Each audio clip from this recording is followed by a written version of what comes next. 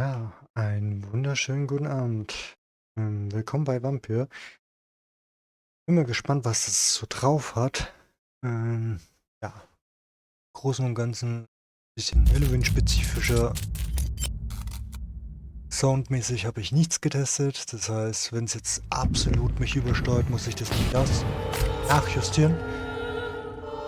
Ansonsten muss ich tatsächlich erstmal gucken, wie das ganze Ding so eingestellt ist. Ja, auch wenn Vampyr auf dem medizinischen Wissen ist. 1918 passiert wurden Bezugverbindungen zwischen. Ja. Mhm. Interessant. Darüber hinaus sind keine Ratten zum Schaden gekommen. Na dann. Also Options-Taste. Spiel automatisch. Ja. Ach, das davon auch nochmal. Na dann. Im Moment scheint es ja immer noch ganz angenehm zu sein vom Ton. Muss man sich jetzt gleich nochmal genauer angucken. Sobald ein erstes Ingame-Material da ist. Das wäre dann sehr, sehr nett.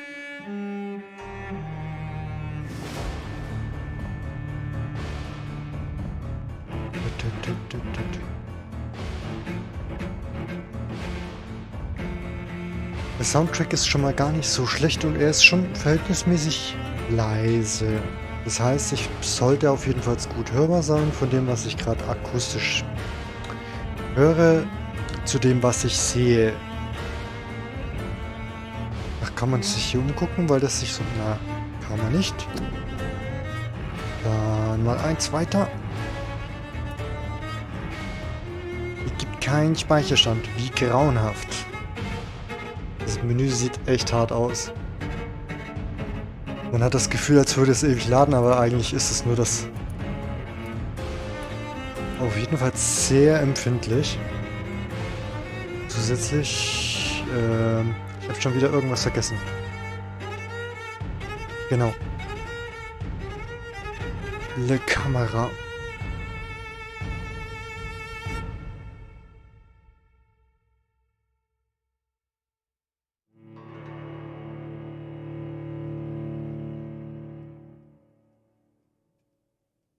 Da scheint soweit alles zu funktionieren.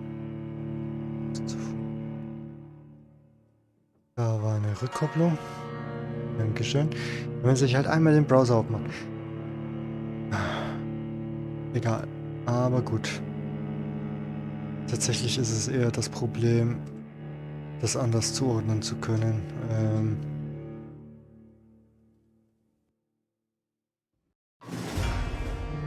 Ja, und das ist ja jetzt auch Bildmachgerät.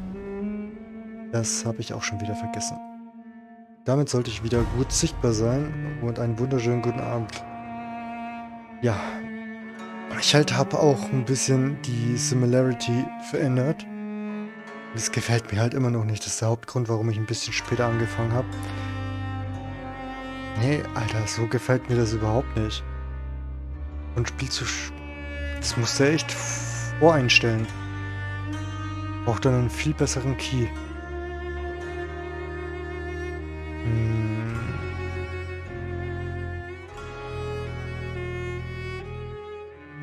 Da ein bisschen was weg, da ein bisschen hin.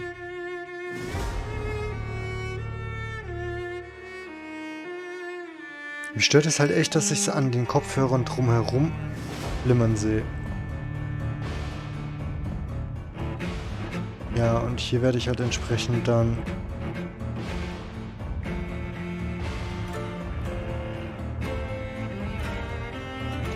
Ne, dann versuche ich es halt erstmal hiermit. Erstmal richtig reinmümmeln und dann Spielstand 1. Genau. Was sagen die Dinge hier? Oh Gott. Helligkeit-Einstellung.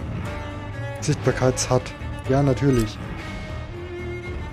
Helligkeit, bis das erste kaum noch sehen kann. Also hier kann ich noch sehen.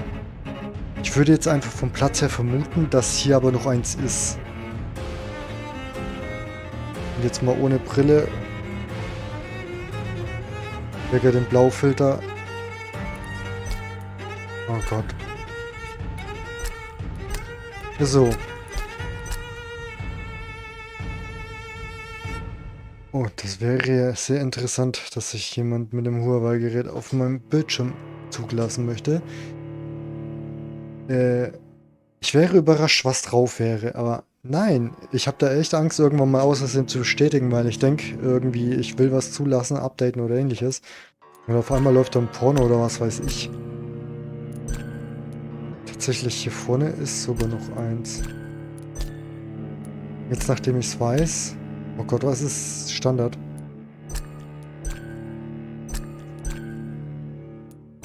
Fünf ist ein guter Wert. Nein, will ich nicht. Ja, doch, das darf schon. Missionsernährung, warum nicht?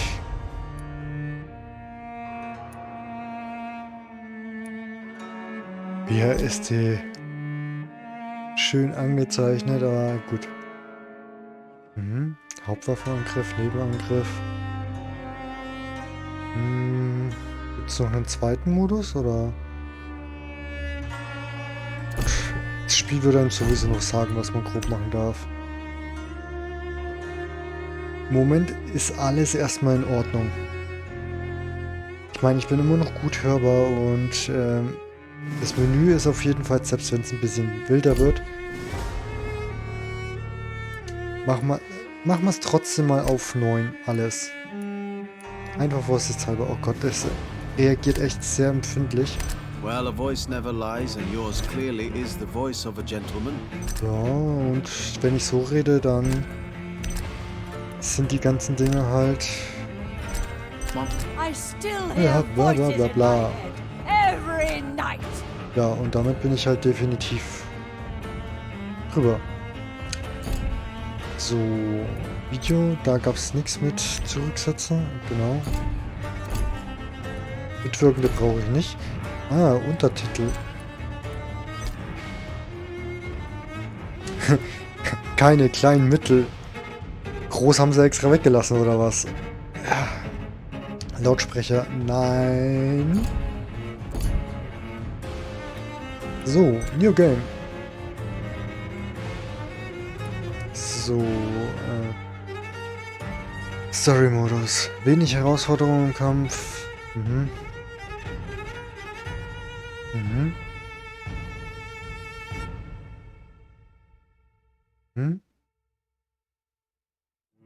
Charakterentwicklung. Ja. Ja, gut.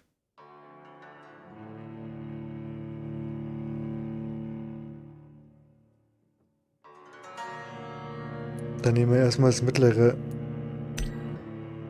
Moment, stand da, dass man das noch ändern kann oder nicht?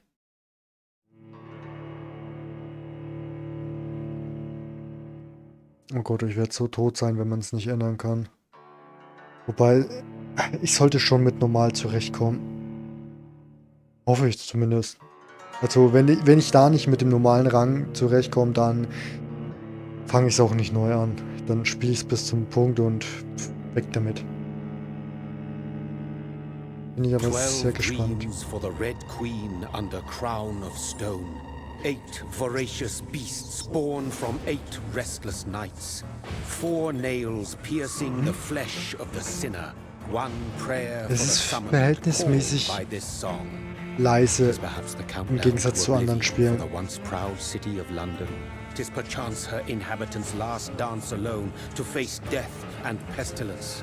Confronted by the eerie and unknown, mortals became desperate for answers. A flock's flight makes for an omen, the falling of a star a dire presage. Turning to priests for interpretation when there was no reason to be found. When religion failed, men turned to science. I saw them build such vain cities, crafting machines made for endless war. New questions flourished as old answers withered.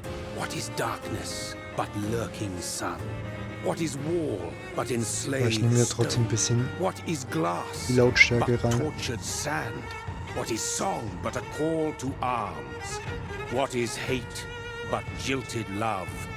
What is life but death pending?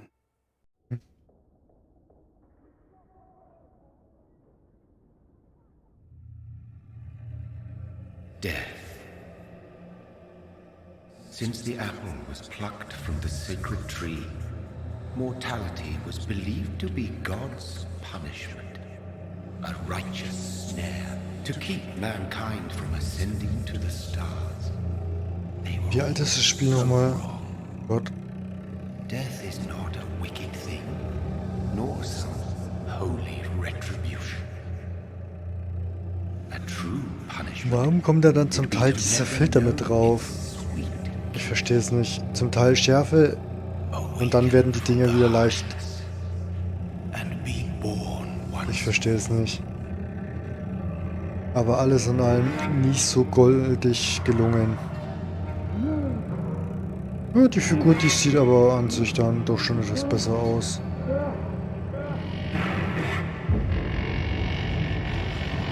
So, was ist mit dir?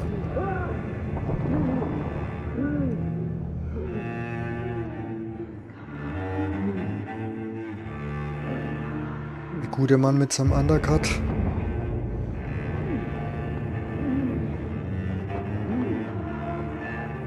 Ich glaube, wenn ich mich richtig erinnere, ist er selbst ein Arzt gewesen. Oder ist einer. Aber viel mehr weiß ich von auch nicht.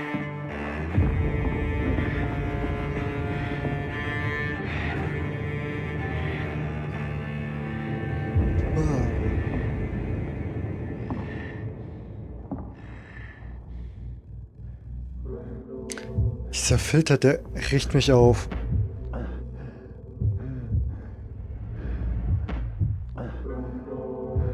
Und der hat auch so eine gewisse Unschärfe. Hier alles ausgeblendet und er ist halt zum Teil scharf und dadurch ist halt die glatte Kante von ihm echt hart. So, aber ich kann wetten, wir verwandeln uns erst noch. Auch wenn wir jetzt hier schon die Blutspuren erst wahrnehmen.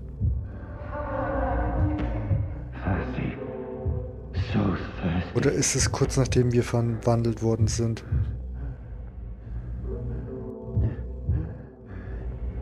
Blub, blub, blub. Aber nicht, dass sie das Herz so dargestellt haben. Blub, blub. Oh, das bist du. Oh Gott. Was ist mit dem Finger? Oh Gott.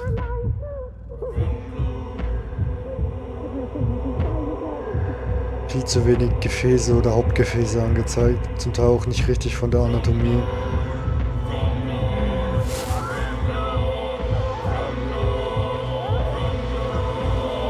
Er hat aber nicht richtig reingebissen.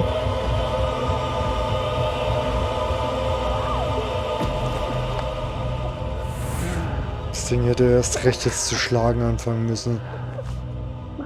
Aber gut, wir haben Blut gekriegt. Warum kommt jetzt die ganze Farbe nicht wieder rein?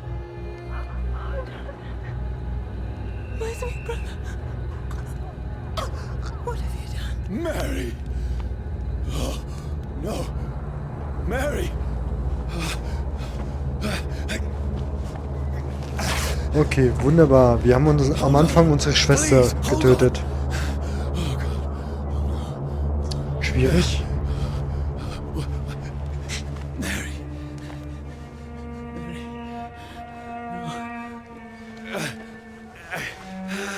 No! No!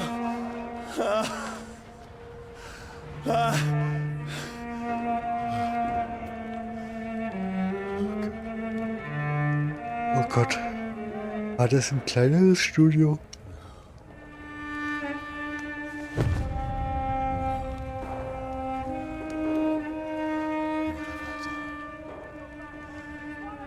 It's horrible. It's a nightmare.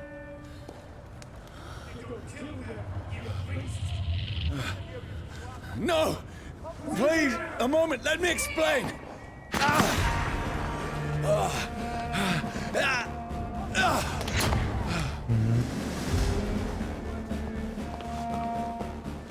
kann das erklären. Ich habe ihn nur in den Hals gebissen. After me.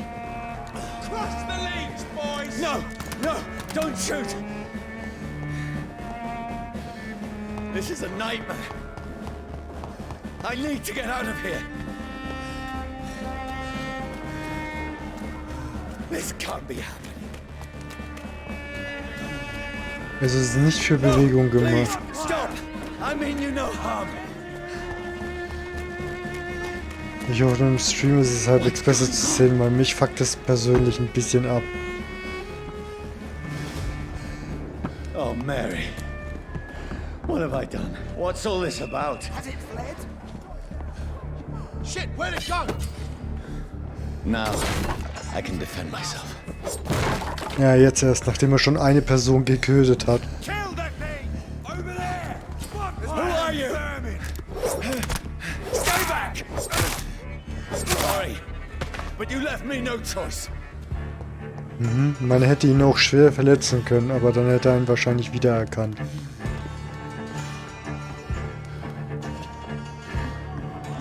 Who are you? Stupid beast!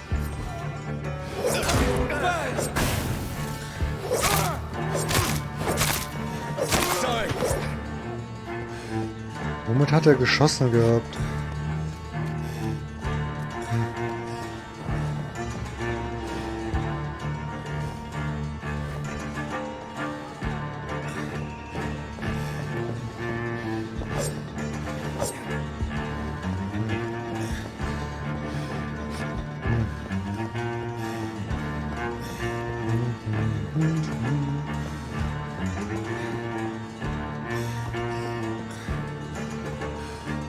Lichtmäßig ist es völlig in Ordnung. Please, stop!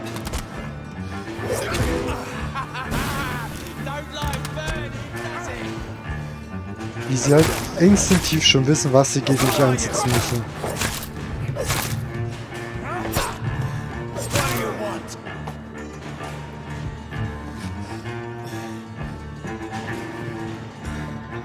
Ah, bis dahin regeneriere ich mich. Interessant.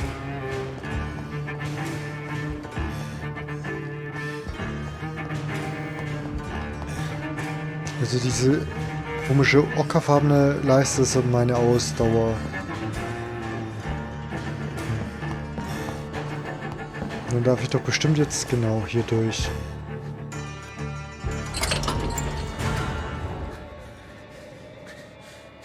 I mean you no harm. I need help. Die, you fucking leech!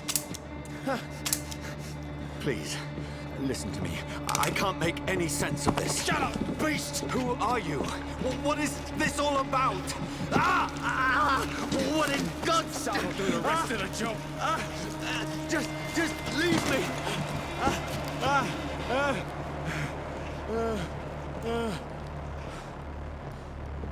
Ja, The sun. It feels like it's burning me to the bone. the daylight, it burns.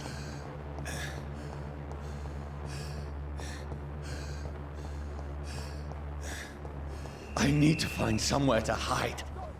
Natürlich, hier komme ich erstmal nicht durch. Let me go!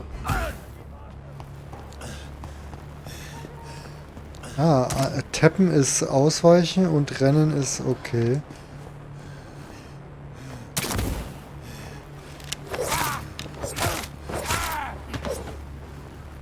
I need to find shelter. Ja, in dem beleuchteten Ding, ne? Ist es Is mein anybody Safe there? Room? Rote Tür, bleibt draußen. What is this place?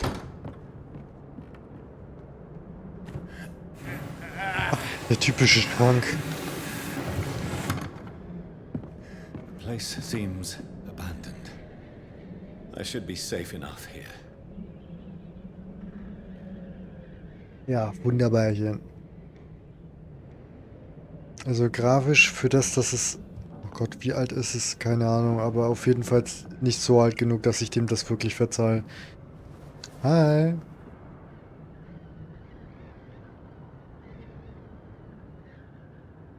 Und inwiefern was denn sonst auch? Ich hab's verpasst.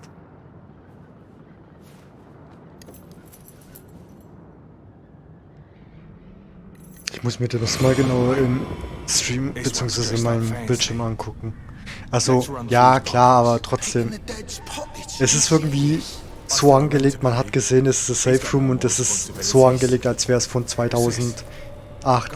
Rote Tür, zugenagelte Bretter, bleibt draußen, steht drauf. Ja, dankeschön. Super klischee-mäßig. Mich nervt es echt, dass es so eine gewisse Schärfe hat von der Figur. Und der Rest ist irgendwie so unscharf mit dem Filter. Und das heißt, es macht die Kanten von der Person so furchtbar grisselig. Und das ist mein Fuck für mich.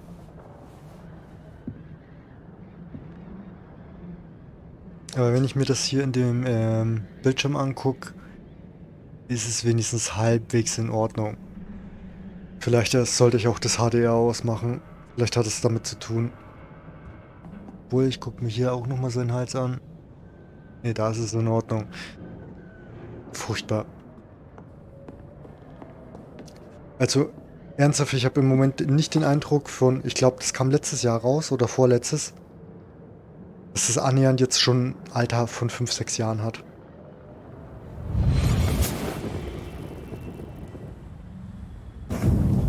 Ja, yeah, erstmal die eigene Schwester.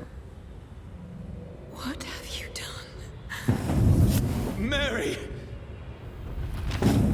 Mary! Mary! Werde ich mich auch nie wieder dran erinnern. Das ist gute 5 Whoever Minuten did her. this to us, I will find them. Also ich weiß nicht, wer dir das angetan hat, dass du jetzt ein Blutsauger bist, aber du hast definitiv sie gebissen und da kann der andere auch nicht viel dafür. Feuer und Sonne. Die Schrift, da schreibe ich fast ähnlich. Sehr gut.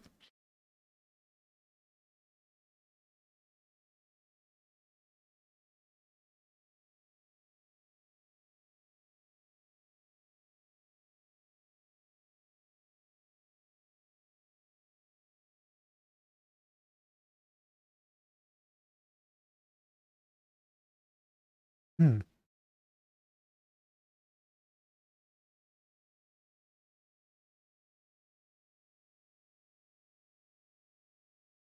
Interessant, warum hat mich dann irgendwie nicht dieses Feuer irgendwie annähernd kaputt gemacht? Naja, egal. Hier durch die Tür kann ich bestimmt nicht raus. Oh, kann ich schon. Erstmal gucken, ob ich hier noch was entdecken kann.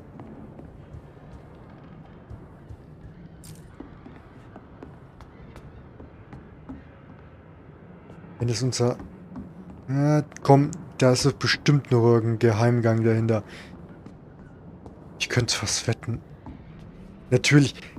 Da versteckter Raum. Kannst mich doch nicht verscheißern. Kann ich das Ding angreifen? Nee. Oh Gott.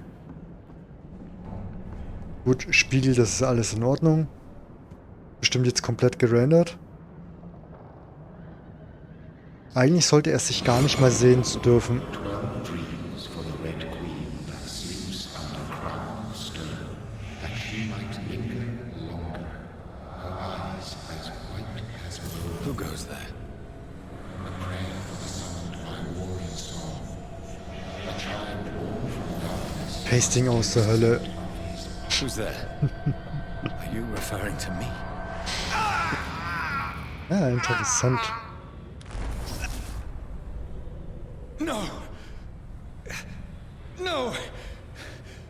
I still have so much to accomplish. Wo ist mein Mantel dann hin? I still have so much left that needs doing. Interessant. Moment, Schillinge. Ich dachte, wir sind in London. Sind Schillinge nicht irgendwie so Österreich, Schweiz rum?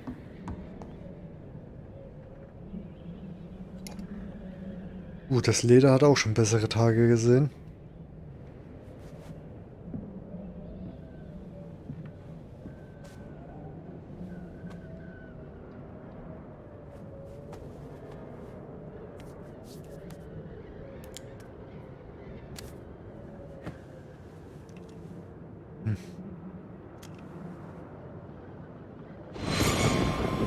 one's lost. We need to leave. And now! No. There's time. I can save him. That's the enemy coming! The orders are to evacuate the hospital! Welches Krankenhaus? Done. Das sieht mir aus wie auf offener Straße. And now what? We fight. Killing is a hell of a lot easier than healing.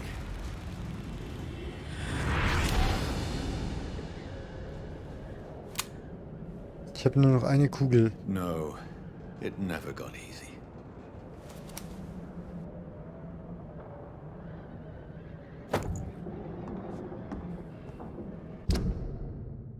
Feuerrate 10, 15.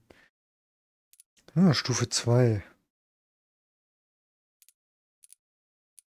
Oder heißt es, dass ich den schon so habe? Oder dass ich den erst mit dem Equipment aufrüsten könnte?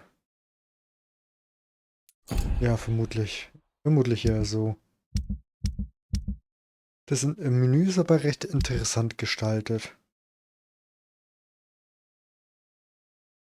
Ja, es wurde mir eine angezeigt und jetzt habe ich aber 0 von 0. Danke.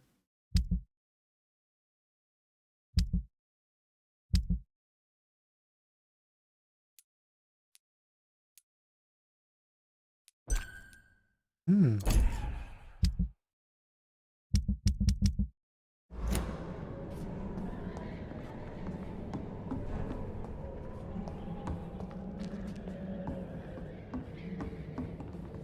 Ja, doch. Ja, bestimmt speichern. Wer ist Becky?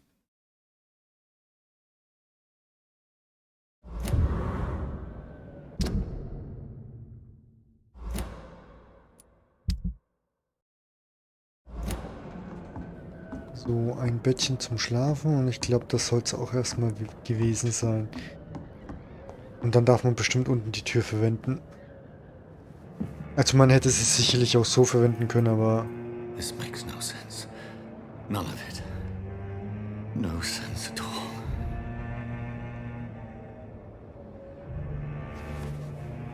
It's a nightmare. That's it.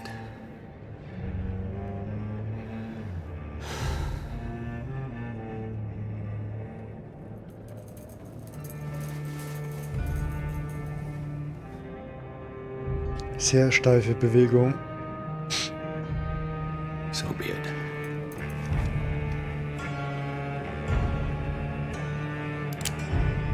Ja, aber da war doch eine und laut meinem Inventar ist da gar keine drin gewesen. Rational thinking. Hi.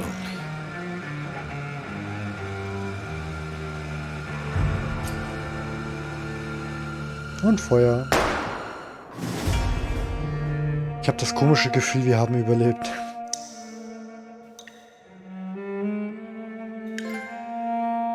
Bis zur Unendlichkeit und viel weiter. Oh Gott, die Trophäen. Ob das wird wie bei... Oh Gott, wie hieß das Spiel nochmal? Da waren das ganze Songnamen immer die Trophäen. Und No Hardware, wie ist es bei Genshin? Wenn ich helfen kann, ich glaube, du hast Weltrang 3, oder? Weltstufe. Vor allem, mein Char macht nominell laut dem Inventar fast 1000 Schaden. Ich weiß nicht, ob ich da eine Hilfe sein kann für dich, aber wir können es morgen gerne probieren. This is absolute madness. I've lost touch with the real. Madness it is, as mad as the moon, who changes blinding sunlight into a glowing reflection. Hm.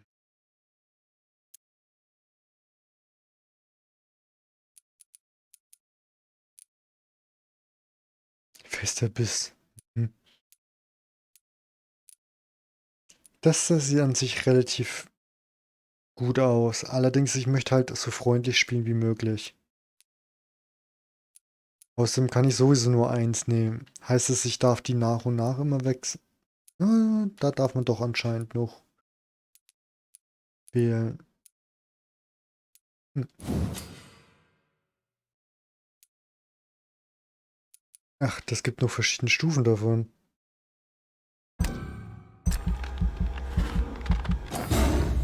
Ach so, wird ein Schuh draus. Ja gut.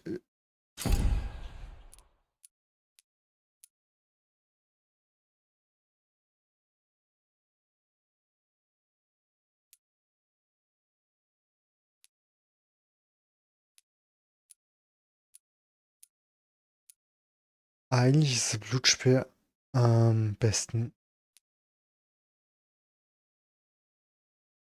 Aber komm, die Clowns sind richtig klassisch. Satte 1000.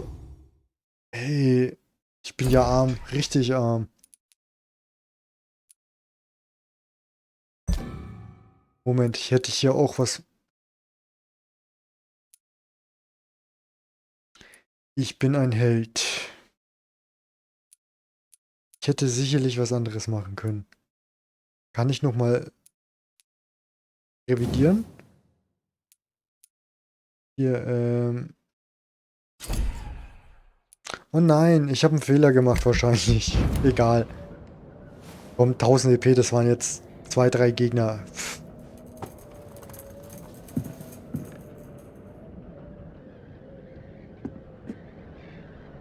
That voice in my head. Erreiche die Northbank. Das ist meine Blutbank. I'm not Keine mad, Ahnung. then. It must belong to the one who made me what I am. I must find him to understand what I have become.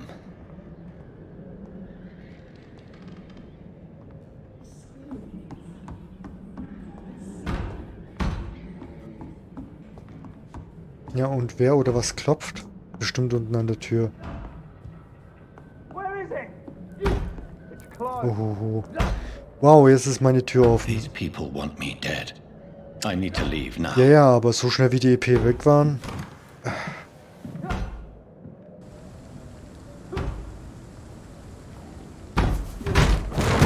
Here's the leech. Here! Ja, ja, jetzt darf ich wahrscheinlich hier hochspringen.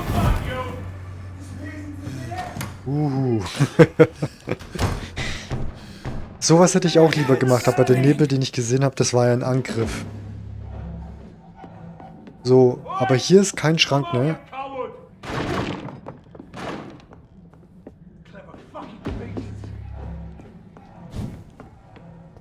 Ich will alles sammeln. Oh. Der sieht aber auch grauenhaft entstellt aus. So, wir haben irgendwas gefunden mit dem Schlüssel. Weißt du, ich kann auch oben lang?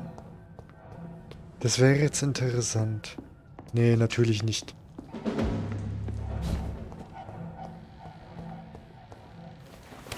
I'm still in Southwark. I must reach the West End. Go back home. Aber ich habe doch schon Neues zu Hause. Warum Neues nehmen? Oh nein, jetzt gibt's einen Frame-Drop. Aber zum Glück ist das Menü da. Schocken.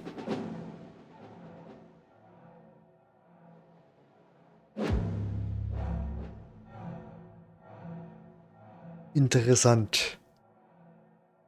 Vermin! There's one of them vermin!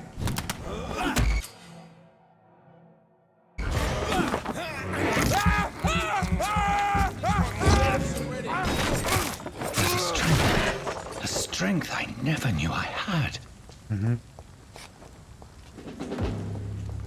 Interessant. Das heißt, ich kann... Crush the leech, boys! Wie die schön die warten. This shouldn't be possible.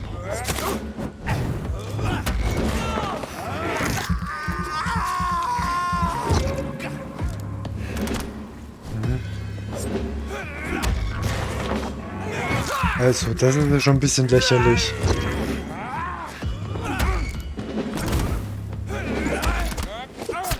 Ah, so. Wenn das Ding voll ist, kann ich nicht.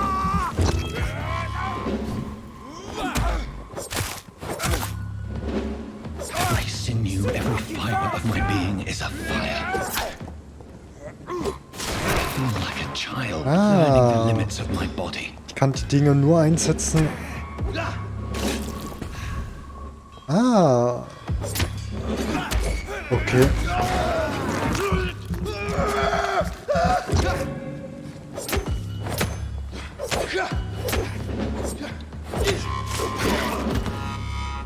My strength. My Aber reflexes. 140. Ja, komm, geht schon. Not human anymore. Ach nein. You don't say, Sherlock. Psst. Wie heißt er? Ja, da hätte man auch ausweichen können. Aber an sich useless, weil die hatten ja Schusswaffen. Hab ich da oben was vergessen? Nee. Das ist interessant. Also das Bewegungssystem macht schon ein bisschen Spaß. Also das war wasted. Schade.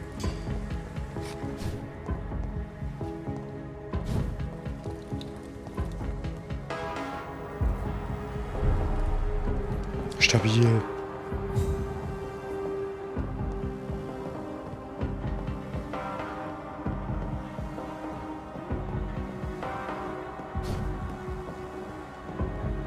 Sie hätten bei der Melodie ein bisschen mehr Bässe reinpacken können, damit das Ganze auch heftiger wirkt.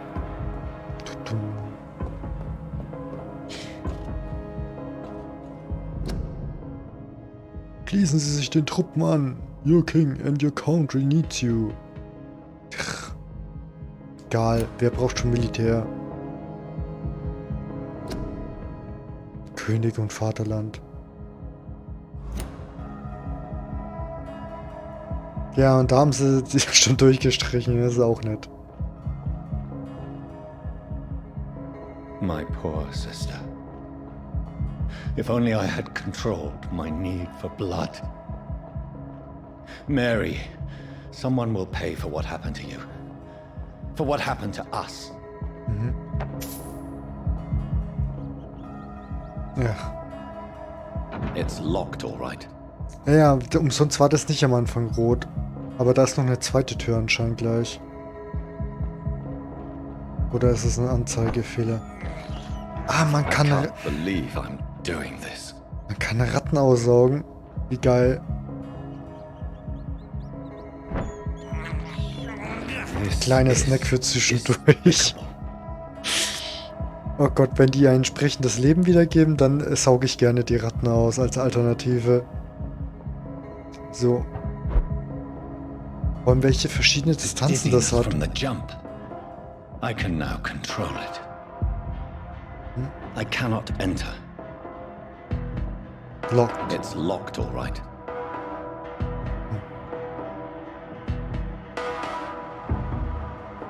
Ah, ein bisschen looten. Die Frage, wie offen ist das Spiel, aber es wirkt sehr linear.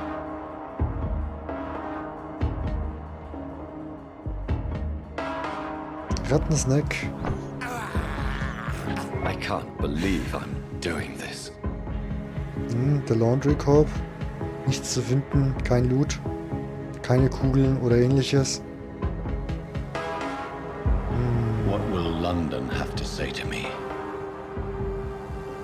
I've so many questions unanswered. Wer bin ich eigentlich? Wo komme ich her? Was mache ich hier? Konnte ich das sammeln? Ja. Ey, das waren doch garantiert schon wieder mehr als 10 Münzen.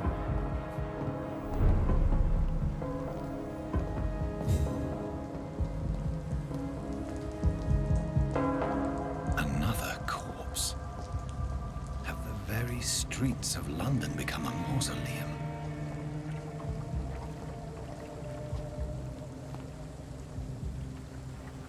Aber dem scheint es halt echt nicht gut zu gehen. Oder er ist auch ein Vampir. Aber er ist eher geschlachtet worden. The man has been drained of all blood. But I can still smell the scent of it. Ausgesaugt. I Es sieht so aus, als hätte der ganz, ganz viel verloren. Perhaps it will lead me to my assailant. Fresh blood. The smell is so strong.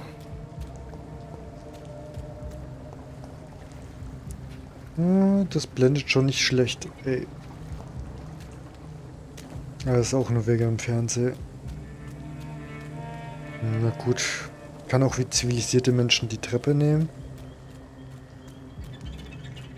Ja, hat sich gelohnt. Schmiermittel. Kann man den Scheiß kaputt machen? Ja. This is a slaughterhouse.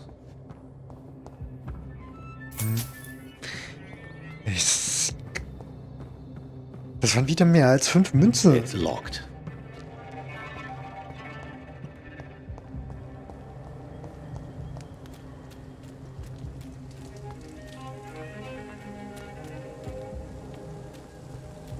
Dann gehen wir erstmal hier lang. Ja, okay. Spur verloren. Ja gut, der Abdruck, aber der war ja auch so sichtbar. There is no one in sight.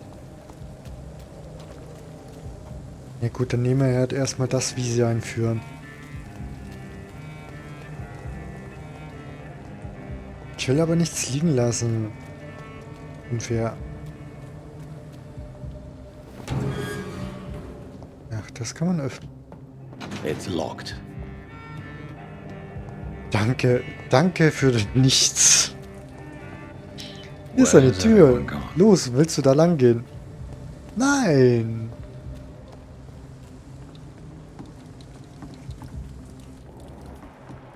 Ja, okay, das ist schon wieder deutlich sichtbarer. Ach so. Ich dachte, das wäre ein Tropfen.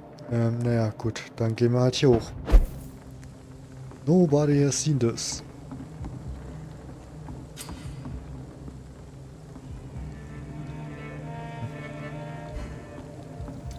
Okay. Keep out. Ja, das unauffälligste Unterschlupfsystem ever.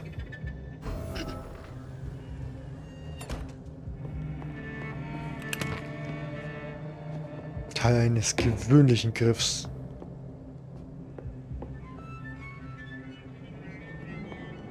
Bin ich die Treppen runtergestolpert oder warum war ich da mit einem Satz unten?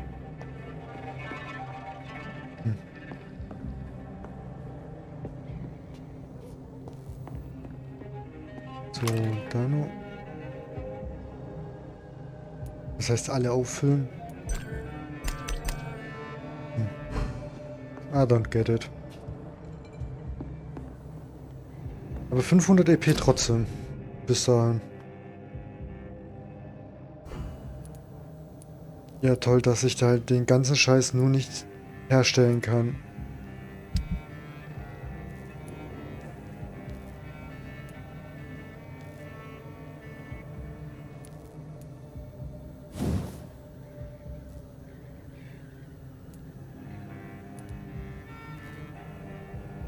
Ja, toll. Ich habe halt wahrscheinlich nichts, was ich hätte wirklich machen könnte.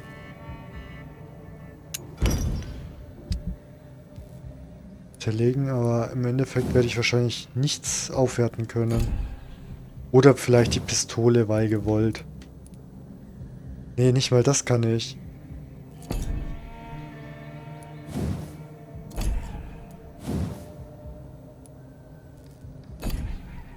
Das haben sie ein bisschen umständlich gemacht. Okay, ja, wir dürfen nicht basteln. Hab schon verstanden. So, defensiv darf ich erst sein mit Stufe 4. Also nächste Stufe. Du Farsch. Das ist auch ganz in Ordnung. Prinzip hier auch ganz nett.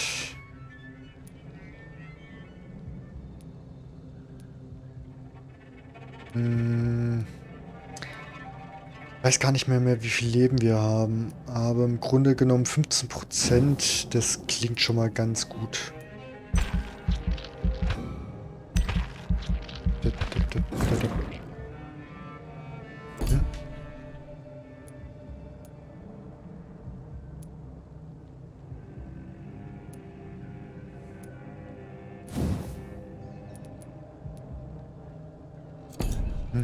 Hm. Vollkommen nicht nutzbar? Auch nicht. Kann ich knicken, danke. Wahrscheinlich kann ich jetzt hier noch beim Biss... Ah, okay, das ist wenigstens nicht so dabei. Ja, passiert. Bestätigen.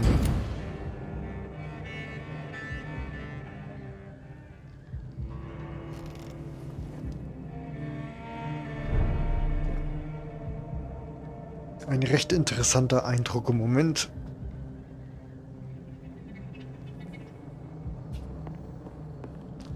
Komm, ich kann doch sowieso nichts nehmen. Raus da.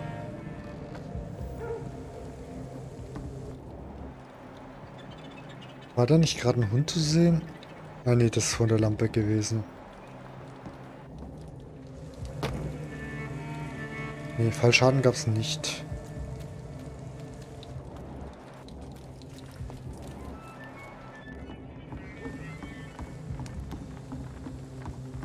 Ja gut, und hier bin ich ja hochgekommen.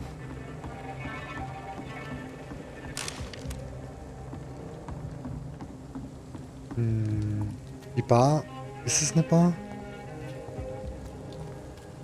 Ja, das ist definitiv eine Bar. Das da darf ich wahrscheinlich nicht mal betreten. So. Handschrift des Todes.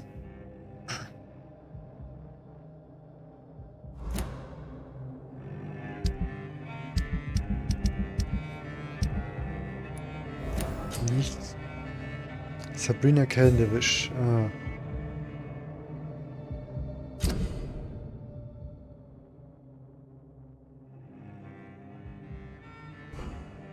Qualität des Blutes.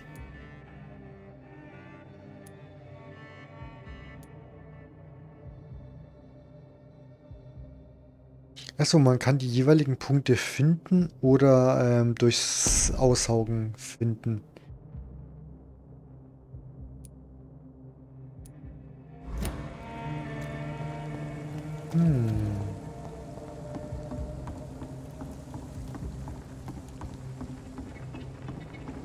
Halbwegs interessantes System. Das macht es ja echt gut möglich, keinen angreifen zu wollen. Ich weiß jetzt nicht, ob er einmal anzapfen schon als böse zählt. Aber tatsächlich hätte ich das jetzt sogar tendenziell mal versucht, weil von einmal knabbern wird auch niemand sterben. Also ist meine Ansicht. Na gut, hier will auch keiner lang. Hier gibt es doch bestimmt noch eine Ratte oder so. Ah verdammt, das war doch so offensichtlich. Ich hätte mein Vampir-Wissen mal nutzen sollen, ob man das auch längerfristig irgendwie einsetzen kann, um Dinge zu highlighten. Bin dumm. I cannot enter. Okay, das ist der falsche Weg, definitiv. It's locked, all right. Aber man kann hier schon mal schön reingucken. Wahrscheinlich komplett mitgeladen.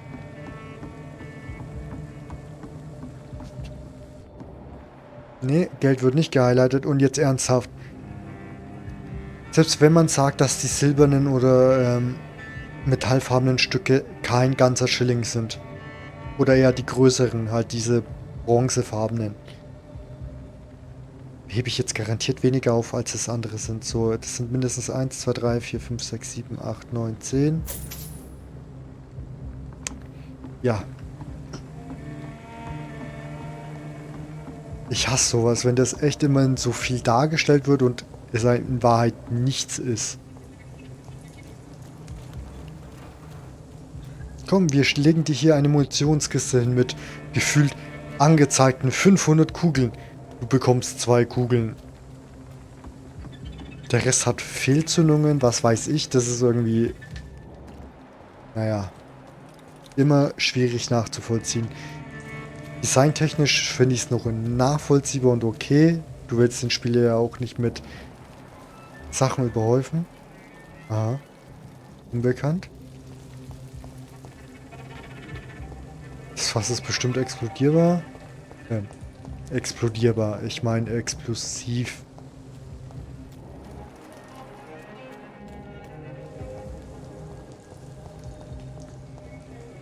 Ach, ich kann nicht mal mehr dashen. Wahrscheinlich kann er das jetzt gerade nicht, weil er in Gesellschaft ist.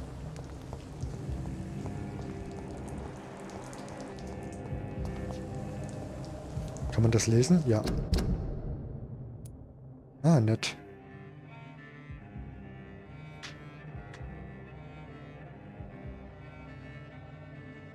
So kann man dann... Oder ist das die gesamte Karte dann? Aber selbst dann ist das Spiel schon ein bisschen größer als gerade gedacht. Also meine Spielweise garantiert länger als die announceden 12 Stunden. Ich lasse mir ja nicht Zeit. Ich gucke mir nicht alles an. Ich suche nicht alles. Ja. Tue ich nicht. Nein. Würde ich nie tun.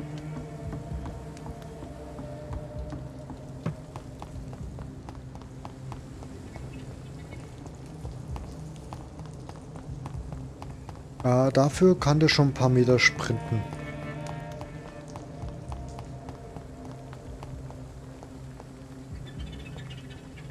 Ich sollte hier rüberkommen, würde ich fast sagen, aber weil ich in der Menschenstadt bin, naja. Wahrscheinlich sehr suspicious.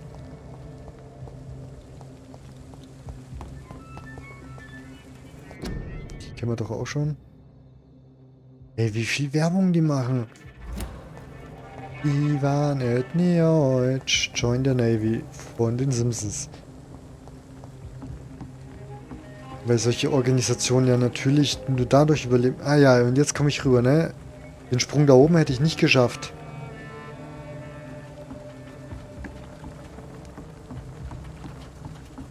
Hopp. Ja.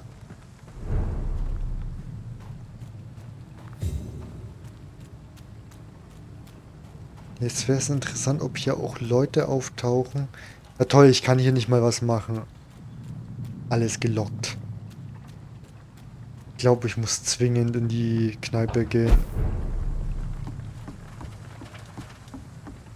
Das ist auch eine nette Aussage. Ich muss zwingend in die Kneipe gehen.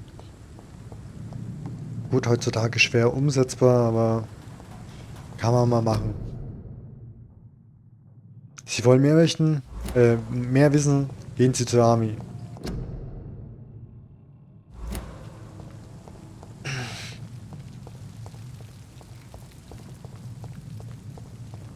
So.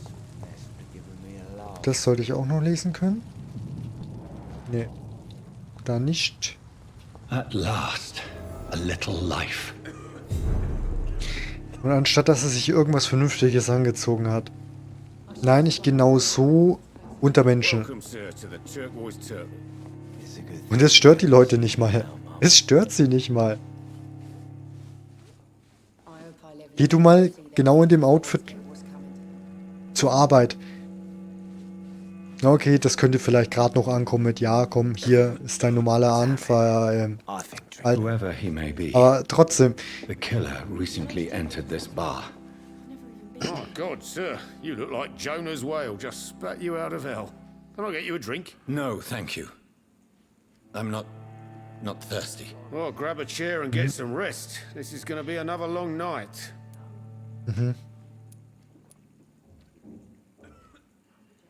Why is it going to be a long night? You must be new around here. Don't you know about the murders? Tell me more about these murders. Every morning for the last few weeks, bodies have been found. And those poor sods didn't die of flu. Do the police have any leads on a suspect? Even before the outbreak, coppers never came round here. Welch We're on Wunder our own. auch. People die in these parts all the time, and no one cares. Ja, dann. Where am I? Where is this place? You're at my bar, sir, the Turquoise Turtle. The last ray of light in this dangerous part of town. So you're open all night? Wann soll er Figured sonst people offen might haben? need a place to rest in these dark times. Aren't you scared? Scared of what? All the bad shit happens out on the foggy streets. And I never go outside. Ja, ist auch vernünftig, das so zu umgehen. I'm looking for someone who might have passed through here recently. Wondered if you might help. It's been quiet tonight. The only other person I've seen went straight up to his room. Thought it was kind of rude, actually. You mean he's still here? Well, yeah. He paid for the entire week. How long has he been here? He rented the room a few days ago and didn't say when he'd leave. Who is this man? What does he look like? Well, like a gentleman, I guess. Well-dressed, quite polite. A professor or something fancy like that. Always writing, reading notes. I need to meet this man. I have questions. Just Der ist doch climb the bestimmt stairs irgendwie and mal knock on the Pirat first gewesen, door. von dem schlechten Well, Tattoo, he was er opened his am window, so Unterarm I guess hat. he's still awake. And, Yes? no funny business. You hear me? This is a respectable establishment. Ja, das Fenster ist offen oder so ähnlich. Good evening, sir. I wondered if I could ask for your help. Wow. Ach, man kann die Kamera währenddessen. Yes. I Interessant. apologize for my outfit. It's been a long night. Been there, seen that. Don't worry, things can only get worse. Has anybody entered the bar recently? Can't say. Sorry. Schade, dass man die Spent the night Dialoge nicht making ein bisschen love to that beschleunigen kann. gorgeous bottle, see? This is important, sir.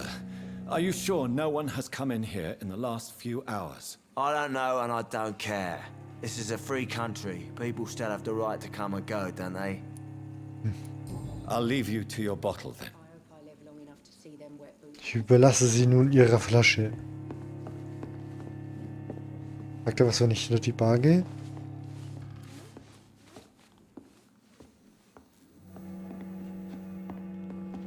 Not long ago, this sort of mess would have given me a laugh.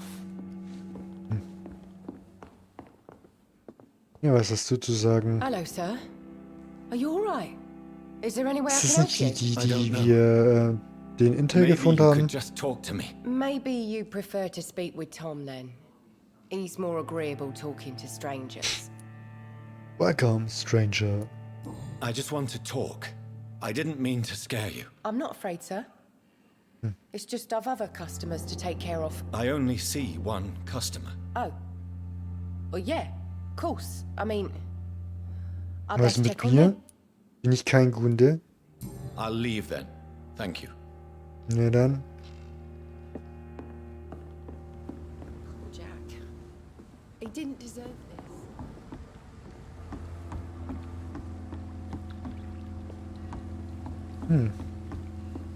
Warum da nochmal offen ist? Ja, keine Ahnung. Damn it. I think drink no longer stirs. I think I'm losing my mind. This is no place for you. Prewen has several patrols roaming the area, They do not pursue me. but they're looking for vampires, and they're most efficient. They'll not relent until the killer has been identified. I have a common objective, but I require... I think someone is eavesdropping. Are you certain? You might as well come in, whoever you are. Slowly, vampire. Who are you? I mean you no harm, saith the vampire. Present yourself. I need a word.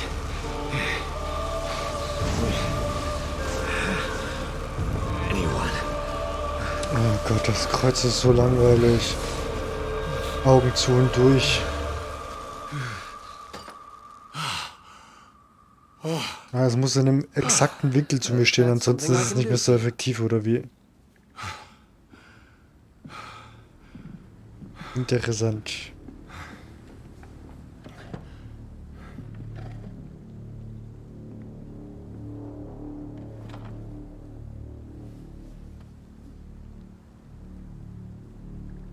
Hat er noch so zu sagen? And who might you be? Y.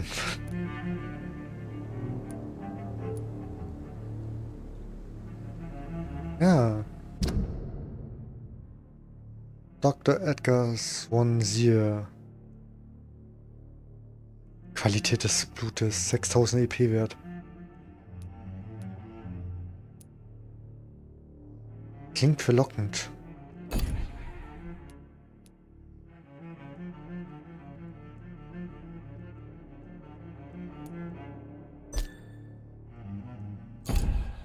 Ja komm, das ist unsere Stütze. Da kann ich ehrlich sein.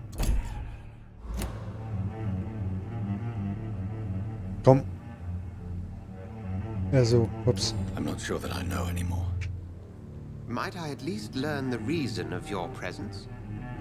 That's none of your concern. Wie eisig der You ist. entered my room in the middle of the night, pale as a corpse and shaking like a tree. So please, indulge me.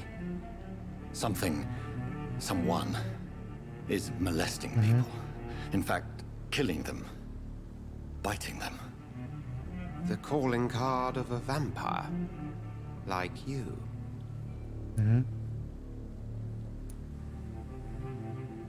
I've been hunted down in the streets and attacked. I'm a victim here too. I believe you. Then if you are not a vampire, who or what are you? Ich bin ein Dr. Mensch. Edgar Swansea of the Brotherhood of St. Paul. I'm performing an independent investigation here in an attempt to understand precisely what is going on.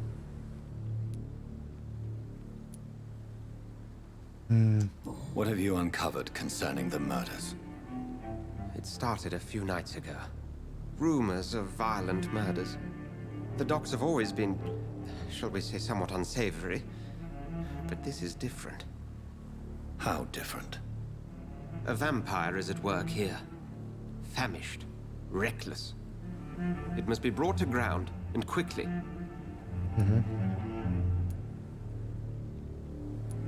And what Komm, exactly ist doch is... sicherlich erstmal am Anfang wichtig, ein bisschen was Sir, if the name is mitzubekommen. not familiar to you, then we shall discuss it another time. Okay. I heard another voice, that of a woman. Who were you talking to? Ridiculous. I've no idea what you're talking about. Something tells me not to trust you.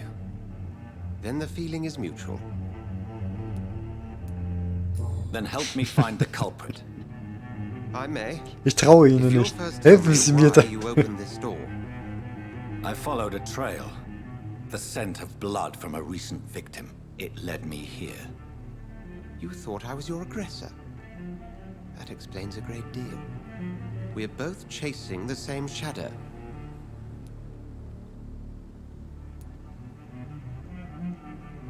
Perhaps. This is all new to me. I'm not even certain what I'm looking for. Wen ist eine You anständig should let me neutrale handle this affair. Antwort? You've no idea what you're up against. No. I will find the monster. He is mine. How will you do any better than I? But then let me ask you this. What are your intentions if you find the killer? To kill it. I will at last have the answers to my questions. Then I can only wish you good hunting. And pray we shall meet again.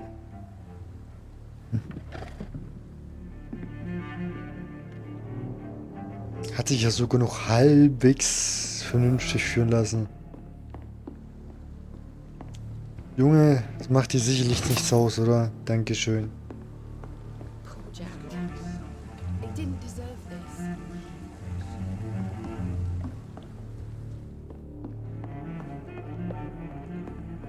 Natürlich hier ist zu, It's ne? locked.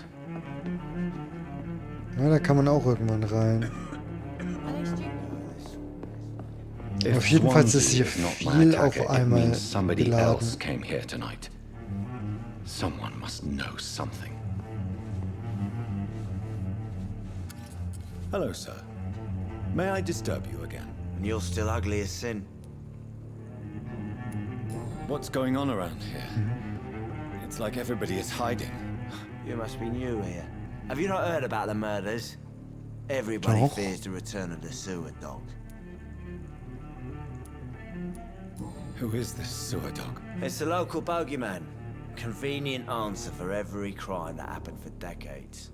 You murdered someone, blamed a sewer dog, eh?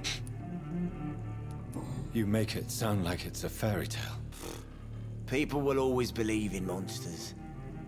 Und It's über Zeit easier werden sie accepting auch their own darkness. angenommen. We can all be monsters. Es war eine sehr philosophische Antwort. Wir können alle Monster sein. Das sind wir an sich auch, stückchenweise, hin und wieder. Evening, sir. Can I help you? I have a few questions for you. Well, if you must. Ja, I insist. I spoke to Dr. Swansea. He's not the man I'm looking for. Now, I want the truth. The truth? What do you mean? I suspect that someone else was here tonight, and I don't think Tom wants to tell me about it. I'm just the barmaid here, okay? If Tom says you're the only visitor we had, then you're the only visitor we had. I can feel your fear, madam. Please tell me what's going on. It's Will. William Bishop. He came in here earlier tonight and he... Well, I thought he was going to clock someone. Why are you so afraid? I mean, his skin. His hands. I scrubbed every glass and every chair that he touched. God, I hope it's not contagious. Tell me about this William Bishop. Will was a sailor who worked at the canning factory before he lost that job. A nice bloke, really. He's never been violent. Until tonight. Why keep it a secret? Jemand, Why not tell me about it? Tom's Fabrikarbeiter, nothing if not loyal. scheiß After Will Jobs lost his job, überhaupt. he offered him one ear. They used to be good mates. But recently, well... Will started to get very aggressive. I see. Thank you for your candor. I'll be sure to talk to Tom.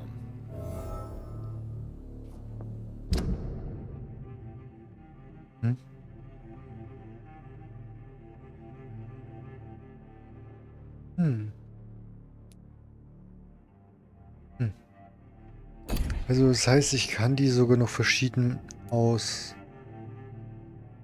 heilen mit Erschöpfung.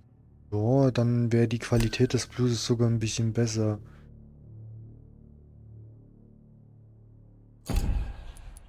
Interessant, dass man das dann so machen könne. Scheint auch ein paar Gebiete mehr zu geben. Welcome back. Did you find what you were after? I can't say I have. Are you sure no one else came into your bar before I arrived? Hey, I told you, you were the only other stranger I've had. Ja, das stimmt so auch. Tom, talk to me about the visit from your old friend, William. Yes, Will came by tonight, but he's not my friend anymore. Who is he? William, just an old sailor who loves his gin too much. He worked for years at the canning factory before it closed. How was he tonight? Was he different? Sicker than usual, perhaps. He whined and mumbled about how mean people were to him and how he'd like to talk to me outside, and then he left when I refused. Er ist bestimmt irgendwie Dangerous. Yeah. Like many drunks, he's all konvertiert bark and worden, no irgendwie bite. als Feind, Barely was weiß stand ich. up most of the time. I need to find him. It's a matter Jemanden, den man of so urgency. schlecht kennt, dann gleich anzusprechen mit, warum lügen Sie mich an? You could try his boat. Das ist auch nicht It's unbedingt up die by the beste North Art und Pier. Weise. He sleeps there when he's too drunk to get home. Please describe him to me. What do you expect? He's a tall, Großer, kranker. bastard with a bad rash and torn old clothes. William used to be strong. Now he's a mess. Thank you, Tom. If you see him, tell him I don't want him back here unless he cleans up his act, okay? Okay, okay. Ja, dann auf zu den Booten. Boote, I Boote, Boote, will get to the Boote. bottom of this intrigue. What's been done to me, to this city?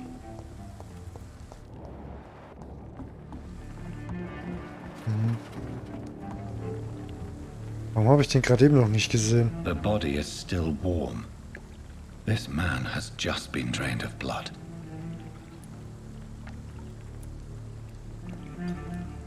What's this? Some sort of note. This man was armed. He tried to defend himself. Das halbe Gesicht eingedrückt. This corpse has been dried of its blood, just like the previous victim. Blood and empty gin bottles. This bishop fellow is something of a heavy drinker. Weitergehen. There are blood splats on the other side of the canal. I must reach that barge.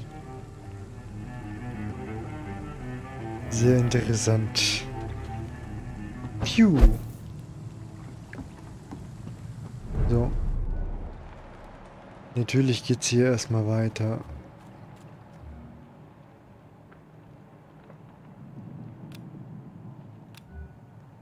Ah.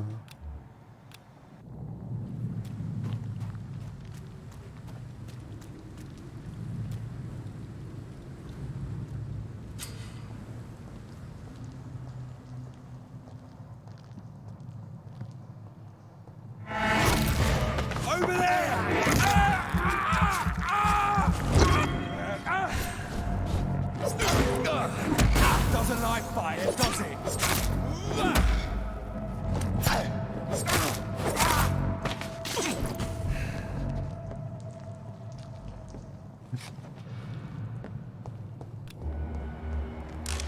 Okay, das hätte sicherlich auch anders ausgehen können.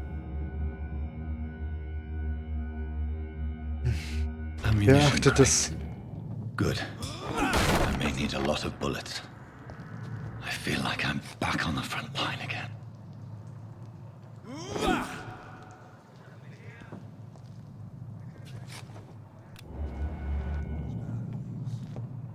You ever know McCullum to be wrong about him? Right. No time I can remember.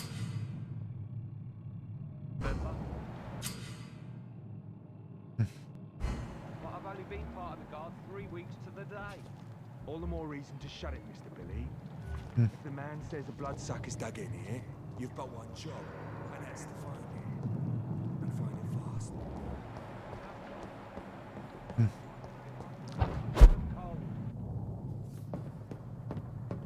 Ja gut, aber ich glaube, man muss nicht mal alles töten. Wer ist er? Okay. Dann machen wir den zuerst kaputt.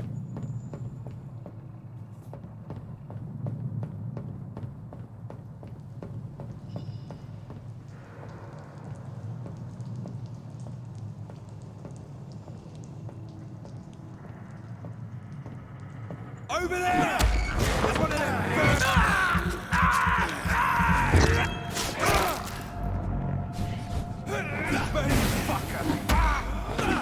Dieser Arsch.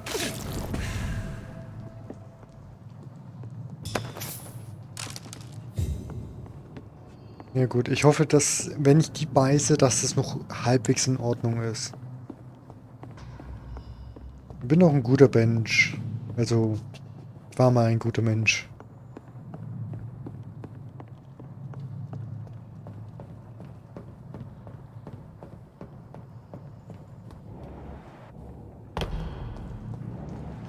Natürlich komme ich hier auch nirgends durch. I Warum auch? cannot enter.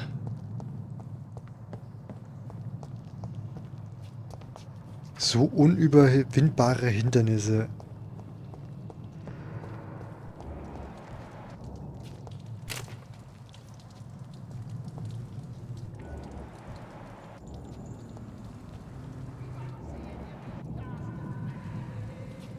Steady, boy!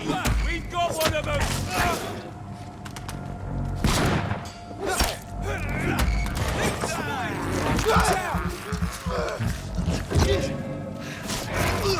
Shit! You'll pay for that!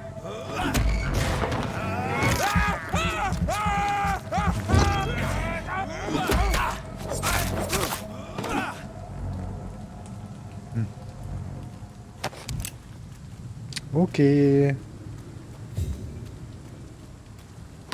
Die Kämpfe sind etwas seltsam.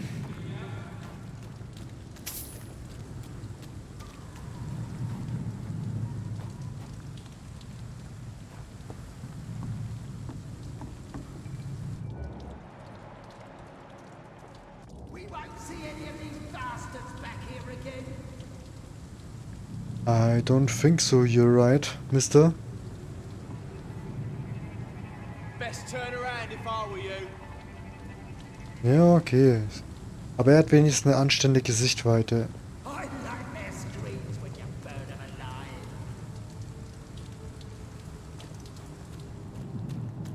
Over there! There's one of them vermin! Shit! You'll pay for that!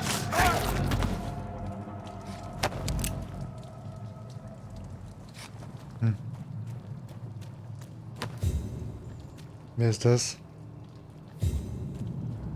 Rotkäppchen-Assassine.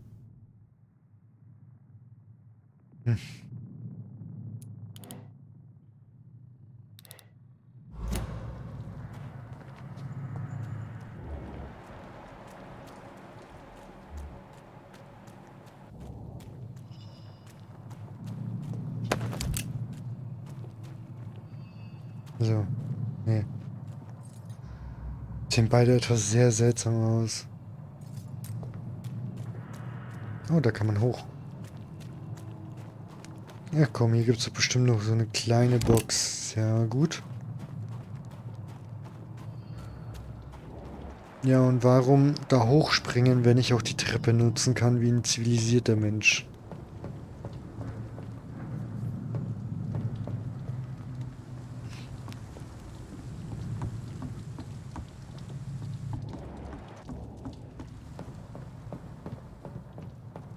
Ach, man kann diesmal keine Spinde aufmachen. Schade. Over there!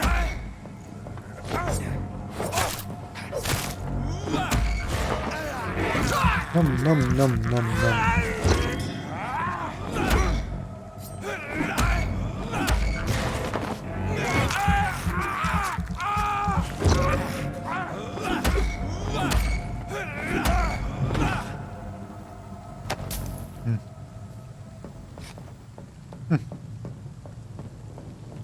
Okay, aber jetzt ist es halbwegs in Ordnung mit den EP, die man kriegt.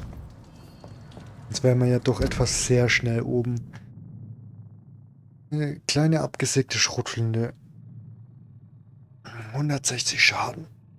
Klingt gar nicht mal so falsch.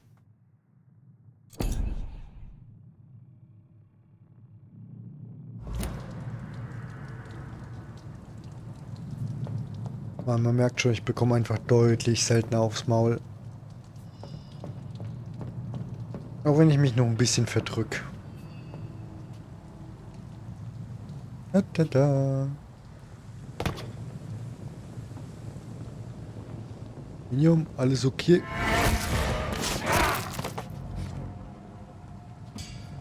Ich wollte ihn eigentlich aussaugen, aber ja. Falsche Taste. Naja, passiert. Ja. Unbekannt.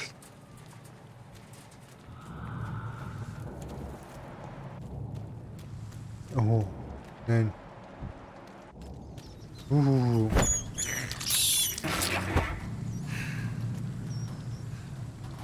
Aber komm, die Ratten, die muss man doch auch ein bisschen legen und zählen.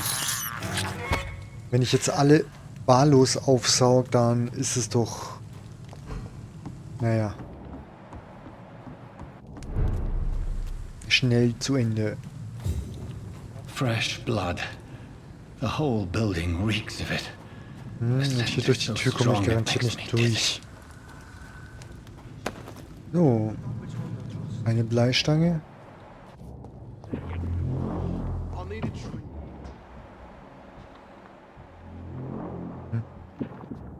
We've done it before. No. I had it already and it did not quench my thirst. We must have more. Oh dear God, not again. William, please stop. Was heißt please stop?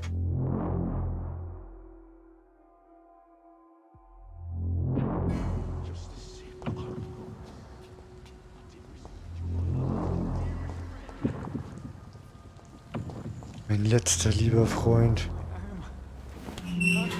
This place reeks of bloodshed. Ja, das könnte sonst wie hier... Let go of me. Ja, Bosskampf. This Ich sehe es creature jetzt is schon. bedeviled. I must put it down.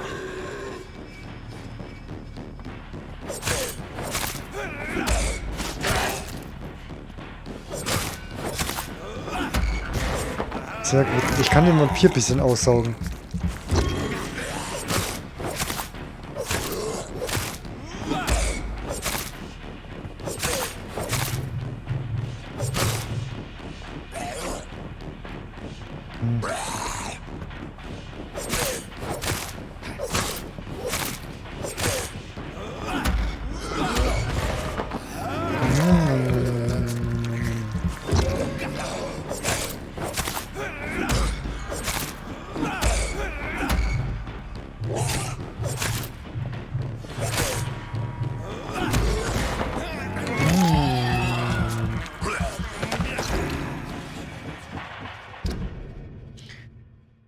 Ja, das war's mit dem.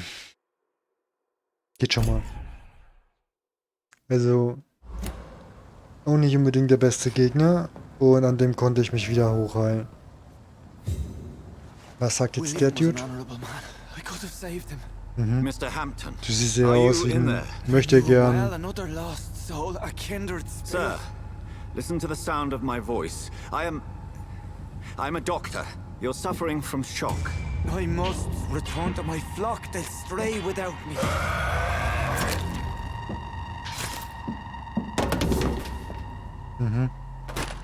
Remember, certain skulls are every bit as resistant as we are. Who are you? What do you mean by Skal? You truly are a newborn. I should have realized. Wait. You are the woman from the bar. Are you like me? Can you help me? I believe, sir, I already have. Ja, doch. In der Tat, das hat sie.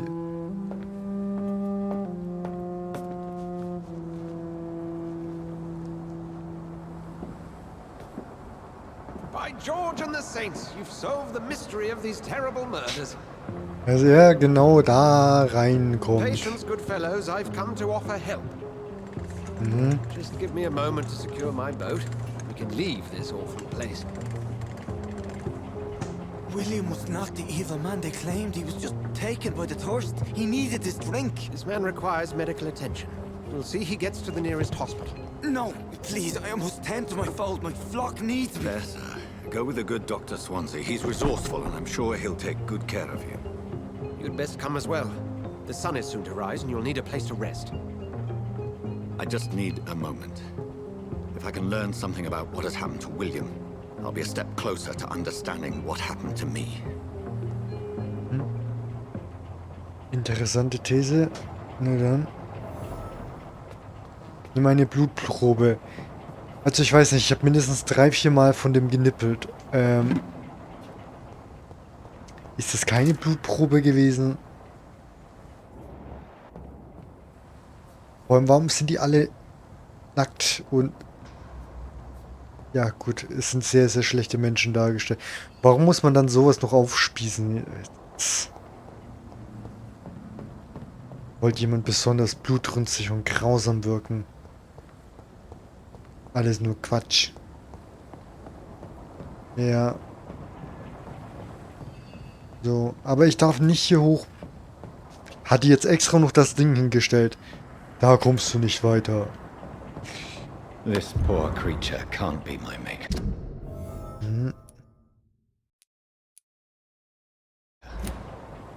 Could it be some subspecies of vampire? I must find a place to analyze the blood.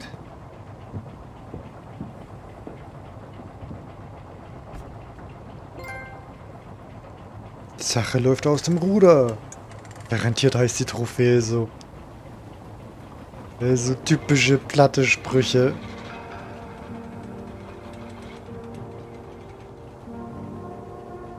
So hätte er auch irgendwie fast ein Zombie sein können. Ist er ja in einer gewissen Art und Weise auch. Where are we headed? We're on our way to the Pembroke Hospital. It's just across the canal. They'll have a bed for poor Mr. Hampton. William was... What manner of creature was he? Predator, prey, villain, and victim. Who can say? The important thing is that he's been stopped. Duly noted. And the woman? What... Who is she? What woman? Oh, don't play me for a fool. You used me to locate that skull. You must know who she is. And I thought you a gentleman. You shouldn't talk about a lady behind her back, but I will tell you she values her privacy. Were London as peaceful as she appears from the middle of the canal? If only that were the reality of the situation. To be honest, I've always tried to avoid this part of town. Pembroke Hospital is the last bastion between the rest of London and the epidemic. The flu has decimated the East End and the war still rages. Welcome to the front lines of a plague. This is where you work, Dr. Swansea? I am the administrator of Pembroke Hospital. I thought you were here in service of your mysterious order, the Brotherhood of... Of St. Paul's Stole, yes. But first and foremost, I'm a man of science. A physician, like yourself, Dr. Reed. How do you know who I am? No need for modesty. You are Dr. Jonathan Reed, a surgeon of some caliber and renown, if I'm not mistaken. You are correct, sir. I knew it. I had my suspicions. But when you took the blood sample from the corpse of poor William, I was certain. Dr. Reed. Marvelous. Have we met? I attended 3 of your seminars before the war. I have the utmost admiration for your research. And what a turn of fate. England's most esteemed blood specialist returns to London a vampire. That word, again, from a so-called man of science. I understand. Traditionally, the role of science is to refute myth, but when myth walks among us, the Brotherhood of St. Paul has dedicated its purpose to their study. There's so much for you to learn. And for that, you are right. No doubted. Well, then let me be blunt.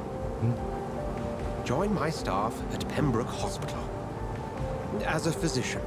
Führe auch demnächst meine Bewerbungsgespräche genauso. Ich bringe mich in eine unausweichbare Situation. Haben Sie nicht Lust, dass ich mit Ihnen zusammenarbeite? Wenn ich jetzt dieses Feuerzeug nicht drücke, gehen wir beide nicht an Flammen auf.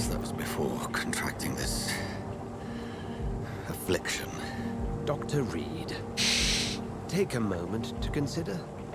The post would be for the night shift, providing a good explanation for your absence during daylight hours. You'll be adequately reimbursed and have a place to hide. I even had the forethought to bring some clean clothes. So, what do you Jetzt wäre das vorher nicht unbedingt. I guess I have no choice. But yours is a generous offer, so I thank you. Brilliant! Oh, Jonathan, this is one for the book, and the beginning of a beautiful friendship.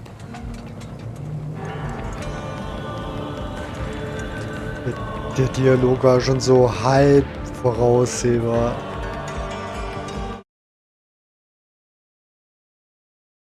Oh, jetzt dachte ich schon, was zur Hölle macht da mein Bügel vom Headset? Aber das ist jetzt das Ladesymbol gewesen.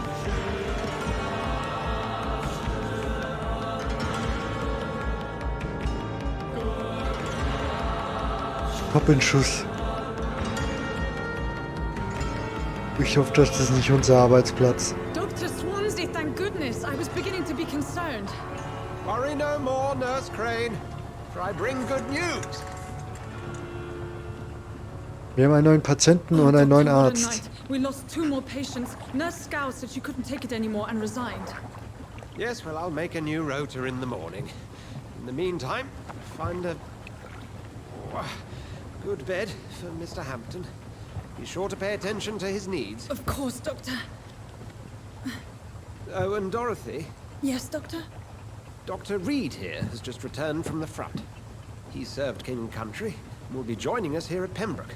We're very lucky to have gained a surgeon of his talent, and one so experienced in blood transfusions. That is good news indeed, Doctor. Oh, yes.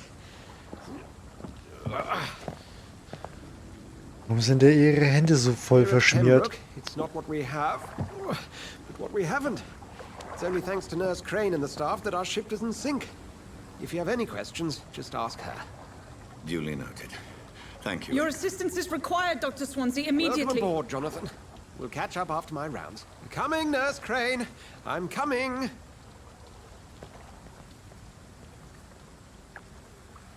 Kann man das Ding jetzt alleine fahren? Nee. Aber das Ding wirkt schon sehr edel.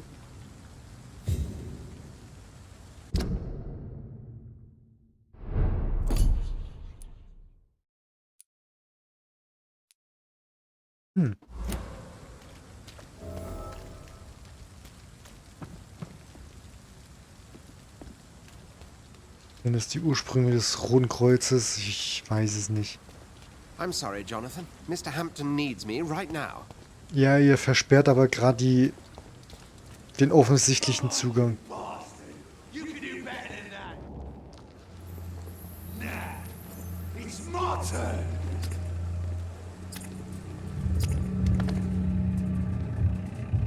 Rotten or pristine, each heart contains the seed of life.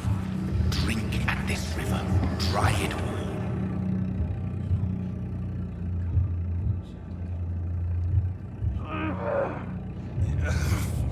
Oh, come on, you bastard! I won't bite. Sir, please. You've lost too much blood.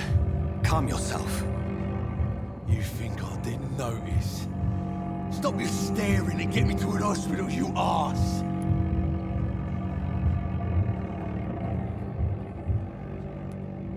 Insulting a good Samaritan. Not exactly the way to get rescued. All right, sorry. I am in pain here. My guts are spilling out onto the street and you're yabbering on. Yes. That's a very nasty wound you've got there.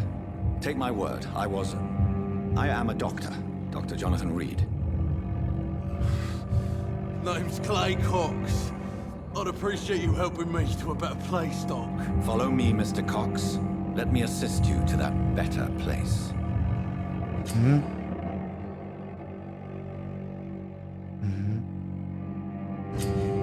Muss ich ihn jetzt?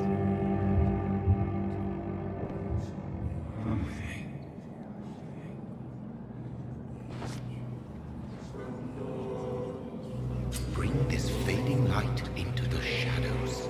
Dance with him the dance of life and death.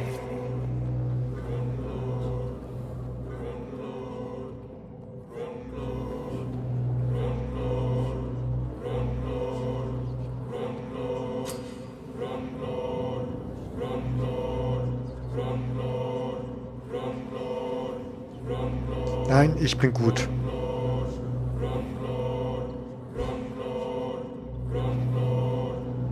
No more. Not tonight. Not like this. I will not take another life.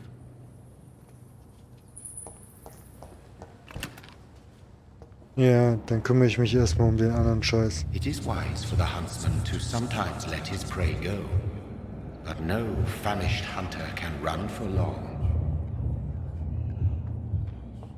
Ja, aber ich kann Ratten aussaugen.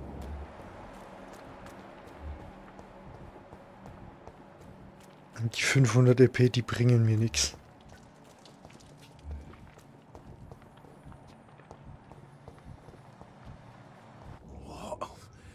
What happened? Did I black out? Ja, sowas in der Art. Waren Wahnvorstellungen. Es war schon fast ein Delirium. Deine kognitiven Reflexe, die sind total crap. Giddy. Naja. Sollte ich mich dazu entscheiden, ist es auf jeden Fall so ein kleiner heißer Tropfen auf dem Stein.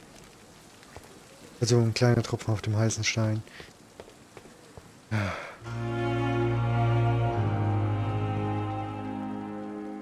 Der Wagen ist auch heftig. Die Zelte auch. Was steht da? Canteen Service. Ja, Mundschutz im Bett. Da, der macht's vor. Bald ist es genauso bei uns.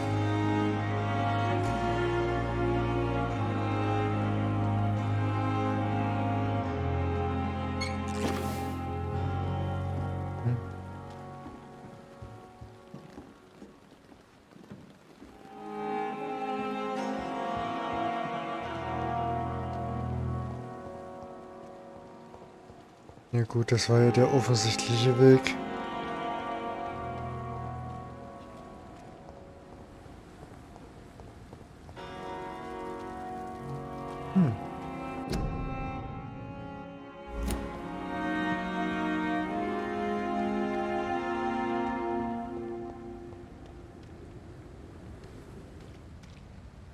Oh komm, das ist bestimmt der Weg, aber nee. Kann ich nicht reingehen. Noch nicht. Das wäre zu früh. Zirk gesund. Wer oder was ist hier vorne lang?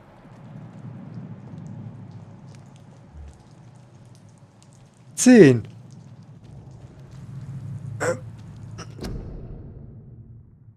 Habt ihr... Ja, stay at home. Hashtag heutzutage. Ja, nicht schlecht. Passend. Wie speichert man hier eigentlich?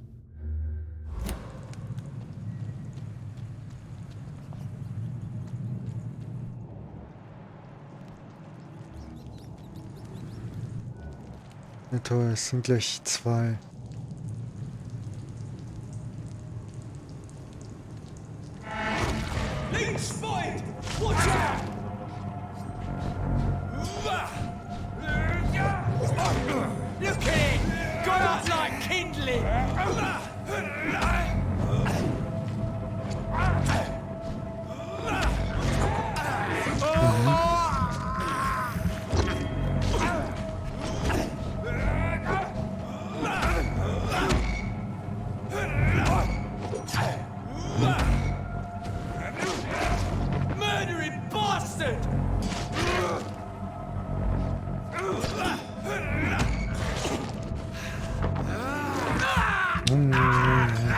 Ja, an sich kann man das jetzt ziemlich gut umgehen.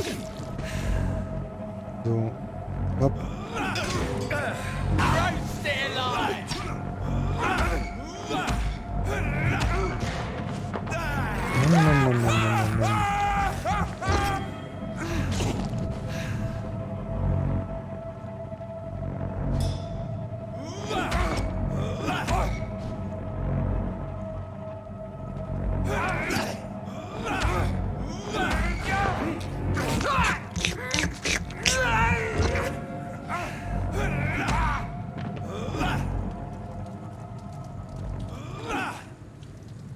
Okay, ein sehr komischer Angriff, aber anscheinend sehr effektiv.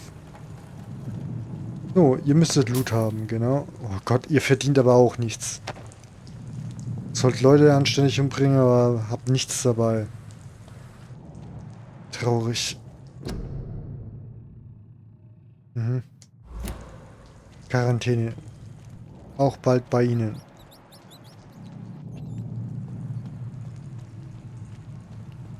Aber die haben halt echt nichts gegeben. Dafür ist es mir zu anstrengend im Angebot.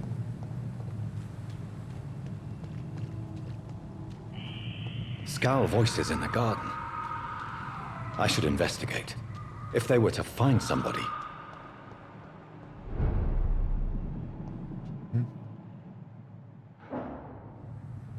Aha.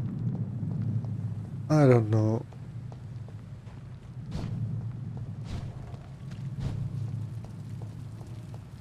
Komm, ich darf nicht mal mehr dashen schon wieder.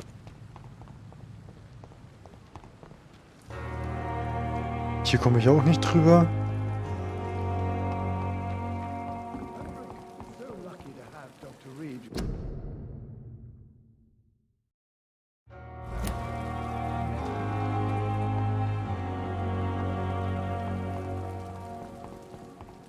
Interessant. Und geht's hier hin? Antonio, oh, bedenklich.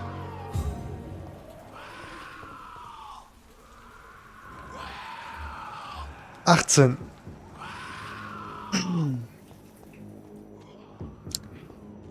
Okay. Zum Glück kann man sich das anzeigen lassen. Ja, da gehe ich gerne einen Schritt zurück. Ich meine, 10 war jetzt einfach mal so ein mutiger Angriffsversuch. Ich weiß jetzt nicht, ob ich die 18 geschafft hätte. Kann möglich sein. Muss ich nicht forcieren. Ich glaube nämlich auch, wenn ich da jetzt was falsch gemacht hätte, dass ich vielleicht schneller als mir recht wäre, hinüber gewesen wäre. Und die Kiste? Ja, eben.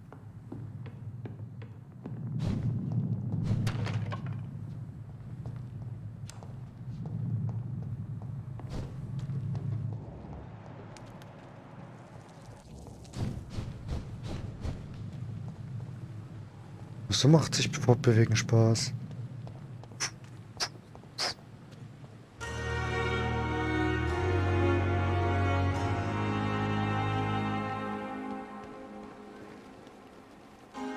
Good evening. I'm Dr. Reed. Always a pleasure to meet a colleague, sir. Especially when he was supposedly dead. A colleague? Are you a doctor too? Not anymore, sir. I used to be Dr. Rakesh Jadana. Rakesh. Now, I'm just Mr. Jadana, pawnbroker and humble guardian of this morgue. What do you mean? You used to be a doctor. Was your license revoked? No, sir. It is just that I like to be precise. I run a little pawn shop while taking care of the dead. But I used to be a real doctor.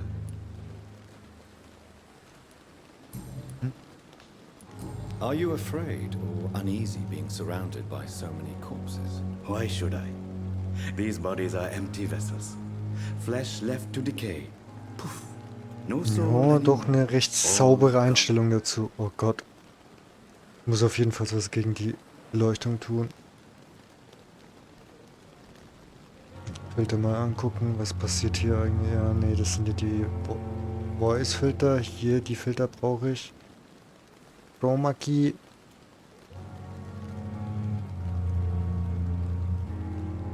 Ist sehr schlecht.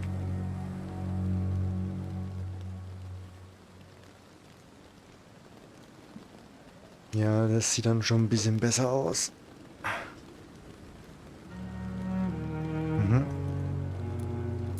Ich hole mir mal kurz was Süßes und was zum And Trinken. quite an exotic one too. Most people fear or at least have a respect for dead flesh. Sir, as a medic during the war, I learned to face my death and the death of others. It's the pain we have to tame, not death itself.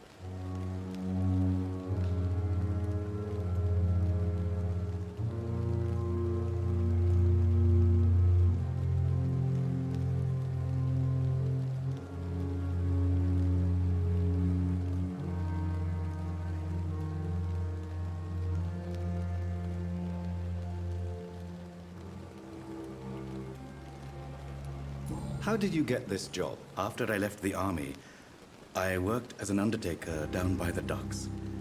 A dangerous place with many an unpleasant business there. Die Frage ist, warum ist der denn rausgekommen? Das wundert mich. So, drücke für Details. Qualität. Ja, okay. Was heißt Hinweis gesperrt? Weil ich es nicht gefunden habe, oder? Ja. Aber der hat nur 3000 EP, wenn ich ihn leer saugen würde. Ist ja nichts. Claycox. Abschauen. Ja gut, die Stütze selbst. Naja.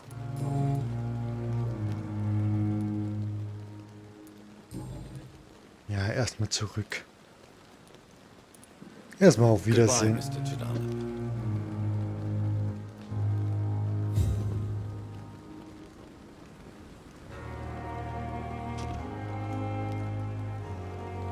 I'm sorry that these sad and faded walls are all I have to offer as a final resting place. It's locked, all right. Hospital, you know. Wie halt mit der Feder schreibt, wie geil. It's locked. The city needs you. Mhm. Ja, ja, die braucht jede Stadt. Und zwar bei mehreren verschiedenen Angelegenheiten. Das Traurige ist, sie werden immer seltener.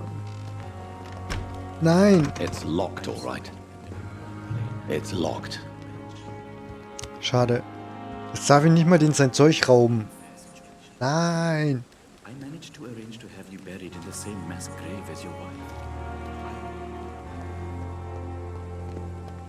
Spricht er mit den Toten? Ja, krass.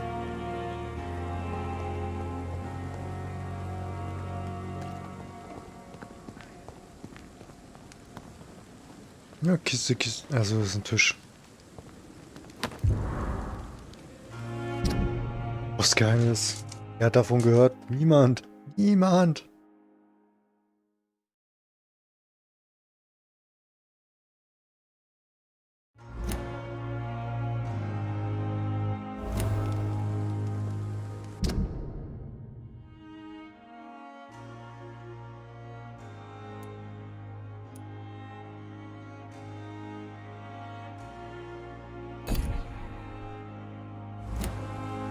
Er scheint aber schon tot zu sein.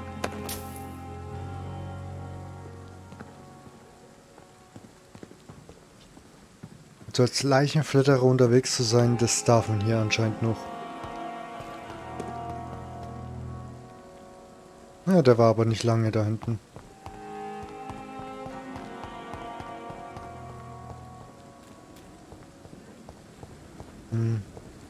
Komme ich auch nicht rein, aber es wäre sicherlich ein schneller Ausgang. Für irgendwann später. Man weiß ja nie. Für kann man ja nie wissen. Doctor, where have you been? I've little time to play hide and seek with new staff members, no matter how illustrious they may be. I found a wounded man by the docks. He answers to the name of Clay Cox. He requires urgent medical attention. Already making the rounds? That's the Pembroke spirit. I'll ask our porter, Milton, to bring him back immediately. Thank you, nurse. What can I do for you?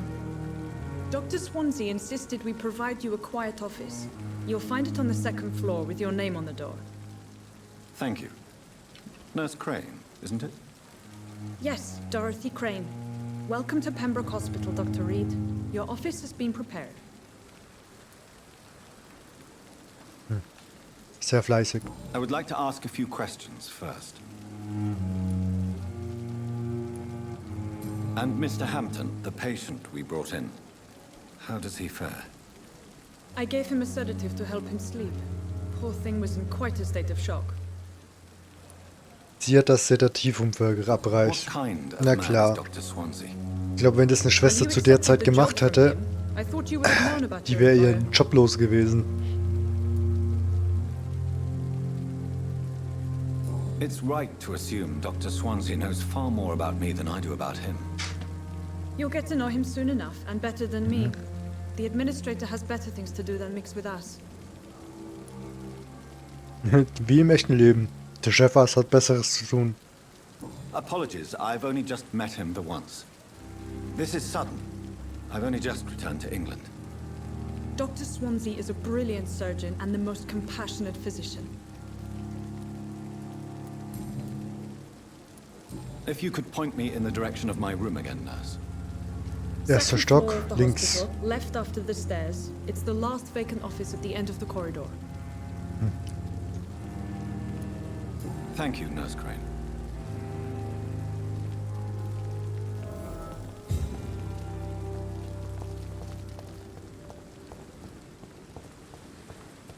Einleitung für Dumme. Wo ist mein Büro? Oben links. Können Sie nur mal sagen, wo mein Büro ist? Oben links! Also, jetzt nochmal ganz ruhig und im Ernst. Ich weiß nicht, wo mein Büro ist. Oben links! Ist es nicht Milton? Good evening, sir. I'm Dr. Jonathan Reed. I'm new here. I've already heard about you, Dr. Reed. I'm Milton Hooks, the ambulance driver for this shithole of a hospital. That's quite a blunt introduction, Mr. Hooks. You can call me Milton. I like to speak my mind, Dr. Reed. Perk of the job. Don't judge me, and I won't judge you. I'm not sure I understand what you're talking about. Well, I'm no doctor, but I'm pretty sure a gun can't be used as a surgical instrument. You have a keen eye. I learned to shoot during the war, and have carried one ever since. Old habits die hard. No need to explain, Dr. Reed. And if you ever need a better gun, remember, I may have something for you.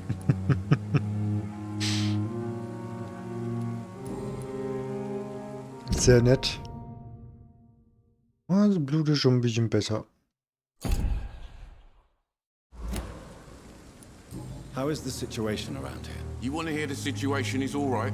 It's fucking awful. Wahrheit gehört zu den Japanern. Sieht man ja an dem Abzeichen. So what do you do exactly in this hospital? Apart from smuggling guns, I mean. I've been an ambulance driver since... too long, I guess. I'll bring sick people here night and day. It's a dirty job, but I get it done. Most of the time. It sounds like things have been a bit rough recently. What's happened? Yesterday I got attacked by the patient I was bringing here. I escaped through the hospital's garden, but I lost my wallet when I was running. You left an infected patient outside the hospital? That's incredibly dangerous. Go there yourself if you want, but be careful, Doctor. I'd rather not bring your dead body back. Since you're Ich on dachte the jetzt, er front sagt line, sowas wie, how is the sanitary situation? wenn ich dort wieder bin, It's a kann er auch complete gleich meine disaster. Brieftasche It's even dangerous to mitnehmen. enter some streets or buildings. Even the locals attack you.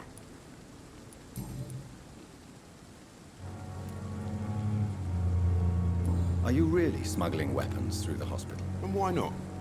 I've already been attacked by patients, you know. And by gang members willing to steal my money. But you're not defending yourself.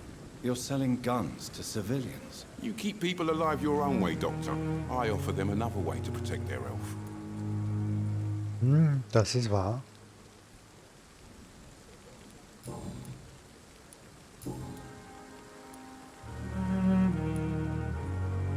Tell me why you're extorting money from some of the patients here. If a patient wants a bed, he'll have to pay me a little fee.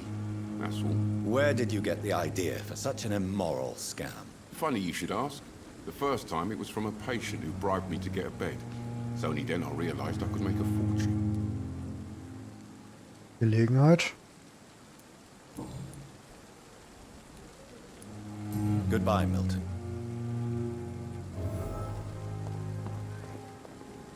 Kann ich jetzt nicht ganz so verwerfen. Ich meine, klar ist es ekelhaft, aber das, was er gemacht hat, ja, kann man irgendwo noch nachvollziehen. The famous Dr. Reed has joined us. I can't think of any better news during these terrible times. Do we know each other? Actually, yes.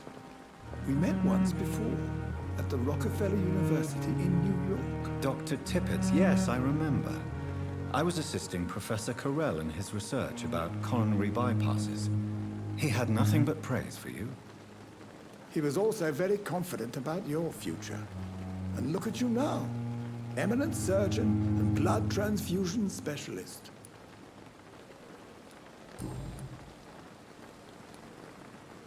What is the Pembroke Hospital situation? Sehr interessant von dem. And please, speak Wobei ich habe auch schon persönliche Schulungen von Professoren oder Professoren, die Bluttransfusionsspezialisten sind, bekommen in Einzelsitzungen. Voll der Luxus. It's more than enough.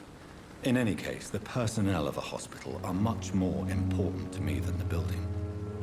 Don't be misled by appearances, Dr. Reed. This hospital does not lack talented people. It just lacks hope. Ja gut, mit den Mitteln, was er hat, kann er sich das leisten. About the staff in the hospital. Some are really good, and others are not so good. But during this troubled period, there is So no kann time man's auch for sagen. slander. I prefer to focus on the positive character traits. Any opinion about the management? I don't always agree with Dr. Swansea's reserve, but I must admit he does all he can to keep this facility running during this crisis. Ah, yes, the burden of command. I was fed up with this concept while serving as a medical officer. Don't get me wrong. Swansea's a good administrator. I just wish he would get out of his office now and again. Tut er doch ab und zu. Tell me more Also about von dem, was ich gerade gesehen habe. Nurse Brannigan is a pearl. She is the most helpful and dedicated nurse I've ever worked with. A clever and cheerful woman. You really seem to admire her skills.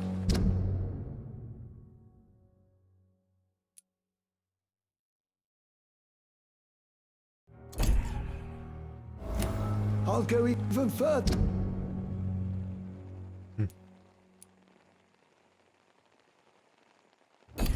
Aber die ist auch mittlerweile ziemlich alt. If she was a man, she would be a damn fine practitioner. Ja gut, das war noch so zu den Zeiten.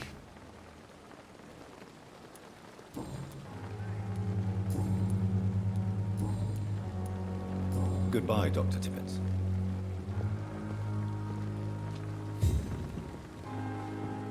Da muss ich ja ziemlich jungen Jahren ihn Just a dozen years or so.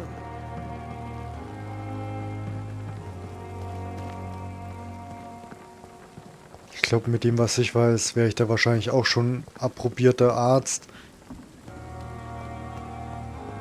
Mit dem einen oder anderen vielleicht Lehrstuhl möglicherweise. Da weiß ich halt nichts. Wobei in den letzten 50, 60 Jahren hat sich da auch recht wenig getan. Nur an den Arten, wie man was macht. Weil sie sich da uneinig sind. Ich würde gerne das Ding da lesen. Good evening, Milton. Good evening, Doctor. Still trying to save lives? Wie man sieht. I'd like to see your goods. Wise choice, Dr. Reed. A reliable gun is what everybody needs these days.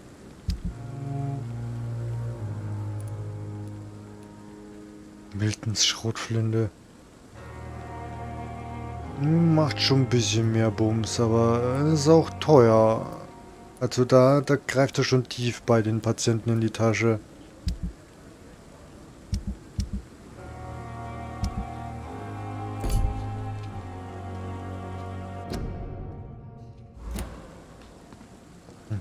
Dr. Swansea is right.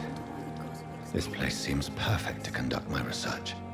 Oh Gott, die Eingangshalle muss ja echt kalt sein. Alles gefliest.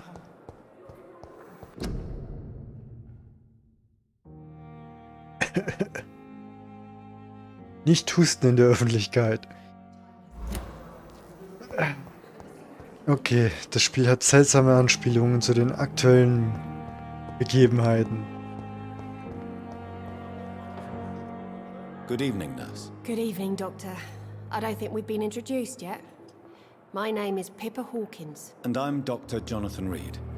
Dr. Swansea has recently offered me a position in this hospital. Well, it's a euphemism that your help will be appreciated, Doctor.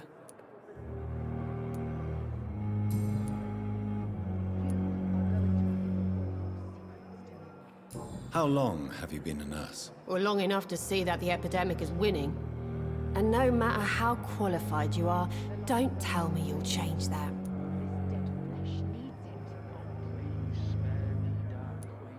You're right.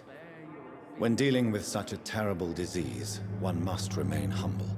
But that doesn't mean we shouldn't try our best. Sorry, Doctor. I don't want to sound bitter, but I'm just too tired to give a pep talk like Nurse Brannigan. How would you describe the situation at the Pembroke Hospital? It's serious.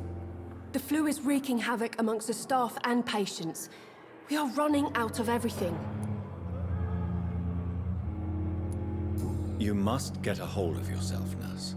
Sorry, I'm exhausted. No one has any idea when this epidemic will be over. Nurse Hawkins, the Spanish flu won't last forever. Even the Black Plague didn't kill everyone. Ja, aber hat zum Teil auch ein paar Jahrzehnte But what if this gewütet. epidemic was worse? What if in the end, nobody was spared? How is the Pembroke staff coping with the epidemic? Well, not well. Milton, the ambulance driver, is even more grumpy than usual, especially concerning doctors. Why does Milton dislike doctors? I don't know. Just ask him. But be warned, Milton is not the chatty type. Ich weiß nicht, ihr wollten mir eine Waffe verkaufen. Ist für mich anscheinend sehr geschwätzig. Ich spreche auch nicht jeden auf der Straße an mit meinem Schwarzgeschäft. Psch, willst du eine Waffe kaufen?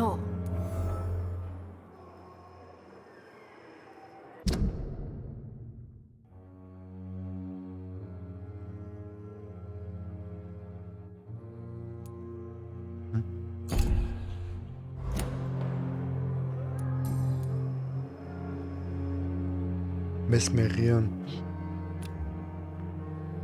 So, ah. Ja.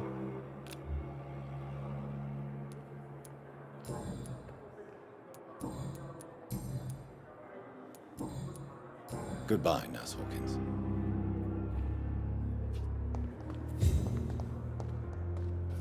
So, Patientenvisite. Oh Gott, sieht der grauenhaft aus. What the fuck has happened? Tauge ich den gerade aus? Was weiß ich? Wollt ihr nur interagieren? I wish I could be sick again. Good evening, sir. Can I help you? Unless you're here to fix my face. No. I don't think you can help me. I'm Dr. Reed. I've recently taken the position of head surgeon here. War injuries, am I right? You guessed right, Doctor.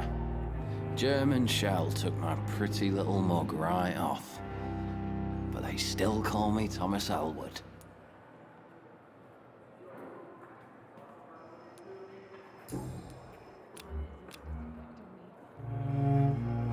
How is your stay with us, Mr. Elwood? Oh, it's bliss.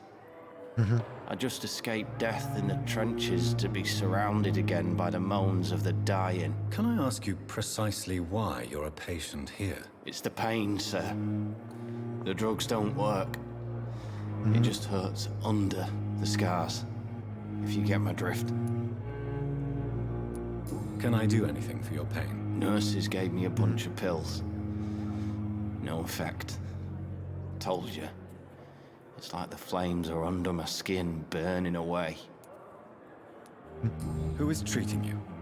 Is someone in particular looking after your case? Nobody since the old and tired doctor spoke to me. Started to think I was forgotten about. Wouldn't blame you. You don't seem worried by that. My face hurts so much more when I smile or cry. I've learned it's easier not to speak. But be assured I'm smiling inside.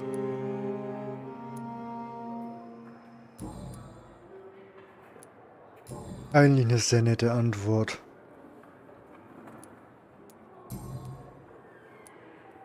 Where were you stationed, sir? Did you serve for long? I really don't want to talk about all this shit. No offense. I was pushing too much. I served in France myself.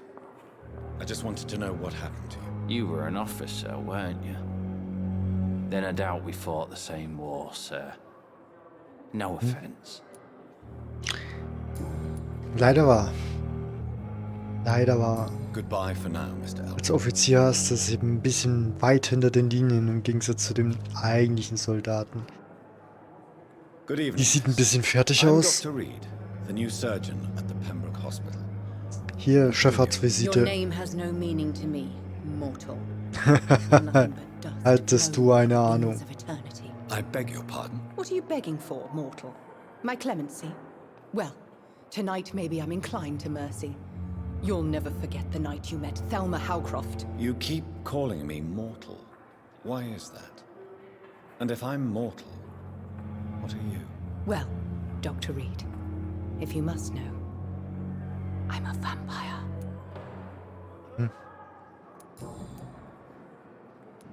I'm assuming you must be a patient here. Am I right, Miss Howcroft? It's only a cover. To hide from my enemies. I can leave whenever I want. As a woman, a spirit, fog, or bat. Who are these enemies you mentioned? Can you describe them? I cannot say for sure. But I sense their eyes on me from nearby. I feel them watching me every time I visit the garden near the morgue.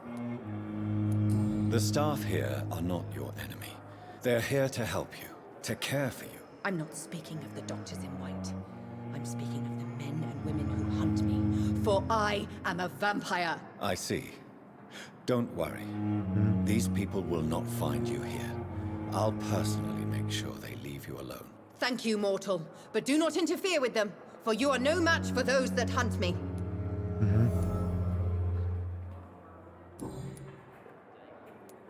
And why do you believe you're a vampire? I don't need to believe anything. It is what I am. It is what I feel within this hollow shell of flesh.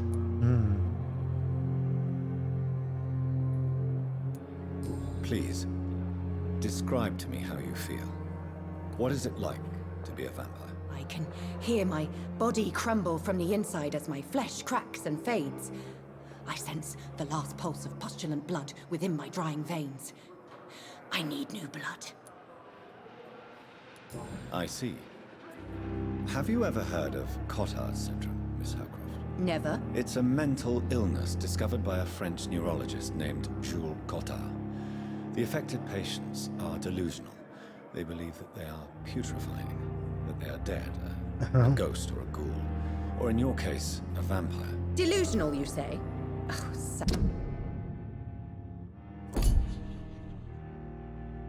petty mortal. You can't even begin to understand the concept of immortality. And you think it is I who am delusional. Aber im Gegensatz zu dir lebe ich sie.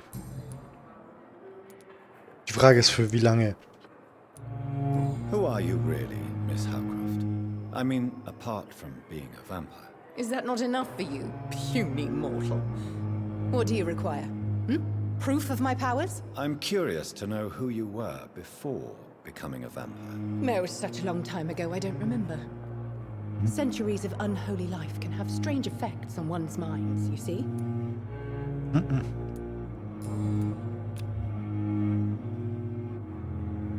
Das würde ich nicht schaffen.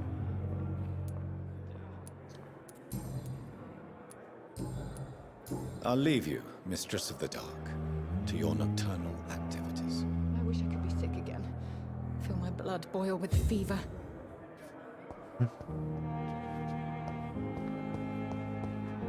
Ja, dir geht's auch wieder gut. Good evening, Mr. Hampton. How do you feel? Dr. Reed, is it? Oh, sir, I must apologize for my behavior. What do you mean? I was not myself in the factory. Fear and exhaustion made me say awful things to you, I'm afraid. You remained perfectly nice and polite. A little delirious, perhaps. But who wouldn't be after enduring an abduction? Thank you, Doctor. That's a relief. Now all I need to do is rest and return to my flock.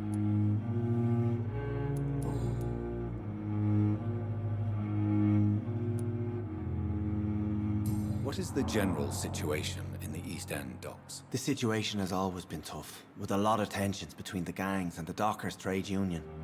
Ich weiß, dass ich jetzt nicht unbedingt der schnellste Spieler bin, aber ich finde dieses Universum, was sie da aufbauen, ist verhältnismäßig interessant. Since Clay Cox went missing, it's his wife Edwina who runs the show, with the assistance of her minion, Booth Digby.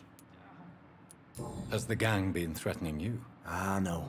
I've had this nickname for so long, you know, the sad saint of the East End. No one dares to bug a saint, not even criminals.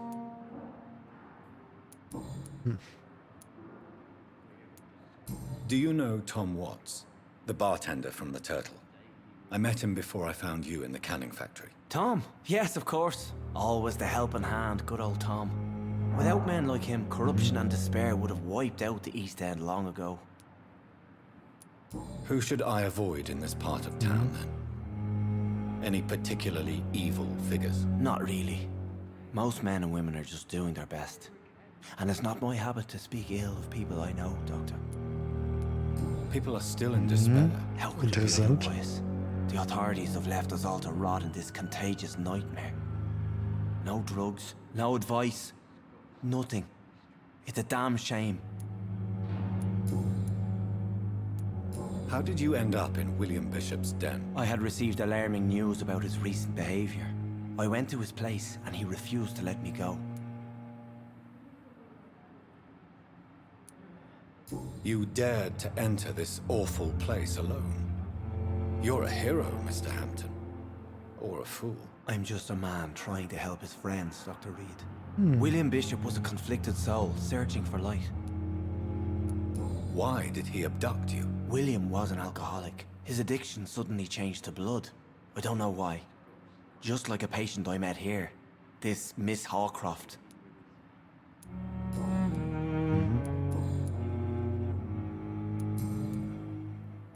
How do you feel, Mr. Hampton?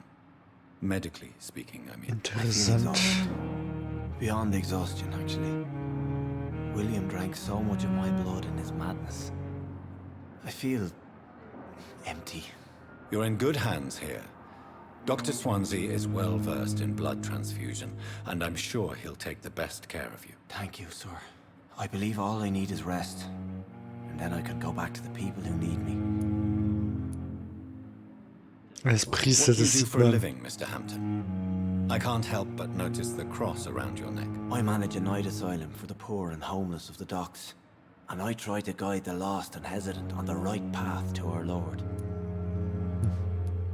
Are you a priest, Mr. Hampton? Nee, ihm fehlt zumindest dieser Kragen. Not at all, Doctor. I'm just a man of faith willing to preach the good word. Why didn't you use your cross against William Bishop? To repel him somehow? That's a very strange question, Doctor. A cross is no magical token, if that's what you were trying to say. Not mine, anyway. Have you made friends? Das wäre eine sehr seltsame Frage gewesen. Da hätte ich Rückfragen gehabt. Warum glauben Sie daran, dass Sie das so einschätzen würden oder ähnliches? You never came to see her here at Pembroke. Receiving visits when sick can be an important part of the healing process, you know. We're not just bodies. You're preaching to the converted now, Doctor. To be truly honest, I thought she was dead. She left the docks many months ago. Goodbye, Mr. Hampton. We'll talk again later. Tritt den Garten.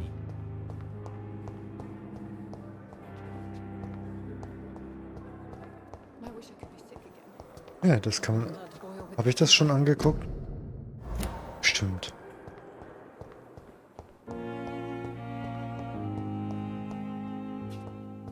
Aber dafür sind es nur sehr, sehr wenig Leute.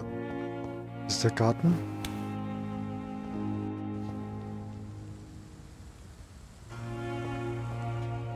Erstmal Notiz lesen.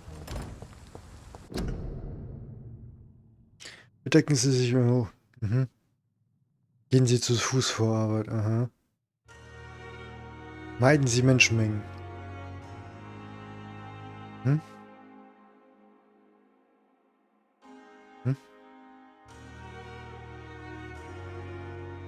Bedecken Sie, wie in der Abbildung, Mund und Nase. Nicht so wie die ganzen Vollidioten, die die Maske unter der Nase hängen haben. Seine Atemwegskrankheit. Aber gut.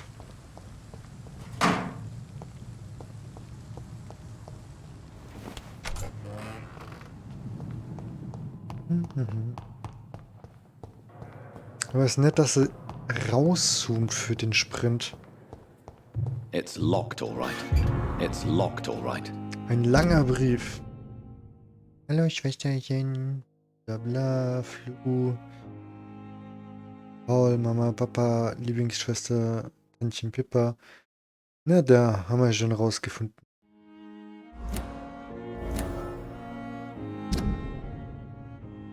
Ja, ja.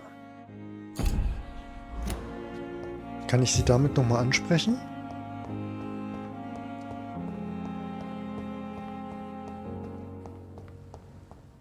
Die Melodie im Hintergrund ist auf jeden Fall nicht schlecht gemacht.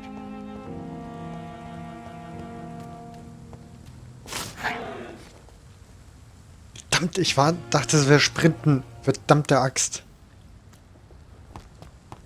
Okay. Das war höchst unauffällig.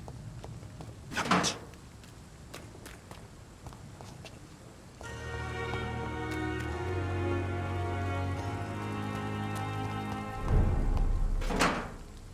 Ja, nein, ich gehe nicht nach Whitechapel.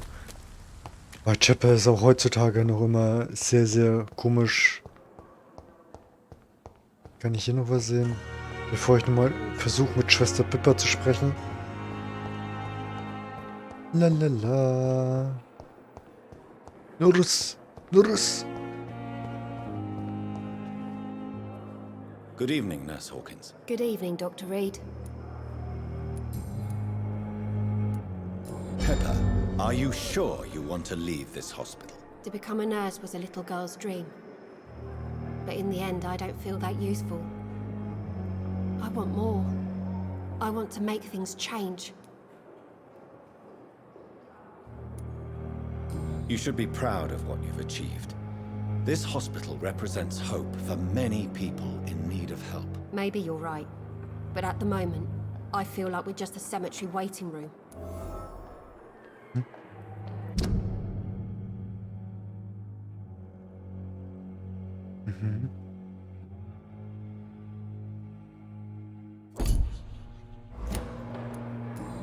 Also wenn sie nicht will, kann sie auch entsprechend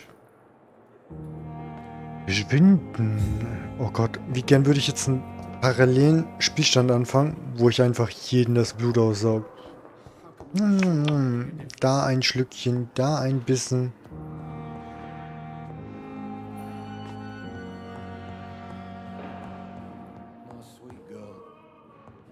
Oh Gott, Alter, was diese Decken alles an Keimherden darstellen würden. Good evening, Doctor. I believe we're going to be working together. Dr. Reed. Dr. Swansea informed us of your arrival, but I could not dare to believe we'd have such good fortune. Such an honor, sir. Schleimscheißer. Thank you. And you are? I am Thoreau Strickland, Dr. Thoreau Strickland. I'm a great admirer of your work, Dr. Reed.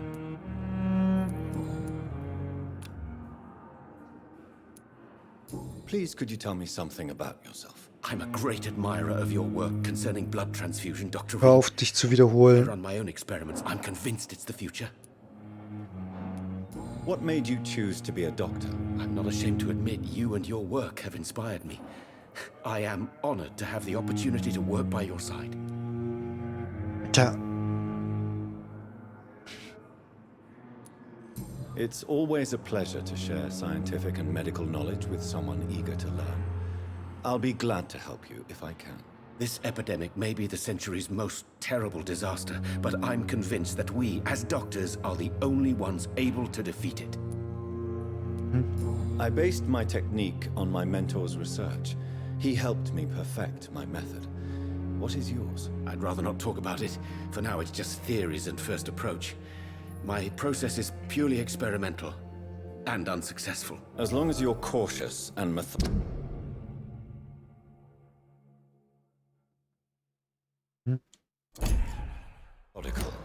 You may remain empty-handed, but you won't fail. You're not the first one to warn me, but I am convinced knowledge is the main weapon against the ravages of this epidemic. What can you tell me about the Pembroke? Well, it has always been an honor to work with Dr. Swansea.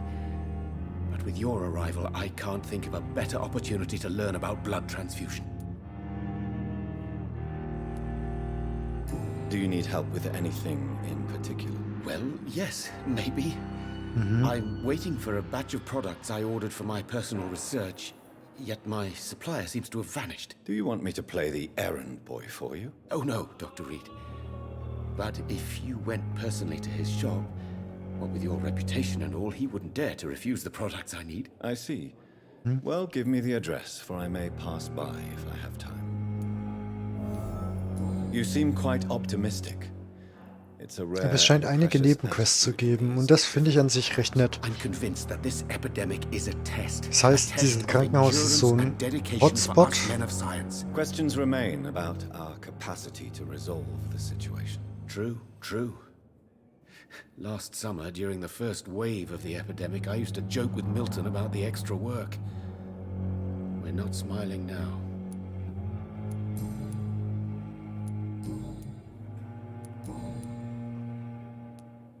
Tell me more about your willingness to experiment with new medical techniques. Harvey Fiddick is a patient suffering from a severe injury that could cripple him if not treated correctly. I'm convinced your blood transfusion technique could help him. What is it you really want? To save him, or to prove your point? Fair question. I want nothing but to save my patient, Dr. Reed. Especially since I know Mr. Fiddick's story. Tell me Mr. Fiddick's story. Our first diagnosis was compromised because Mr. Fiddick lied to us about the real origin of his injury. He first claimed it was an accident. But why would he hide such crucial information from us? Da gibt's so viele Gründe. Father, ashamed of putting his children at risk because of his own negligence.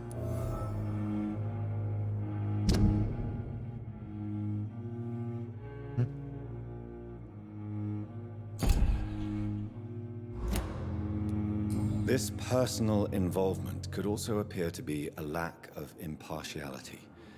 You must know that a good surgeon must remain neutral. I agree. But that does not excuse Dr. Ackroyd's behavior. A man who did not even take time to converse with his patient. Do you think keeping his distance was a mistake? Mit einem oder mit seinem, weil auf Englisch haben sie es mit seinem übersetzt. Desires, hopes and fears. Not some biological machine comprised of blood, bones and flesh. Es wäre dann allerdings schon wieder sehr fahrlässig, wenn er überhaupt nicht mit seinem Patienten spricht, der andere Typ.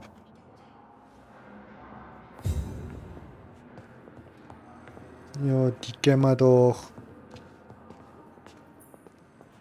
Er ist dann bestimmt der Dr.Acula. Good evening, sir.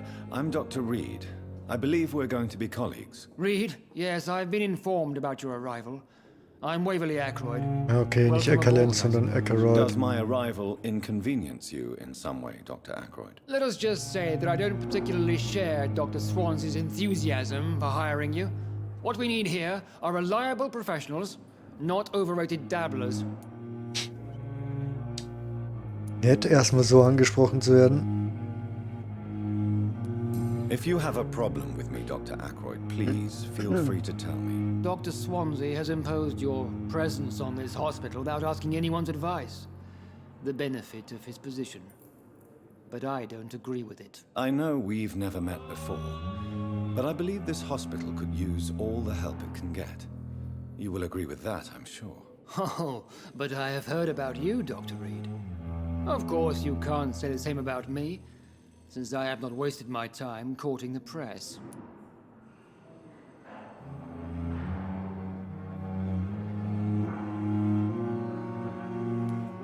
There is no need for such animosity between us.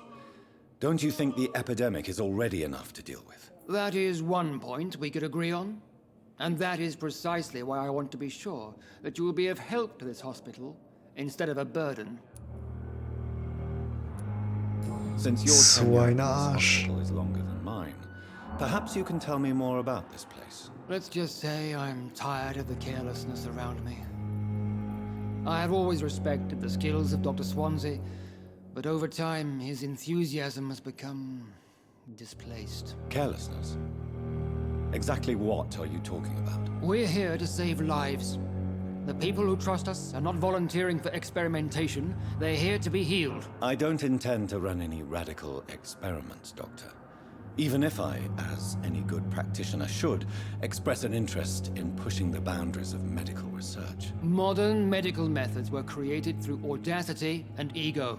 But there are rules in our line of work, and they're here to protect our patients. Ist auch in erster Linie so nachvollziehbar. Tell me, Waverly, What do you think of Dr. Strickland's enthusiasm for his experimental research? Strickland is playing with his patients' lives for pride and glory. Now that, sir, is unethical. Are you thinking about something in particular? Harvey Fiddick needs delicate surgery. I believe we should stick to the usual procedure, but my young colleague obviously disagrees.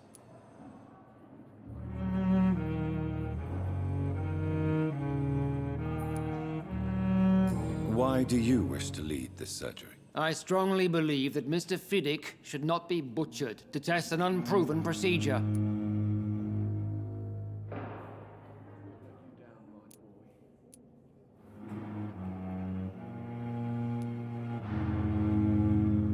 Other people may say that's too conservative a point of view. Conservative?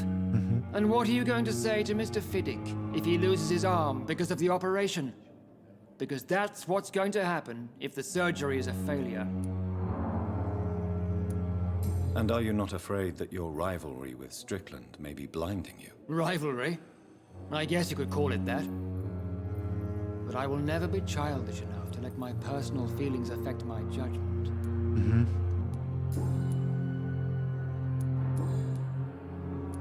Thank you for your time. We'll talk later. Interessant.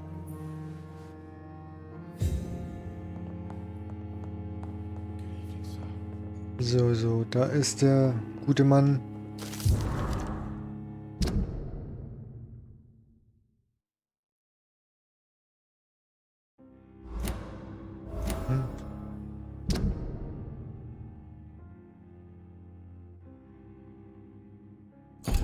Den ersten, den ich fast voll habe. Interessant.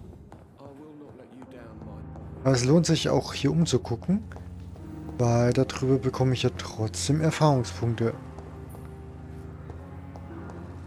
Haben sie die Tür auch geöffnet? My sweet girl. I'm all right. Don't waste your time with me. Mit Ihnen. Good evening, madam. Can I help you? It's my son who needs you, sir. I'm Dr. Jonathan Reed. How can I help your son? I'm Beatrice Goswick, mother of Mortimer Goswick. Could you check on him, please, Dr. Reed? I've heard much of your talents as a physician.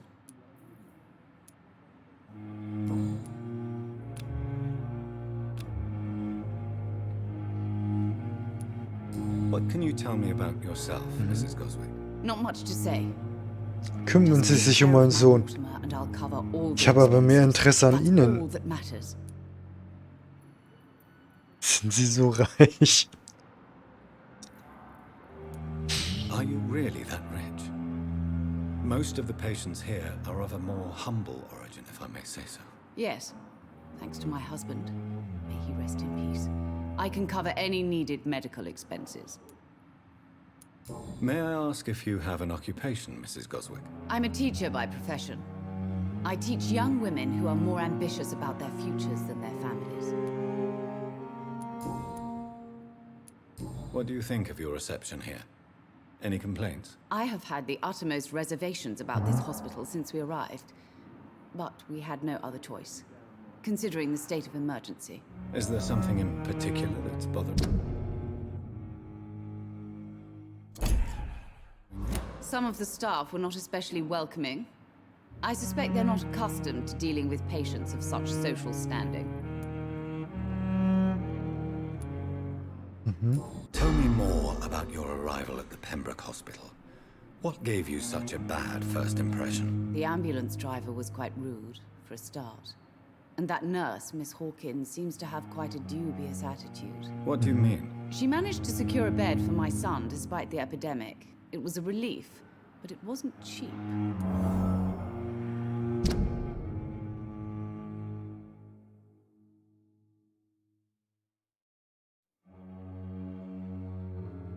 Aha.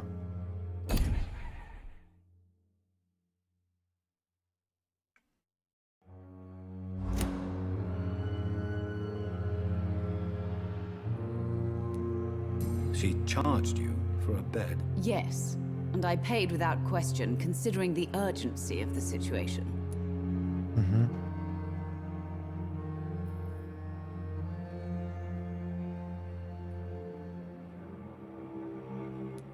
I share your concern, Mrs. Goswick. Be sure that I'll talk to the people involved. I don't expect compensation, Dr. Reed. But I'm aware such behavior would not be tolerated in other hospitals.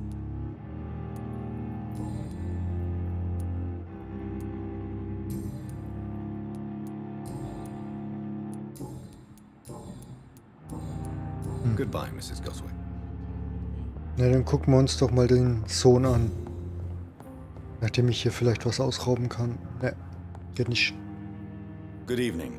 I'm Dr. Reed. Hat der eine Tracheotomie gehabt oder was mit dem seinem Kehlkopf? I don't want to talk. My throat hurts too much. I suppose that this pain is the reason you're here. Is someone taking care of you? Yes. And no. No. Could you at least tell me your name, sir? Mortimer. Goswick. Mortimer Goswick. How painful is your throat, Mr. Goswick? So painful I'd rather not talk at all, Doctor. I'm sure you realize a doctor and his patient have to communicate, sir. Would it help if I gave you some paper and a pen? Not really. I see. Then maybe it's not just your throat that hurts, Mr. Goswick.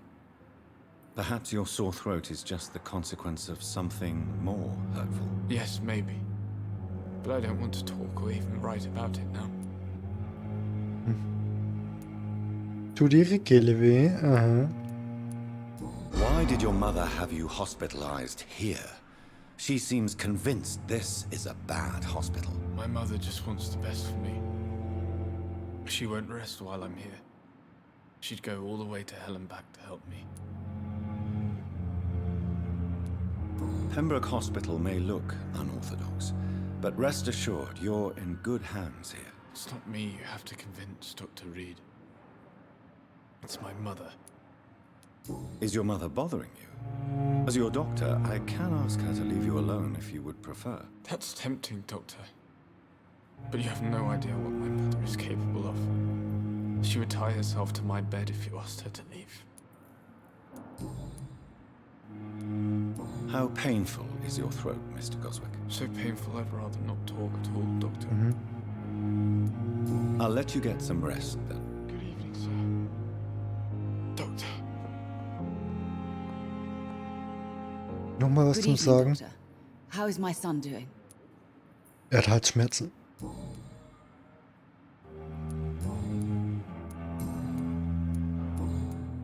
Goodbye, Mrs. Goswick. Wirkt mir aber auch etwas seltsam. So. Meine Damen und Herren, wir suchen nochmal nach Pippa. Ja, okay, das ist die Vampire Lady.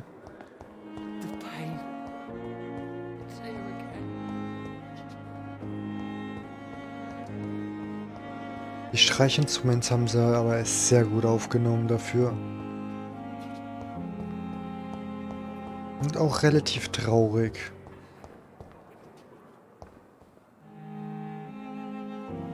Good evening, Nurse Hawkins. Good evening, Dr. Reed. Pepper, are you sure you want to leave this hospital? To become a nurse was a little girl's dream. But in the end, I don't feel that useful. I want more.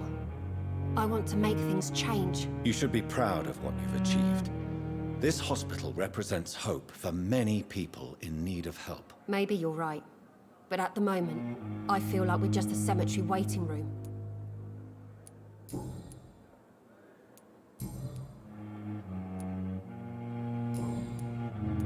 Goodbye, Nurse Hawkins. It's locked, all right.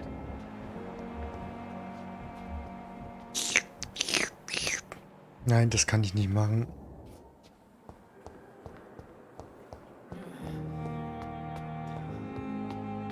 So, erster Shot links. Ja, am Ende des Gangs. Das klingt fast wie... Oh Gott. Da hinten links. Dorothy Crane.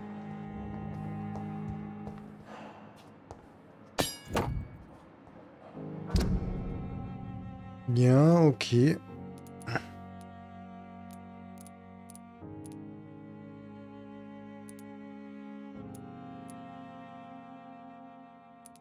Mhm. Es geht nur an der Werkbank.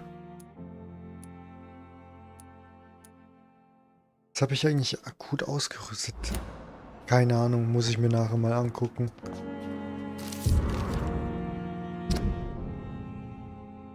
Elwood.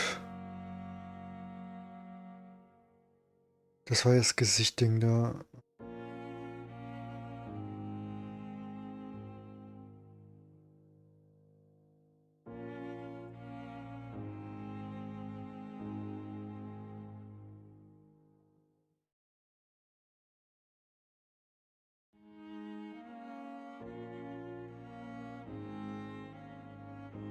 Möglich. Aber dann sind sie erst recht Drogen, die ihn dann irgendwo gut täten.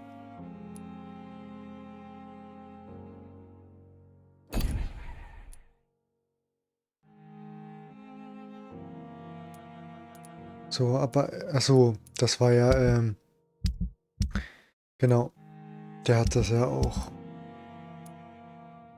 Dorothy Crane. Bürgermenü, Stütze. Ja, nur noch 2 Personen, die ich hier kennenlernen kann.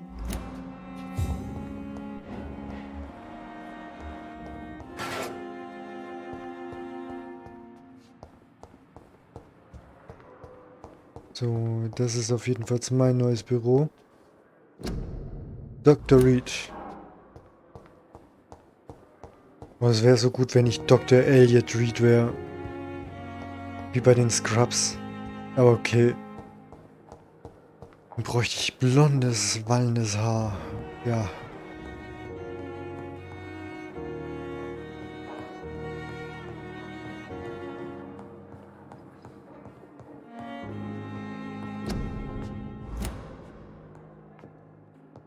Not now. Der hat aber ein gutes Gespür dafür, dass jemand rein will.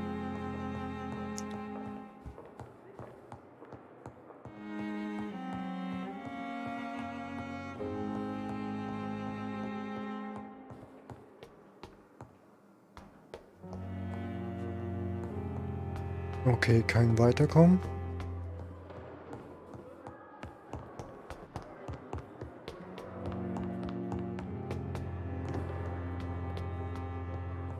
Genauso nicht.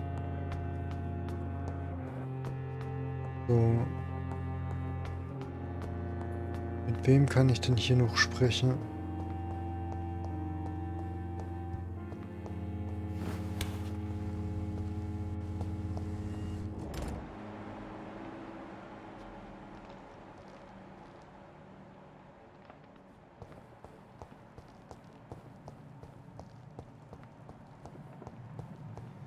I cannot enter.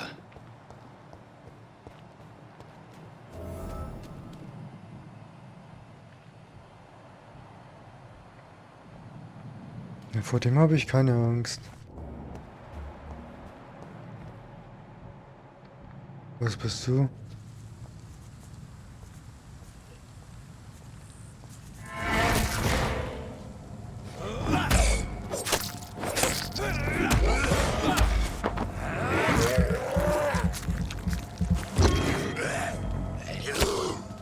Also.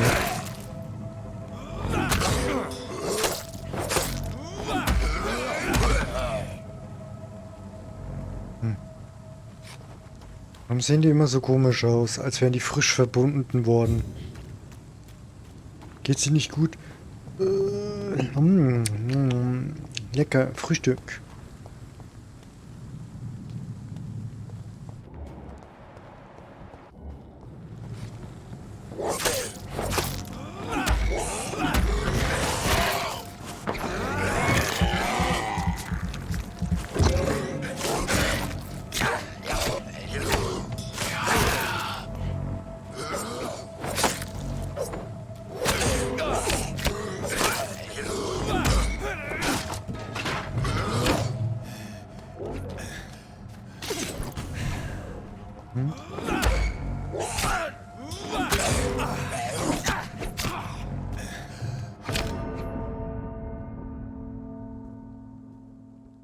Okay, das hat er nicht angenommen. Dann lernen wir doch mal, wie das Ganze jetzt aussieht. Du bist besiegt. Hm?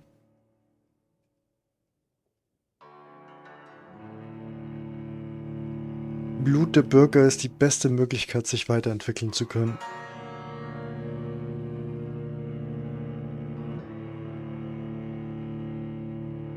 Wollen die einen zwingen, dass man die aussaugt? Und wo fängt das jetzt an? Alter, wie langsam lädt der Scheiß? Ja, dankeschön. Dankeschön. Kommt, da ist noch so ein ganz kleines...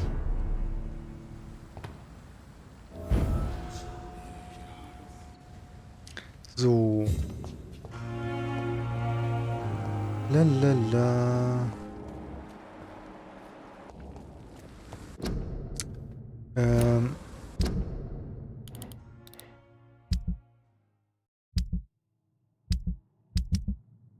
I need Intel.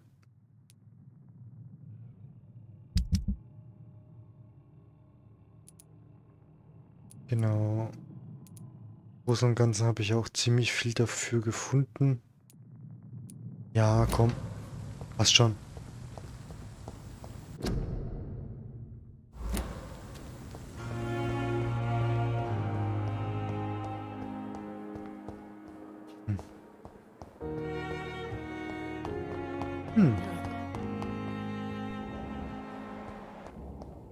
Bin ich gespannt, was rauskommt.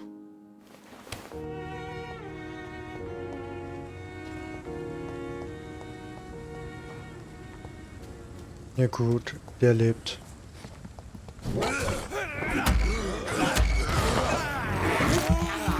Nam, nam, nam, nam, nam, nam.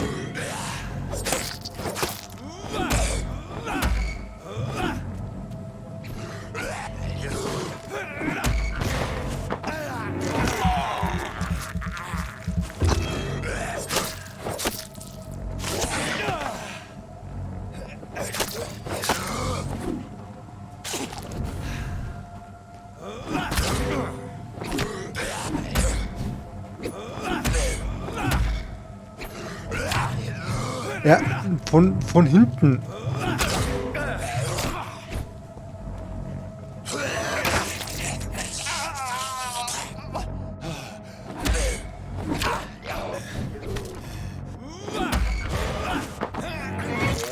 Arsch.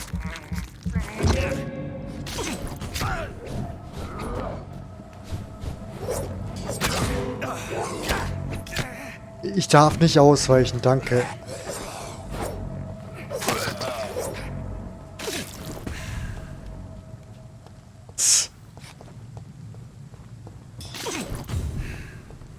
Das war ein bisschen lächerlich.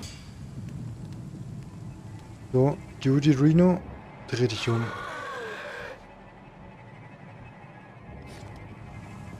Ja, dann eben so.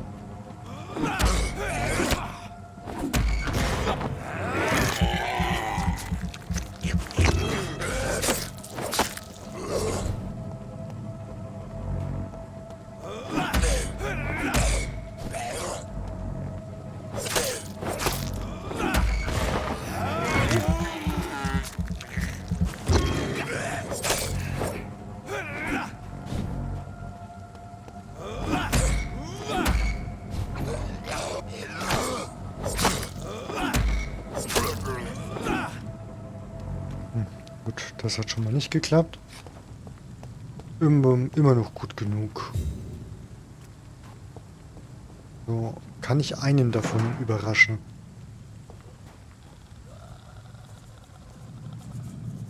Boys, it's me.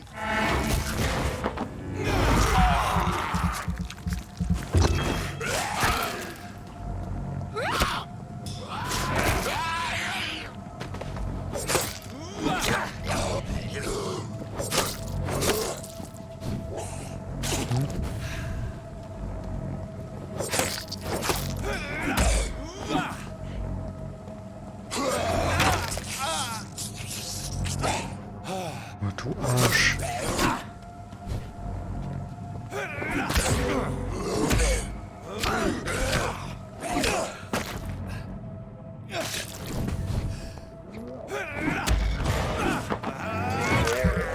kleiner Arsch.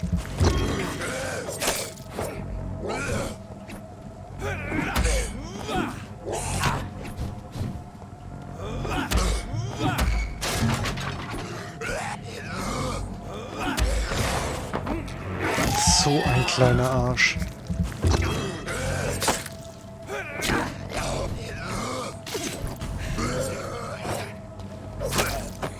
Stirb einfach.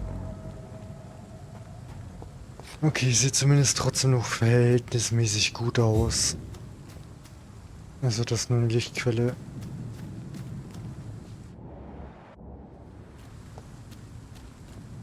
Gibt's hier noch Waffen? Schrot, naja. Halt nichts, was hier wirklich großartig helfen würde.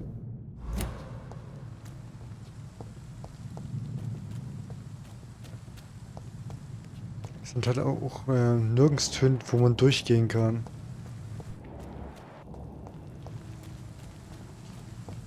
Mülleimer nochmal leeren.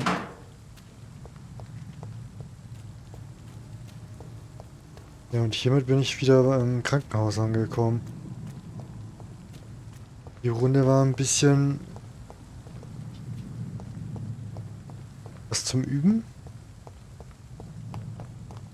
Weiß nicht. Was kann ich hier oben machen?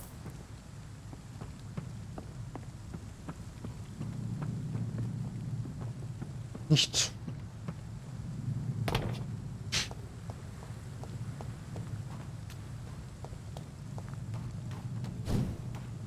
Okay, hier haben wir ja noch was offen. Und einen Mülleimer. Oh. Ist das nicht der... So, Mr. Ah. Milton und Hooks Pepper. and Nurse Hawkins are an item. Those two have hidden their affections well. Interessant, was sich da erpressen lassen kann. So, hier komme ich auch nicht durch.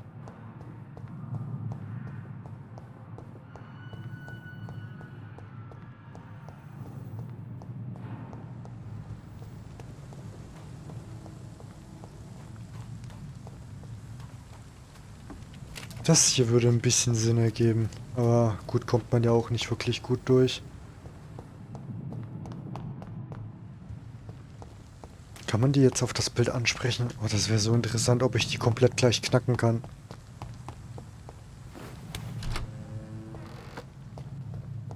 Guten Moin. Du, ich habe da was gehört. Good evening, Dr. Reed.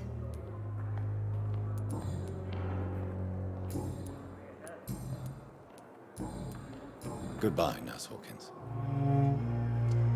Ja gut, dann spreche ich halt erst den Macker an. Wie es sich für einen Gentleman gehört. Milton? Milton! Da. Good evening, Milton. Good evening, Doctor. Still trying to save lives? Nein, ich will gerade welche ruinieren. I have some good news. Ah. What? The epidemic's over? I retrieved your wallet with all the money and a certain picture. Well, yeah, Pippa Hawkins is my girl. So what? Is it the difference of skin color that bothers you? Not at all, Milton. Good. So, er ist voll. Sehr gut.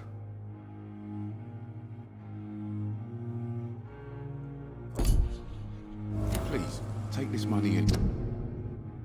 Ja, damit ist die auch voll. Nice.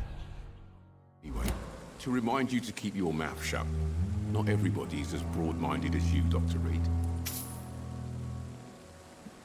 Nimm das Geld. Shut up and... Goodbye, Milton. Da muss er 40 Schillinge ab, wobei er will ja 200 für die Knarre haben. Der weiß schon, wie er das macht. Ja, Schwester Crane? Good evening, Nurse. I'm Dr. Jonathan Reed, the new surgeon here at the Pembroke. Dr. Swansea has already told us about you, sir. I'm Nurse Gwyneth Brannigan. Welcome to the Pembroke Hospital. Did he really? It's a good thing I wasn't hoping to keep a low profile. All members of staff have already read about your new blood transfusion technique. Dr. Swansea made sure of that. I see. Well, I'm a little surprised. I suppose I'll just have to deal with this unexpected notoriety. You must know, blood transfusions are Dr. Swansea's primary subject of research. He is convinced it is the future. How are things here? Not good, to say the least. We're struggling against an invisible enemy, more lethal than any bullet from a gun. It's hard, Doctor. An invisible enemy? Quite a poetic term for a disease, especially from a nurse. Sorry, Doctor. These last few weeks have been exhausting. We could all do with a good night's sleep. Durchaus möglich. Do you think this hospital can survive the epidemic? We are all volunteers here, and we're trying to hold fast, but how do we beat an invisible killer? Some nurses have already resigned. I'm not familiar with all the staff yet. Perhaps you could help me. Brilliant professionals, most of them. Dr. Swansea has a gift for recruiting talent. Most of them? Is there a problem I should know about, nurse? It would be inappropriate for me to speak ill of a colleague. Is there anyone that stands out? Well, I have never met someone as dedicated as Dr. Tippett. He should be a standard for us all here. If only he were younger. Why should his age be a problem? I guess it's fair to say he's always pushing himself to the limits. He just doesn't know when to stop and get some rest. Wäre nur etwas jünger. Gut, aber der ist ja auch schon ein bisschen. Nurse Brannigan, if you do know something, please tell me. Anything you say will be held in confidence. No. I may disagree with some conduct, but in the end, everybody is doing their best. No. Okay. No.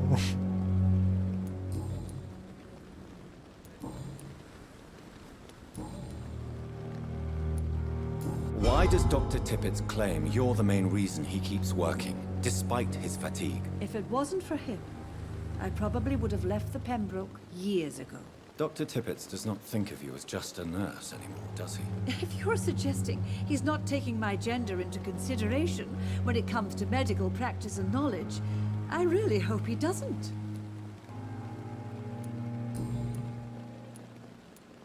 Goodbye, nurse. Call me if you need assistance.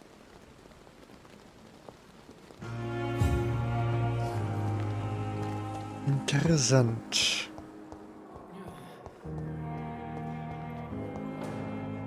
Ja, hier war doch jetzt auch irgendwas gelegen.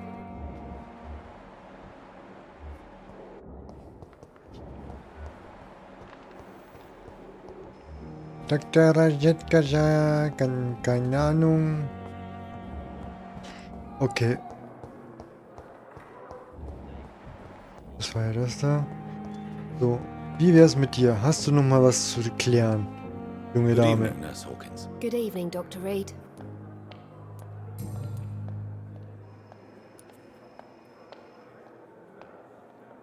What steps are you prepared to take to feel more useful? I don't know yet.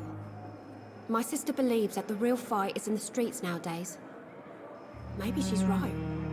Maybe this is what I must do.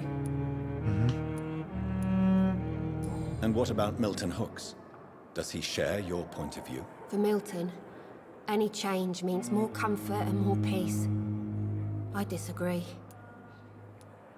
If you feel that saving lives is not useful enough, perhaps it means that you've lost faith. On the contrary, my faith has never been stronger.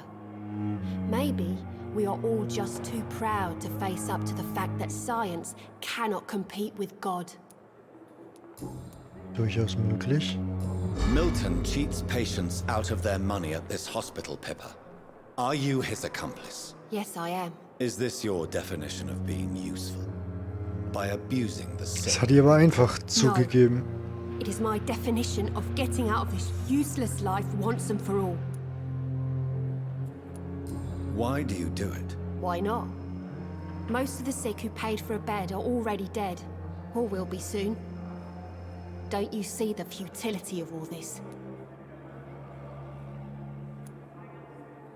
How can you be affected by the misery around you, and be so heartless at the same time? Which is the real you, Nurse Hawkins? I could ask you the same question, Dr. Reed. Are you more real when you lie to a dying patient, or when you grant him useless medication? Whose idea was it? What difference does it make? We did it together, and I'm guilty as charged. Answer my question. It was my idea first, even though Milton would say it was his, to protect me.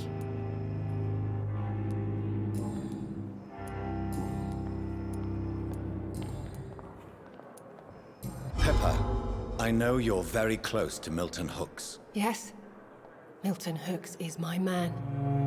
If you want to report me for that, just feel free, Doctor. I have no intention of reporting you, Nurse Hawkins, but are you aware of the risks? The rules say I won't be allowed to work as a nurse anymore. But here at the Pembroke, we break rules all the time. Is he worth the risk? Hey, I'm no perfect woman, and Milton is not the finest bloke, but we do our best to get by. That's all any of us can hope for nowadays. Goodbye, Nurse Hawkins. Interessant. Nette Ansichten. Dann begutachten wir doch erstmal ein nettes, schönes Büro.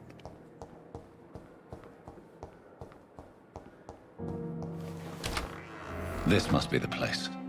It's definitely away from prying eyes. Relegated to the shadows. A kingdom of my own. At least I won't be sleeping in a coffin. Ja, das lässt sich schon vergleichen. Econ. Wer ist Econ? Econ! Econ! So.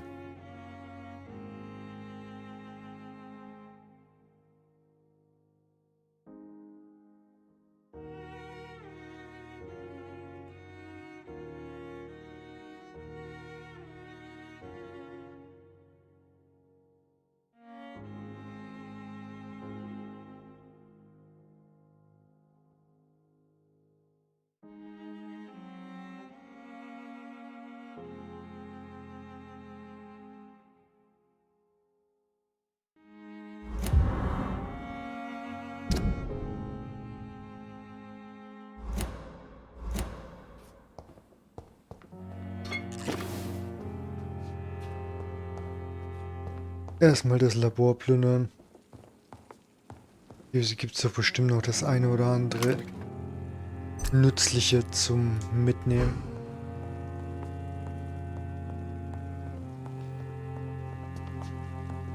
The flower's dying. It needs water. Ja, einmal drauf spucken reicht. Gehört aus den grünen Gaumen.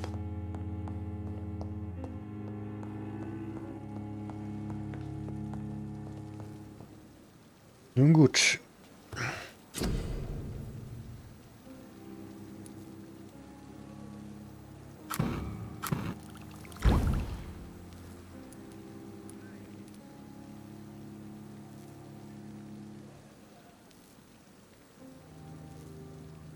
Eisen, Tartrat.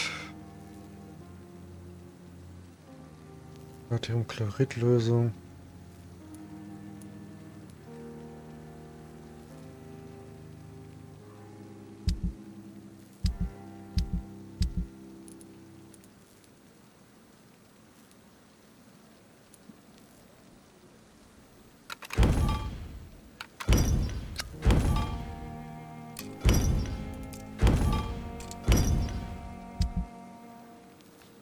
Den Scheiß einfach gescrambled. Welche habe ich eigentlich equipped? Hier müsste ich die hier equipped haben.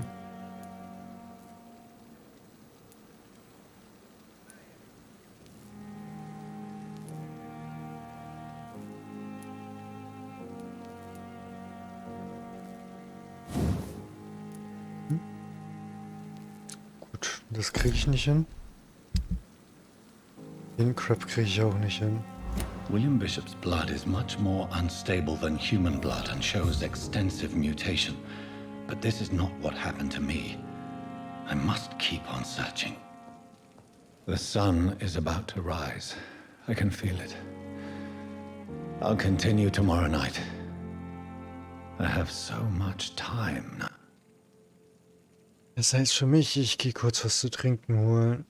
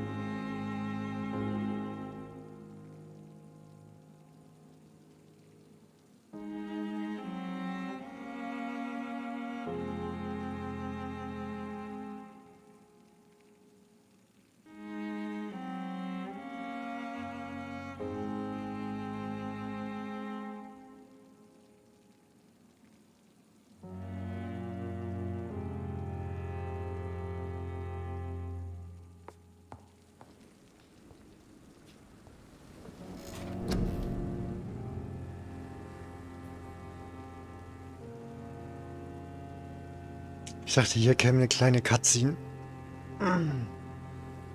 Jo, was haben wir denn hier? An sich, das Zeug wirkt eigentlich sehr gut. 100% Bissschaden. Boah, klingt eigentlich sehr gut. Auch eigentlich sehr sinnvoll.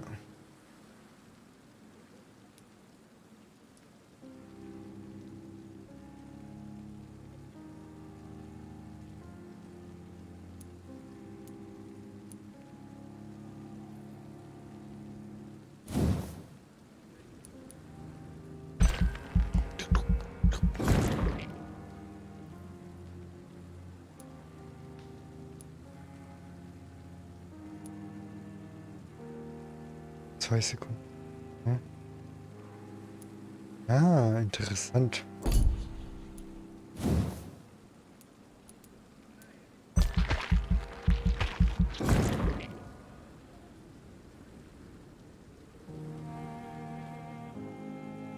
Hm?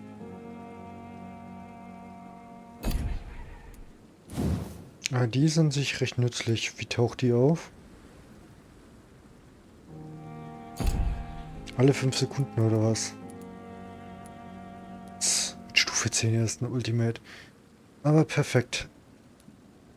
Eigentlich ist Heilung echt mega. Also gehen wir erstmal auf Heilung.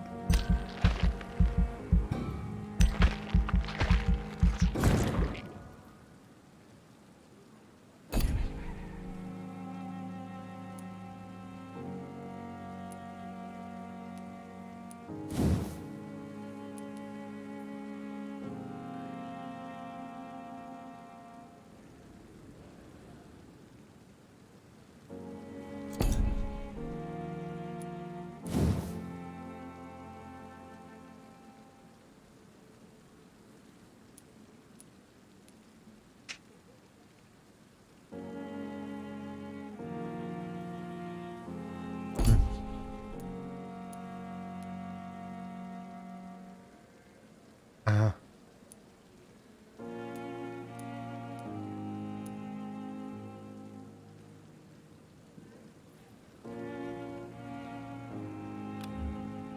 Nein. Also, ich hätte das vorhin sogar mal doch noch revidieren können. Ja, vielen Dank auch.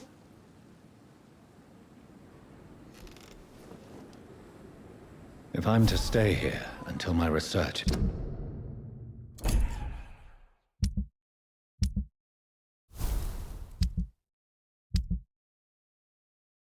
Oh, Blut ist schon ziemlich voll.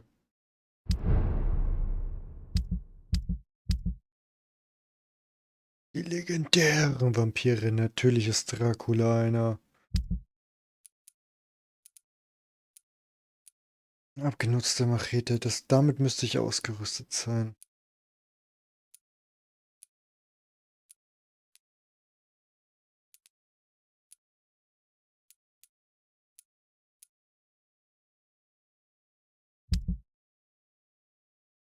Ja, sage ich ja.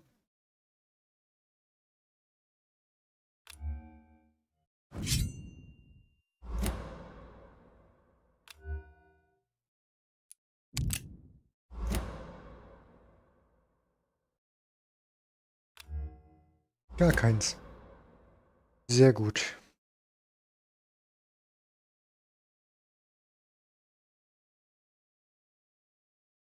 Mhm.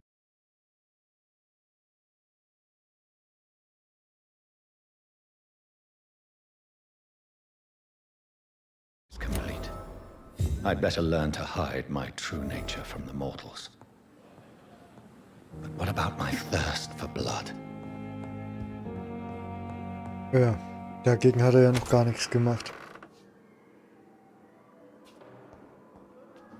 I'm not one to make wait, Doctor. I've patients to attend.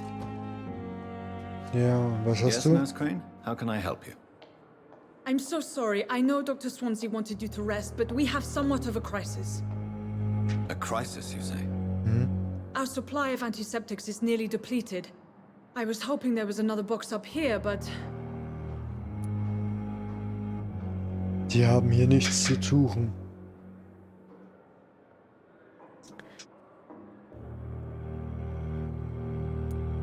What type of hospital are you running? No antiseptics? You have been away too long, Doctor. With the war and now this epidemic, supplies have been running scarce for months now. I may have a solution. In France, during the war, drugs shortage was a daily problem, and we had to use our wits to overcome the shortages. However do you mean? Selbstbrauen. If combined correctly, certain household chemical products can be used in a pinch instead. Now, where's the hospital storeroom? The storeroom? Fat chance. This is the Pembroke, and space is luxury we don't have. Everything used to be stored in the old morgue. Perhaps I should look there first. Where is this morgue? It's the large building behind the hospital. You'll need to go in the back door because it's been sealed off for sanitary reasons. Take this key. It opens a small back entrance at the end of a narrow street. The abandoned morgue behind the hospital. Interessant. At the end of a narrow street. On my way then. Thank you, nurse. Ich finde das allgemein recht interessant, dieses Universum von denen. Das Kampfsystem ist so lala, aber ansonsten kann sich der Scheiß da schon sehen lassen. Gut, grafisch ist es halt jetzt echt nicht der Scheiß. Das ist eher langweilig für die Zeit, wie es jetzt besteht.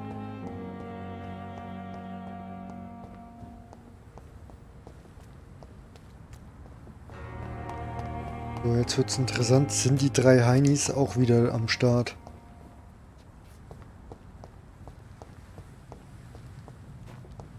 Nein. Moment, hier war doch irgendwas angeändert.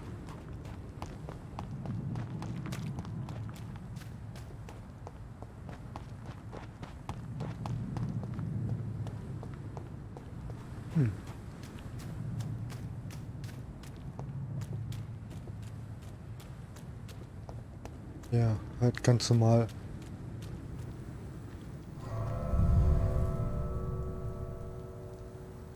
Wenn das Ding einmal lernen wüsste, wie man eine Tür aufmacht.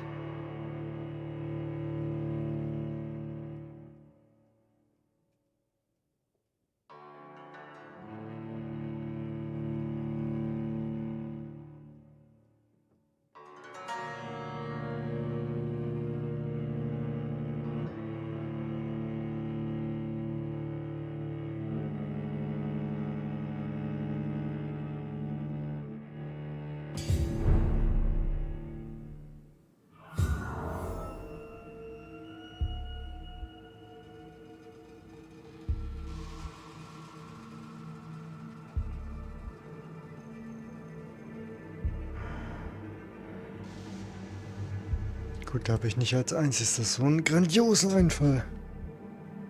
Na gut, wie auch. Aber für mich war es eine gute Gelegenheit, mit dem Spiel zu starten.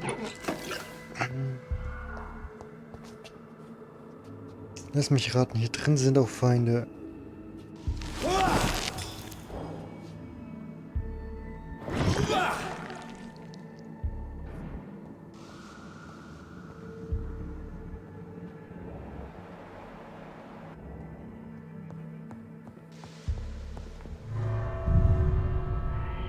Damit verlasse ich doch das Gebäude.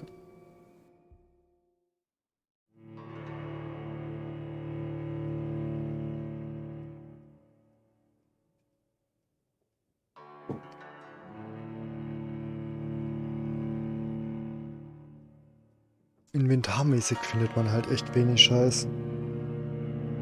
Aber ansonsten echt angenehm. Und die Ladezeiten sind des Todes. Alter. Und ich muss gleich wieder rein.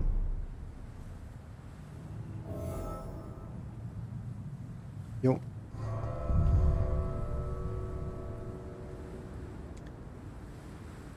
Mensch, ey, das ist so anstrengend. Das ist anstrengend. Jedes fucking Mal. Dieser Ladebalken des Todes. Dabei bin ich nicht mal gestorben. Ah. Das macht müde. Ich meine, es ist ein nettes Spiel.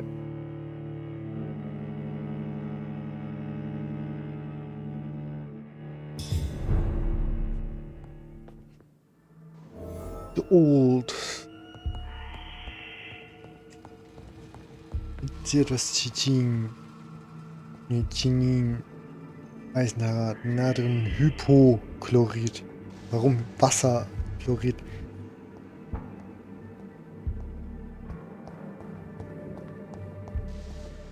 Nee, Hypo mit wenig.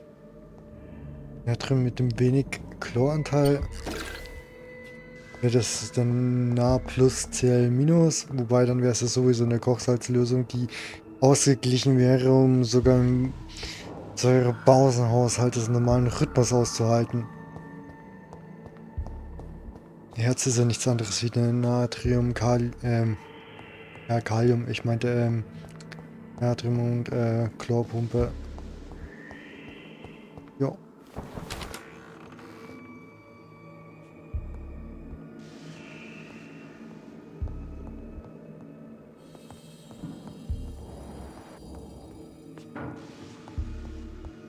Sehr interessant. It's locked, all right. Da darf ich nicht hin. Also finde ich alles oben.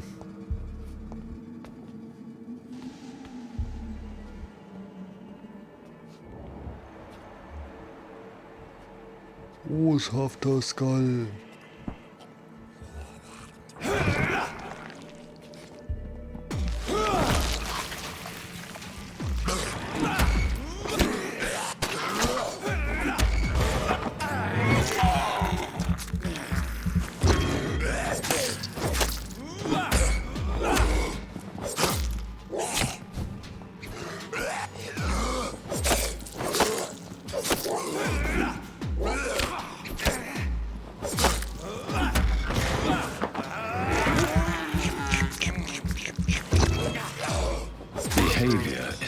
to the infected William Bishop. Must be the same strain. This sickness moves faster than influenza.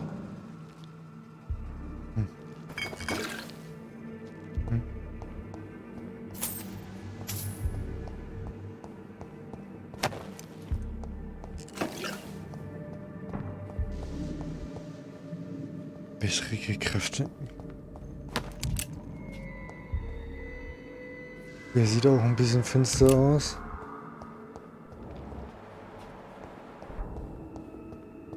Ja klar, natürlich komme ich hier nicht durch. Wahrscheinlich nur mit dem Schlüssel. Wobei, ich bin ein Vampir. Ich habe übernatürliche Kräfte. Natürlich kein Anzeichen dafür, dass ich da durch darf. Ja, toll. Komm, lasst mich wenigstens hier noch was Schönes finden. Flasche mit Alkohol. This key will surely grant me access to the basement. The basement, under the floor.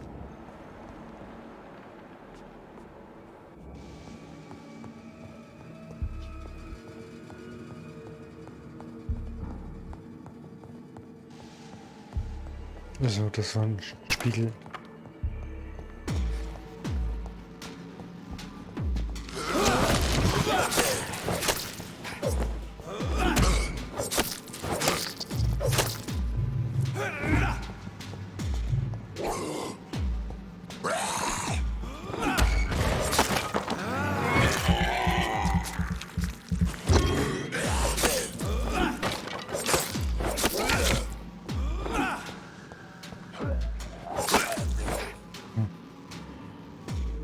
Warum gerade der jetzt da wieder war?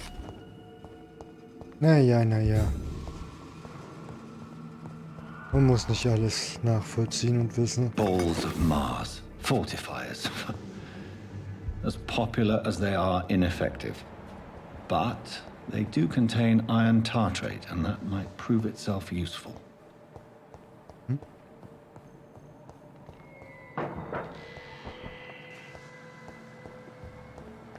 Gut.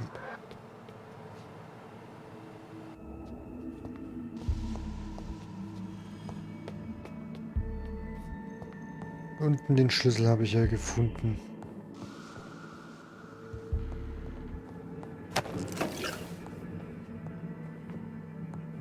Darf ich wahrscheinlich alle Blutproben analysieren?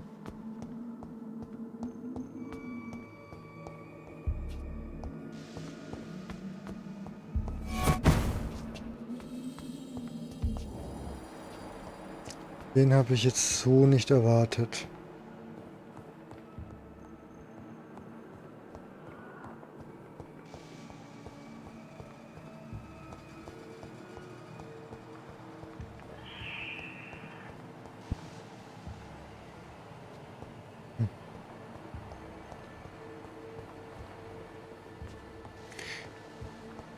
Muss ich zugeben, ich bin sogar erschrocken. Danke.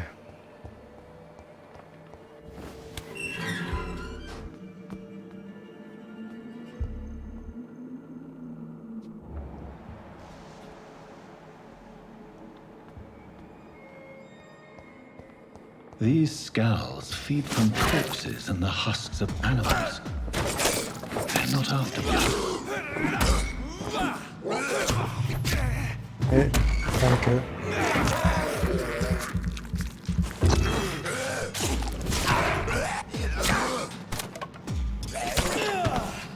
Junge.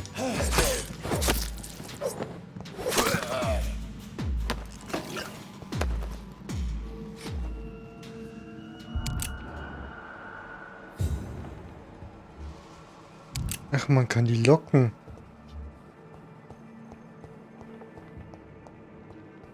Das würde das eine oder andere auch erklären.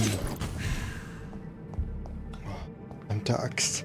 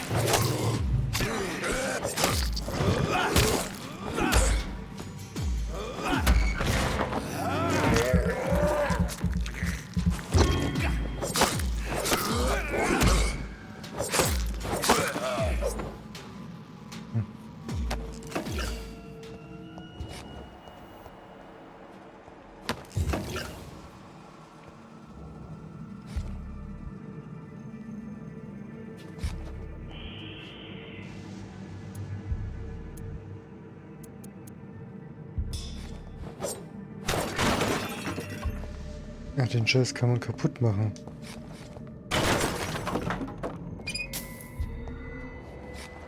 Nett. Vandalismus 2.0.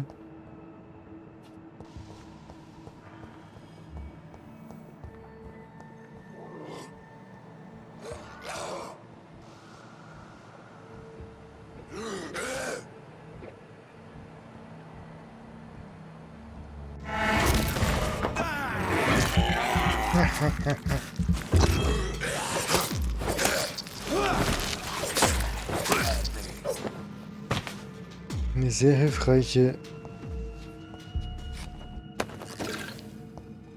Klar, sie kostet ein bisschen mehr Ausdauer. Aber ernsthaft? Genau, das ist es schon wert.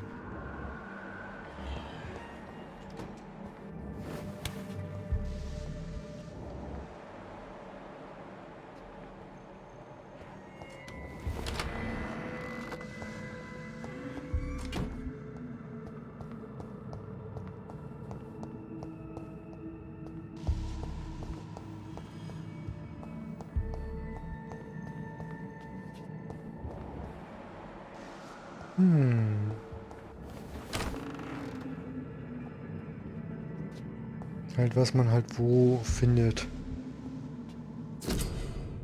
Ein Totenschein.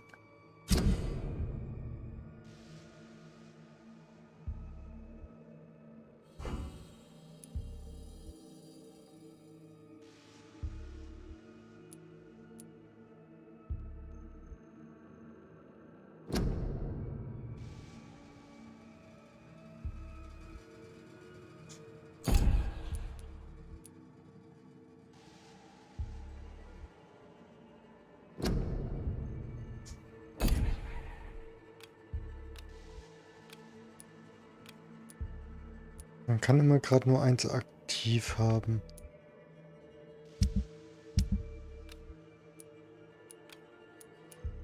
Genau.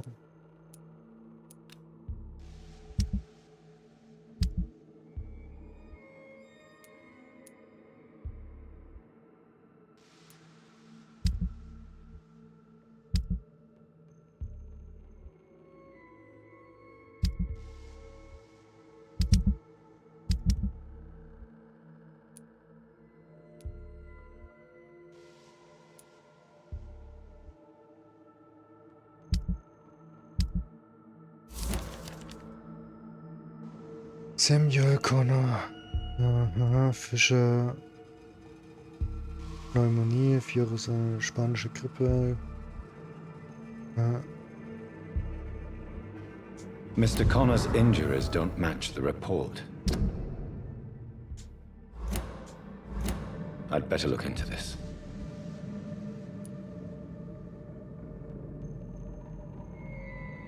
Machen wir es erstmal ganz offensichtlich. Traces of a pinkish foam at the corner of the lips.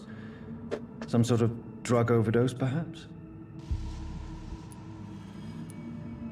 Multiple abrasions and scarring on the arms and legs.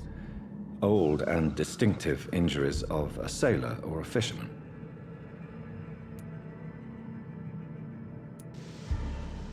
Die Arme wirken sehr, sehr, sehr komisch. Das sind keine frische oder typischen Verletzungen. The chest was originally opened to perform the operation. The sutures are clean, but the chest has been reopened. Ja dann. A puncture over the left lung, possibly a chest tube insertion. Not the cleanest work, but I think it was successful. Na gut. Signs of internal bleeding. So, Dr. Tippett's anesthetics were incorrectly dosed, causing the patient's death. And then he tried to operate on him again. Tippett has made an egregious error. It's time we talked. Ja.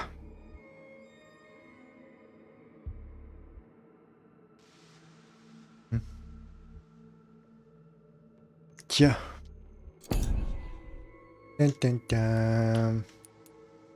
Nochmal angucken. Wobei das ist eine sehr interessante... It's locked. It's locked, all right. Amputationsmesser.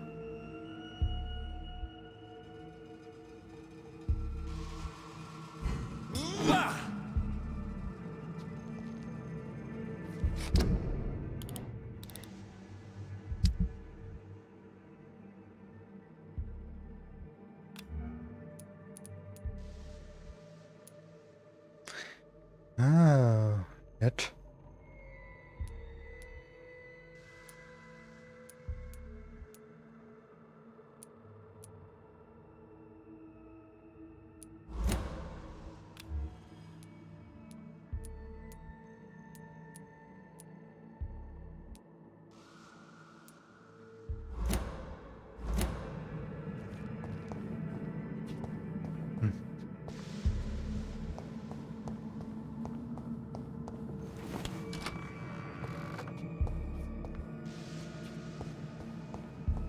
Vielleicht sollte ich es auch mit dem Abzapfmesser da kämpfen, aber vergiss es. Ich nehme lieber die Säge. John Doe.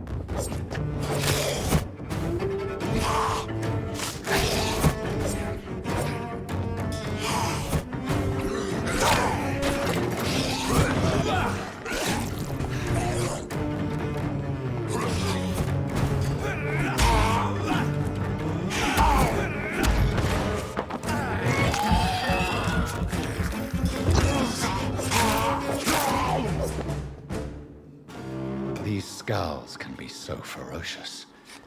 I'm not sure I can defeat them without becoming stronger. To drink blood is so tempting. Sodium hypochlorite. Dangerous to administer, but efficient in the proper dosage. Unbekannt. So, John Doe. Kriegt man den nochmal irgendwie genauer identifiziert?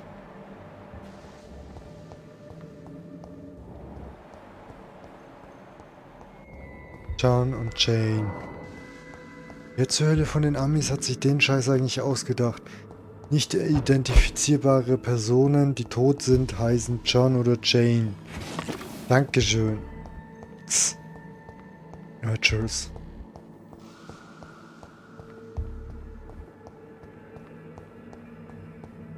So, und damit... doch noch was? Ah, ich darf basteln. Bastelzeit.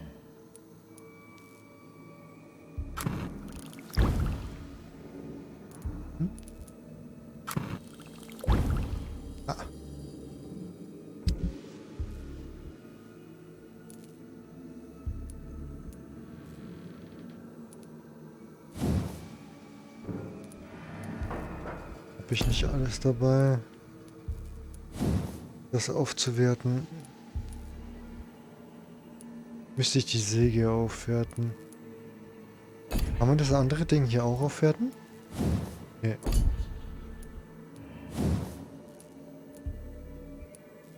Das würde gehen.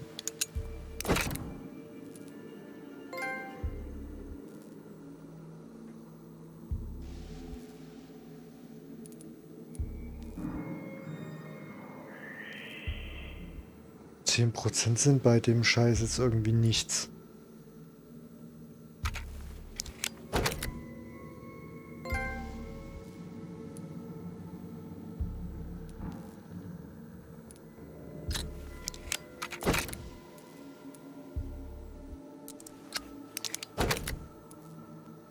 Aber damit kann man dann, je nachdem wie man sich umentscheidet.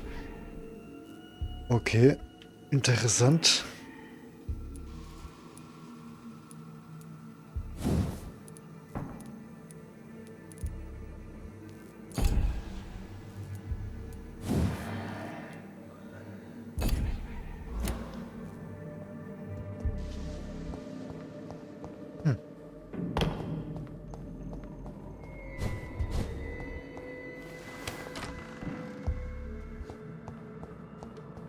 Na dann. Auf nach Haus. Außer es gibt hier noch einen Kampf. Ja.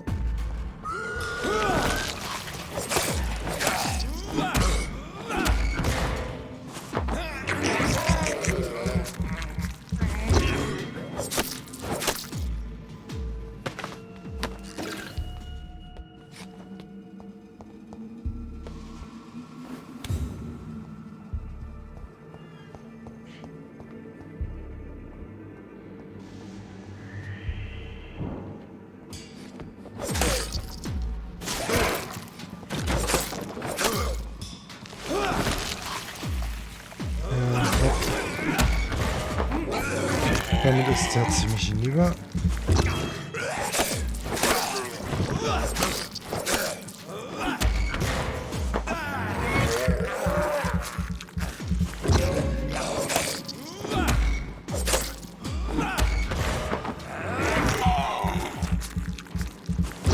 Und einmal hauen.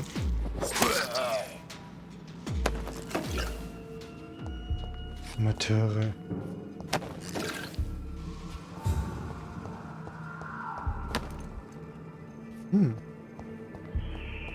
Ja, dann habe ich doch auch eine Uhr.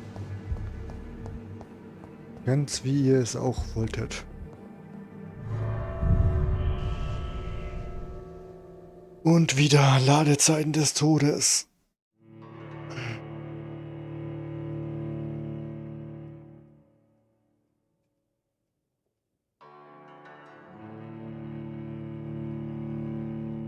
Und angeblich seit OBS nur 2 Stunden 9 Minuten online. Wenn ich aber gucke, sind das 3 Stunden 33.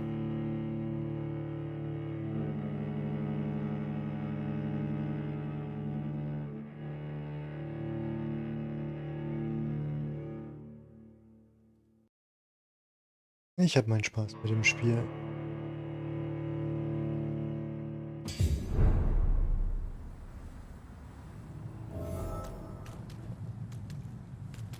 Vor allem, dass man halt Stück für Stück auch den Scheiß so rausfinden kann.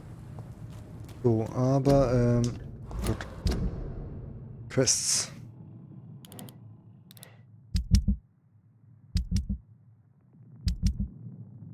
Jupp.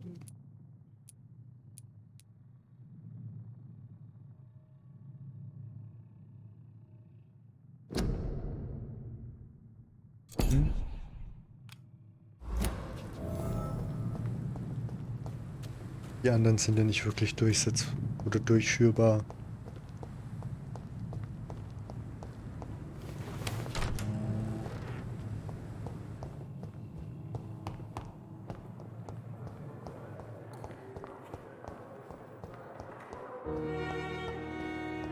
Ein Soundtrack, also das haben sie mitunter am stärksten hier drin gemacht.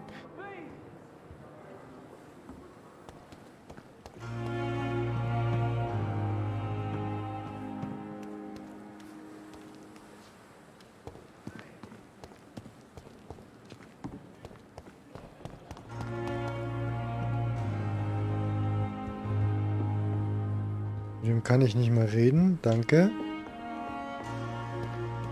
Na, da haben wir schon mal Nummer 1. Good evening, Dr. Timmons. Dr. Reed, any good news to share? Corcoran, I want you to tell me about Mr. Connor. How did he die? What happened? He was my patient. He died because of my mistake. That's the blunt truth. Who was this patient? I don't know. Some sick man from the docks. Maybe a fisherman. I had no time to talk with him. No one claimed a body. Why not stop practicing? Are you mad? I killed that man, I admit it. And it won't happen again. I have saved so many lives since then. What was the nature of the mistake? It was a twofold error. My diagnosis was wrong, and the administered dosage was too strong.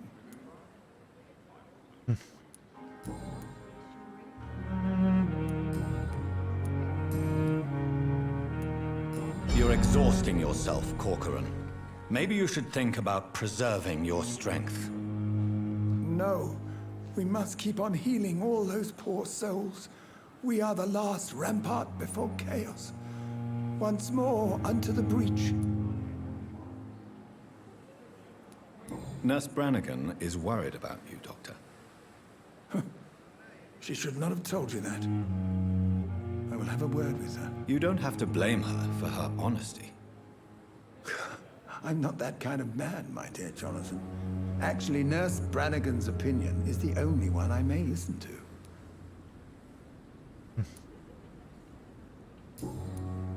Goodbye, Dr. Tippett. Oh, wo ist sie denn?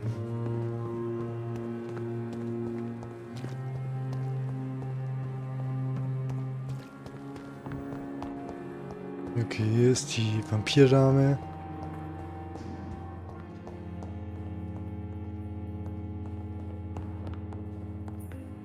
I will not let you down, my boy.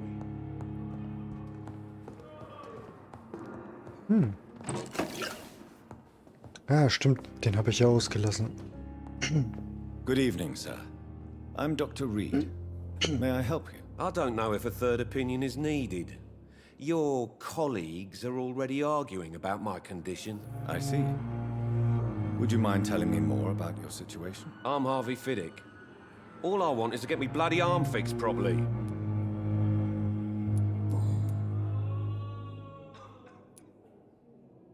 Tell me about yourself, Mr. Fiddick. I'm just a regular guy waiting to get his arm fixed, so I can return to work and to my family. I was more curious about what you were doing before being hospitalized. I'm a carpenter, and a good one too. But that means I need both arms to feed my family, Dr. Reed. Are you satisfied with your treatment here? Well, No. it's clear that I've chosen a bad time to be injured. Forgive my bluntness, but you seem overwhelmed by cases of the flu. I won't lie to you about it. I'm afraid we are. Are you sure you don't want to operate yourself, Dr. Reed? I have the feeling you're very capable. And your colleagues seem to think so too. In other circumstances, you would be right. But for now, I don't think I can take on the responsibility. My apologies. Tell me about the doctors who are arguing about your case. Strickland and Aykroyd. They both want the best for me, but there's a lot of pride there. Doctors are no different from carpenters, it seems. What do you mean? I often had professional arguments with rivals on a building site. Difference is, I disagreed about wooden nails, not flesh and bones.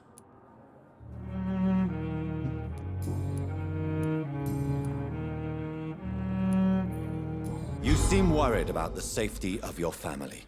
And it's obviously the reason why your wound troubles you so much. I cannot give up on my children now. They both need me living. What about their mother, if I may ask? She died in 1915 during one of the first Zeppelin raids. We never found her body. Der hat. Vor allem, wie er halt einfach da drüber geht. Tell me about your injury, Harvey. Why do you feel so guilty about it? My wife died because of me. And now I may lose everything because I've been careless enough to hurt myself. What an arsehole.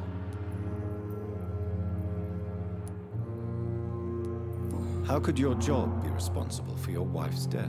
I was working a double. She went out to bring me a hot meal and got caught in a German bomb raid. Alter, das ist überhaupt kein Grund. You can't hold yourself responsible for your injury, Mr. Fiddick. Unless you tried to hurt yourself. Of course I didn't hurt myself. But I can't work until my arm is fixed. My children need to eat, Doctor. Tell me more about the death of your wife, Harvey. 1915. I was in the army. Building workshops for the Royal Flying Corps. Helen was happy I wasn't sent to the front. What happened? The Germans sent Zeppelins to bomb the construction site, but they missed their target. My wife was bringing my dinner when the bombs fell. How are your children after losing their mother? They were smaller then. The only good thing about this is my Helen didn't bring them with her that night. I'm sorry for your loss. So many died during the bombings. I served in France and witnessed the carnage there. I would like to say that she didn't suffer. Truth is, I have no idea. I just know that I'm all that me kids have. Poor little bleeders.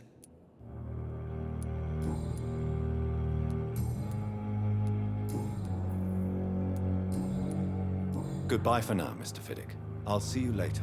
You always knew the words to calm the children, Helen. As for me, what a blundering idiot.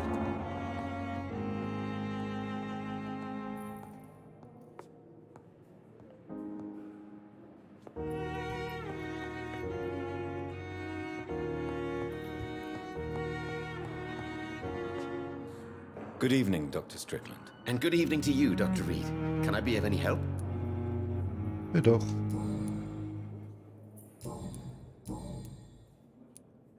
What do you think of Dr. Ackroyd's aversion to modern medical methods? It's a shame he's so narrow-minded.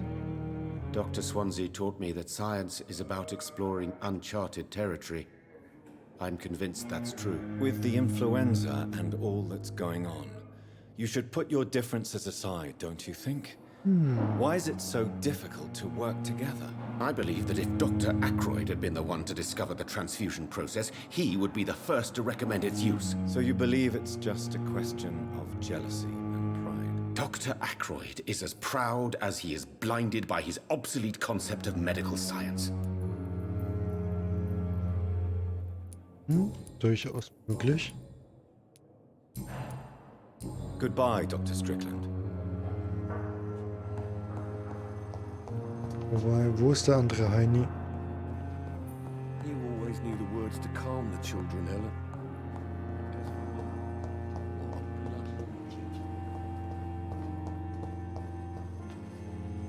I'm quite busy right now, Dr. Reed.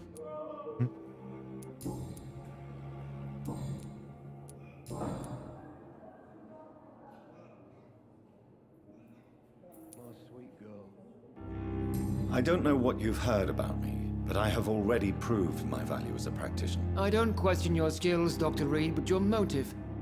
Is it money, fame, or are you truly dedicated? And what exactly is that supposed to mean? I served in the war just like you.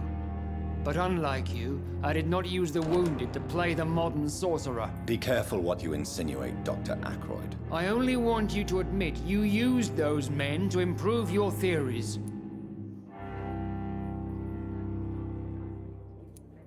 Knowledge has always been and will remain our main weapon, and it has always come at a price. And personal initiative. It is not a question of initiative, it is a question of integrity. These men and women have put their faith in us, Dr. Reed. It seems you have bad memories of your military service. I refuse to see this industrial slaughter as scientific progress. War only reveals the worst in men. We can at least agree on something, Dr. Ackroyd.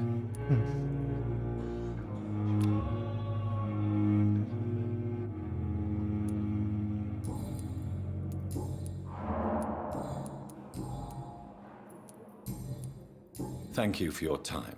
We'll talk later.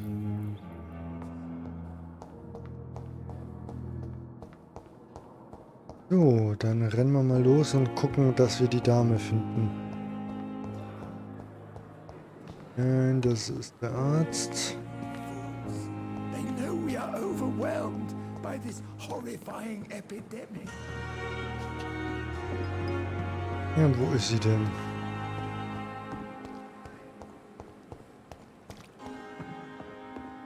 Come on.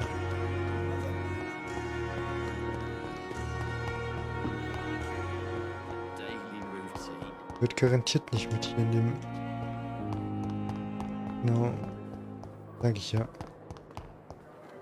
Nein, das ist Pippa. Good evening, Nurse Hawkins. Good evening, Dr. Reed.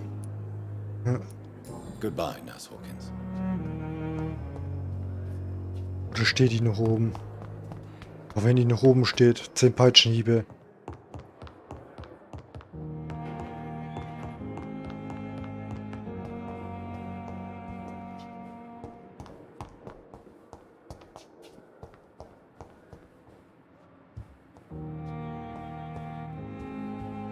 It's locked. Hey, wie halt in solchen Spielen immer alles versperrt ist. It's locked. Locked. Again. La la la la la. Magische Miesmuschel. La la la la. Hey, so schwer kann die doch nicht zu finden sein.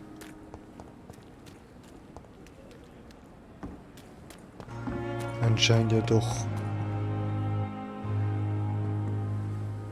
Good evening, Jetzt verschwindet die auch noch vor mir, mehr oder weniger.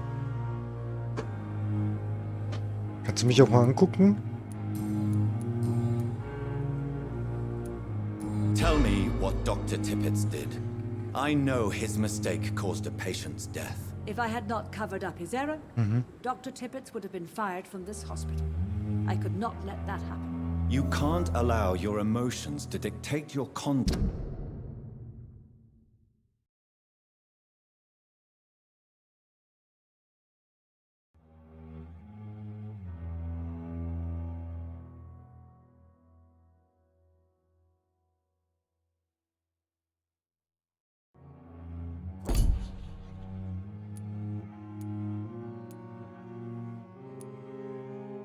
Concerning patients, Nurse Brannigan. Look around you, Dr. Reed. Do you really think we can afford to lose a brilliant practitioner like Dr. Tippett in our situation? Nein, eigentlich nicht. I can't say I approve of what you did. But as a field surgeon, I know that some situations require you to bend the rules. I'm not proud of what I've done, but to contain the epidemic must be our priority, so we can't afford to lose Dr. Tippett.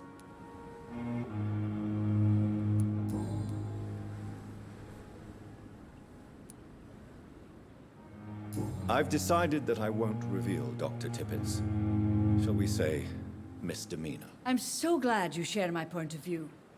Dr. Tippett is a brilliant practitioner. We most definitely need his know-how. I hope you're right. This is a huge risk we're taking. Dr. Tippett must regain his confidence. Please, keep this decision between you and me. He doesn't need to know you've found out.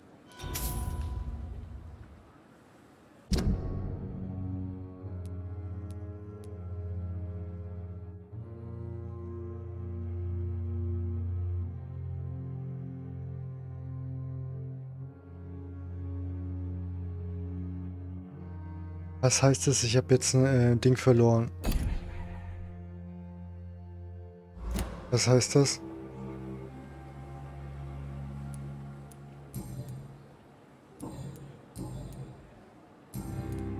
Goodbye, nurse. Call me if you need assistance.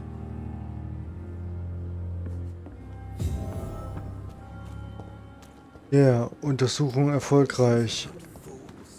They know we are overwhelmed. Good evening, Dr. Tippett. Dr. Reed, any good news to share? Wir petzen. Okay. Goodbye, Dr. Tippett. Also, das war... Schade. Ich habe tatsächlich keine Ahnung, was ich mir damit jetzt hätte... Was ich mir damit vielleicht sogar verbockt habe.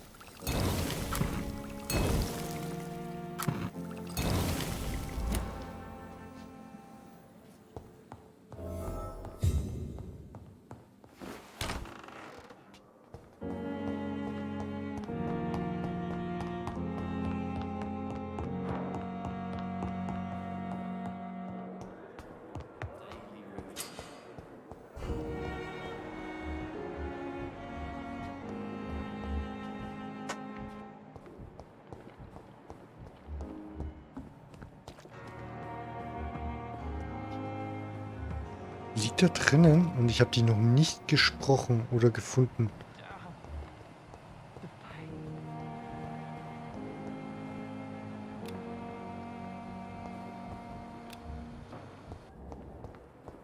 Okay.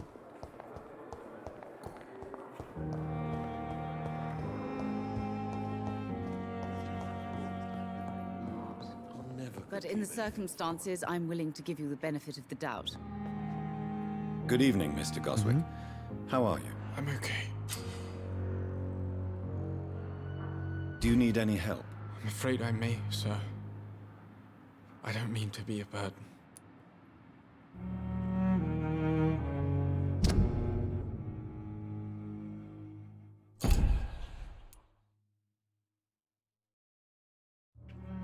Wo ist der eigentlich?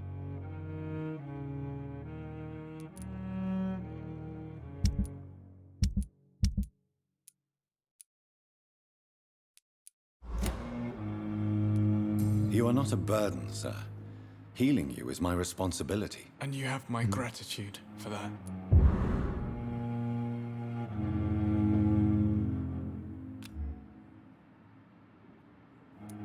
I have to go now, sir.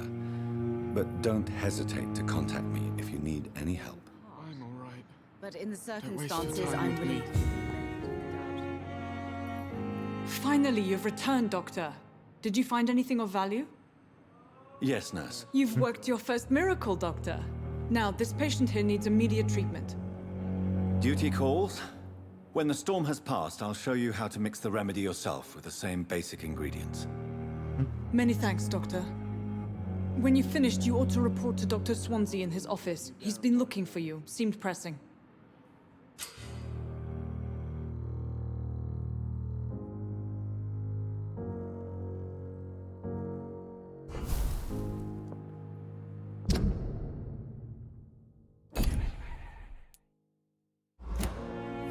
Good evening, sir.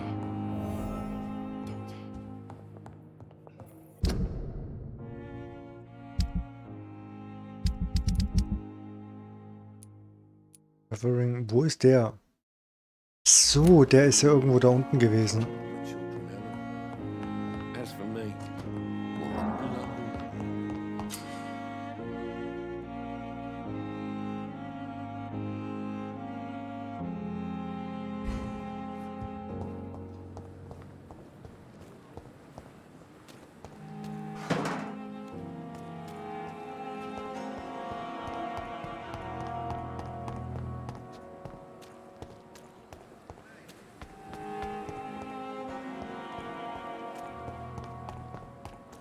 Jo, Mr. Cox.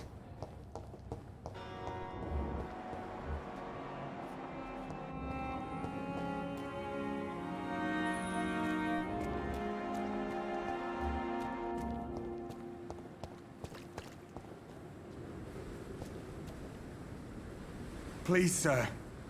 I need help bad. What's going on? I'm Blight, sir. Newton Blight. I've lost my mate. Can't find him anywhere. I'm Dr. Jonathan Reed from the Pembroke Hospital. Please, calm down and give me more details. Oswald and myself were both infantry, sir. We were en route for the hospital, but... well, we had a disagreement. And Oswald ran off towards the canal. How long have you been searching for him? I can't go there. Too many rats by the water. Fucking rats. Can't stand them since the war, sir. Can't stand them at all. Don't be ashamed, Mr. Blight. Many...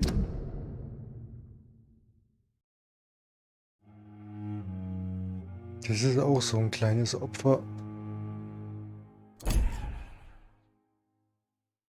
Das ist ja der Kamerad. Soldiers who survived the trenches suffer from musophobia. I'll see what I can do for your friend. Das 10 Ratten, ja, das bin ich bald.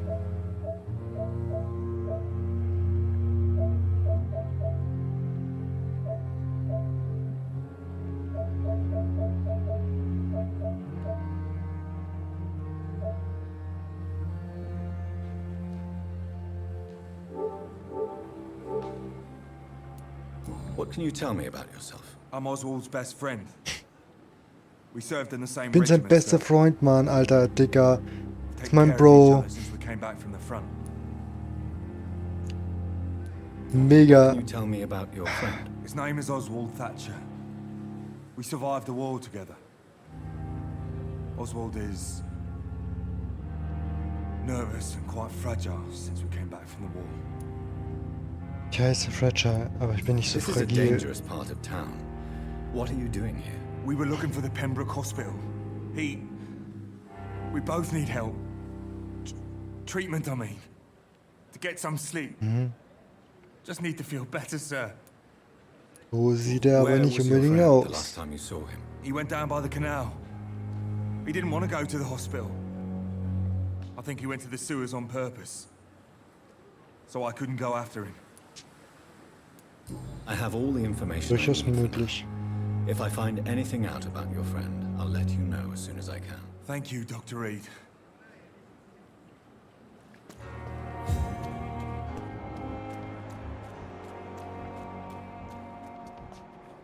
It's locked.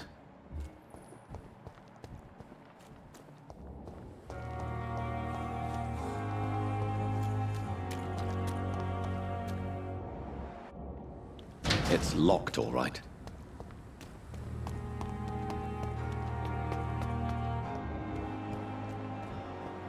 Ja, du. Good evening, Mr. Cox. Dr. Reed.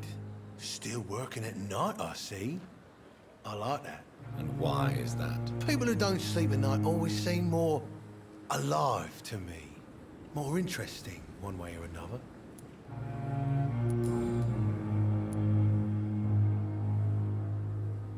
Do you ever think about that poor fellow I saw you push in the water? The wound he gave me will make sure I don't forget him. Still fucking hurts.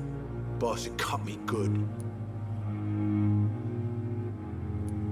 That man was determined to murder you.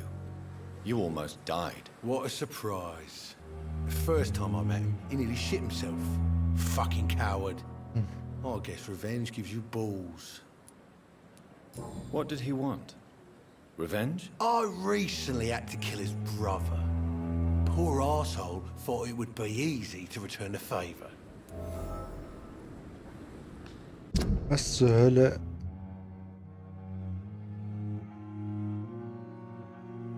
Jetzt hat er beide umgebracht. Peace, Batman.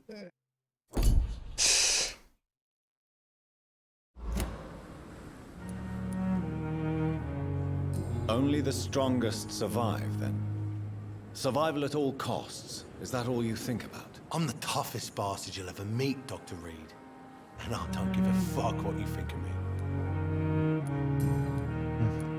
How is your hospitalization going, Mr. Cox? This is a shitty place with shitty staff. As long as I'm treated all right, I'll be fine. What's wrong with the Pembroke staff? That bastard you sent to bring me here, Milton. I thought he was going to break all my bones before I reached my bed. I see. Any other smart comments? The nurses aren't too ugly. Especially that foxy one, Nurse Crane. Pretty brunette, tough attitude, I like that. Oh. What's wrong with the hospital? Come on, Dr. Reed. The place is a dump. Smelly, sad, and dirty. But you're alive thanks to the efforts and dedication of the staff here, aren't you? What are you expecting, a medal? I thought that saving lives was just part of the job. Must be an unsatisfactory profession at this time, I'm sure.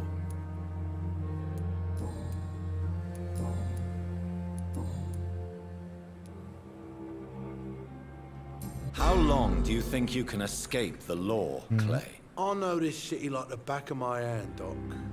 I know its streets, who to pay, who to avoid, and who to bully. I won't get caught.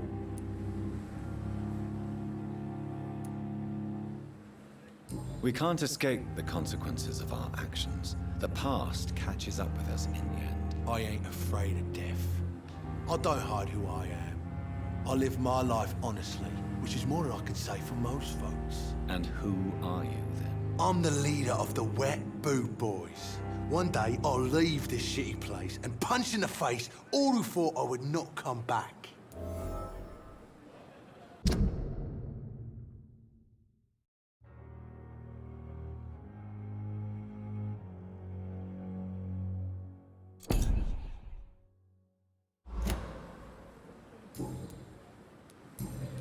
Kann ich den nicht heilen?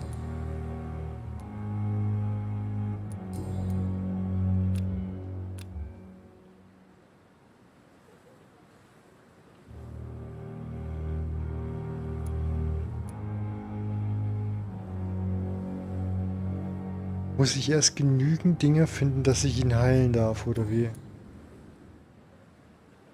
I'll leave you for now, Mr. Cox.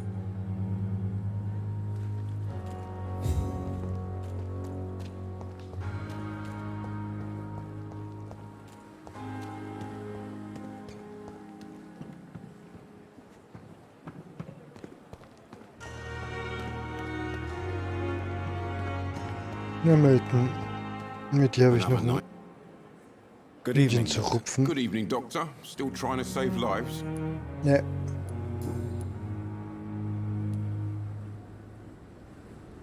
Do you know that Nurse Hawkins is thinking of leaving the hospital? That's not a surprise.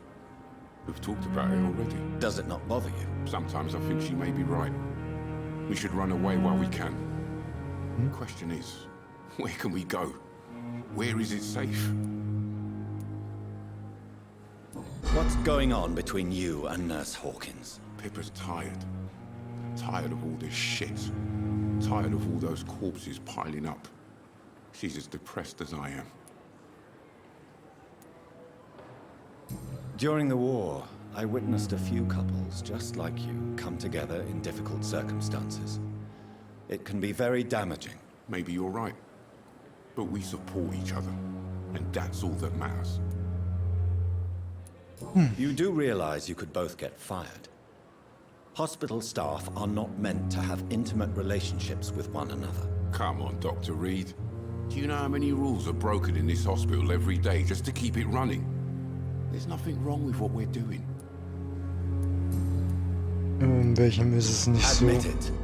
Nurse Hawkins is more than your lover. She's also your partner in crime. Of course she is. How else could I tell which bed is free? I need to know that. Have you no shame? Don't you see the city is crumbling down?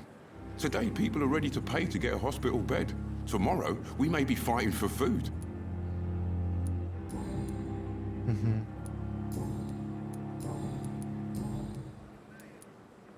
Why do you have such a mediocre reputation among your colleagues, Milton? Fuck them. Nobody knows the horrors I've seen since working here. This city was sick long before the epidemic, Dr. Reed. I know it's a difficult task, but correct me if I'm wrong. Is this not the job you are paid to do? I've seen babies left to die while their brothers were properly fed. Underage girls and boys sold to all manner of perverts. I'm sorry, I don't know what to say. Yeah, exactly. We lack words. So excuse me if I don't look on the bright side of life. Goodbye, Milton.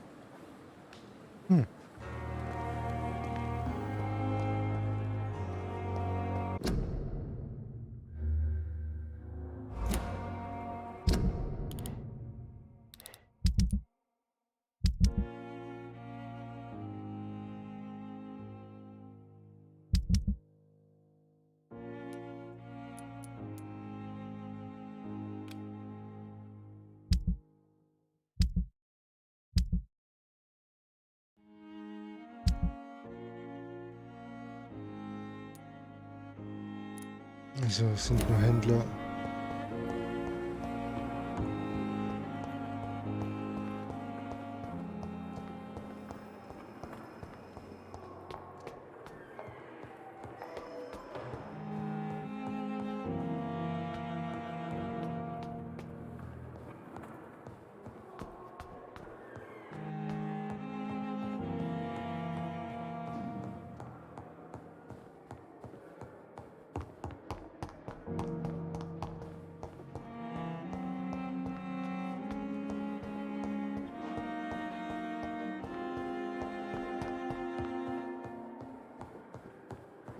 Irgendwo da in 30 Minuten. Ja, mal gucken, ob ich da irgendwo was hinbekomme.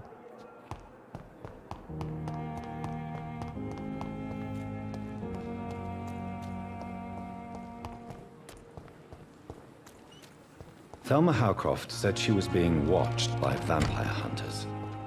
Where are they hiding? I should investigate. I understand you must be very angry about this unfair situation. I managed to arrange to have you buried in the same mass grave as your wife. I hope that might help. It's locked.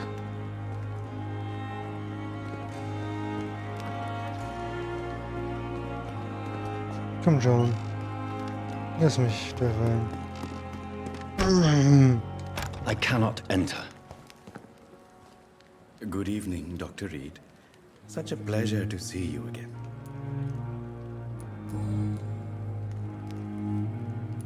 Do you work here alone? Yes, very easy work, sir. All I have to do is watch a few bodies. The situation was very different when the main morgue was still open. Why do you have to watch these bodies? Because these poor fellows have no names. We keep them in case someone comes looking for the missing. Sadly, very rarely happens. Why close the hospital's main morgue? It was for sanitary reasons after the beginning of the epidemic. Cadavers had to be moved to the nearest mass grave.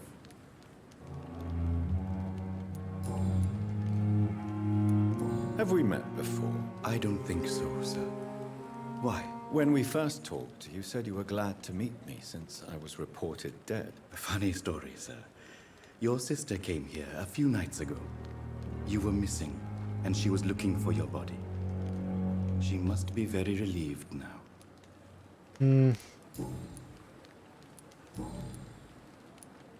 A pawnbroker? I expect you get all types of people here. Yes, sir. All kind of people. For I sell all kind of goods.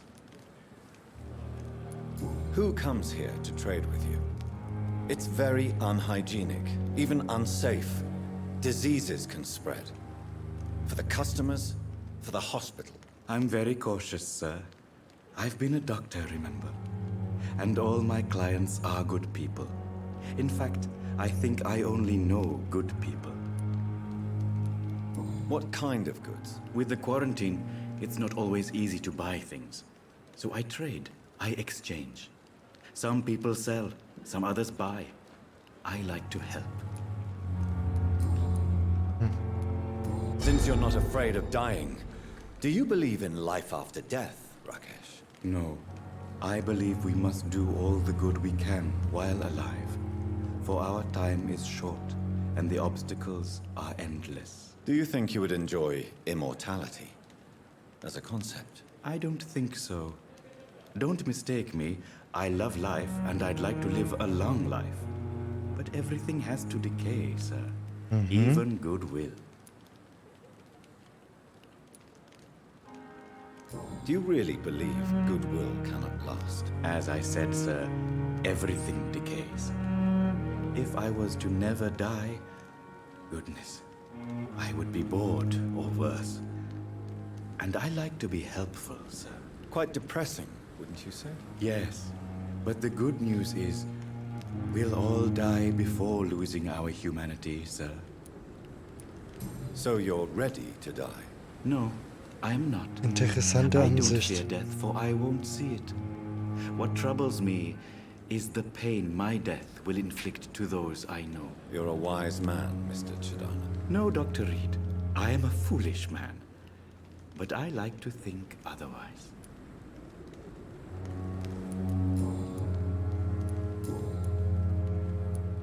Goodbye, Mr. Chidana.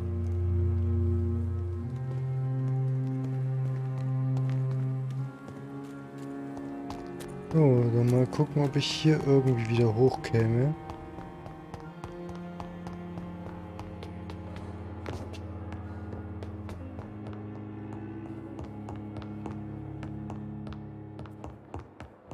Kann ich mit einer der beiden Treppen diesmal was anfangen?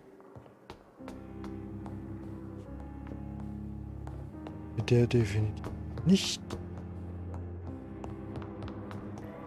Schade.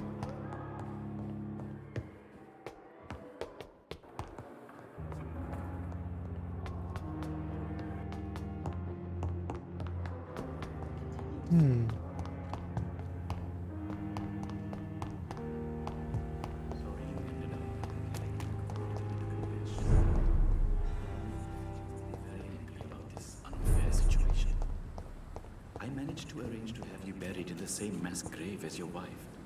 I hope that might help.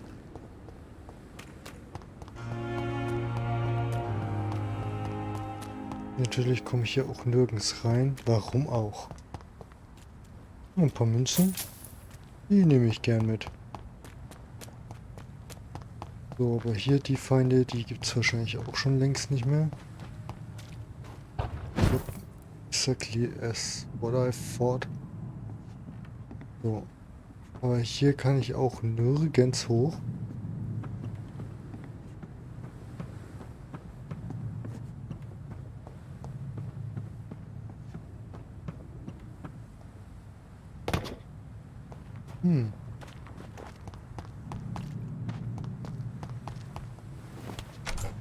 Das heißt, ich muss mit Dr. Swansea sprechen.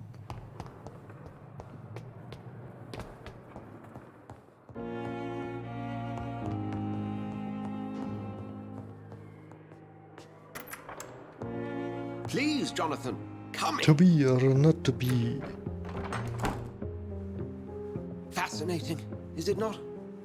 In the last decade, so many mysteries have been brought to light with our microscopes.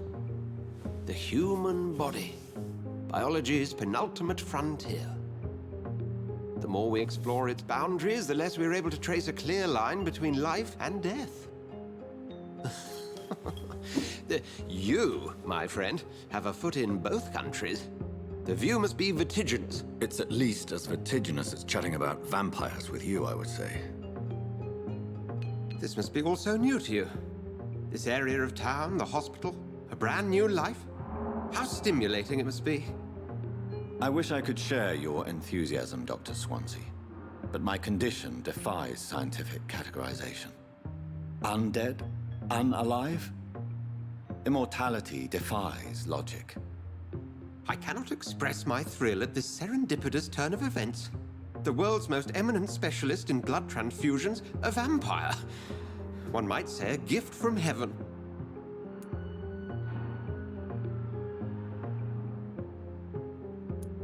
There is an absurd poetry to my situation. Physician, heal thyself. Forgive me. I've been an admirer of your work for a long time, and now you are so much more than a brilliant physician. And please, call me Edgar.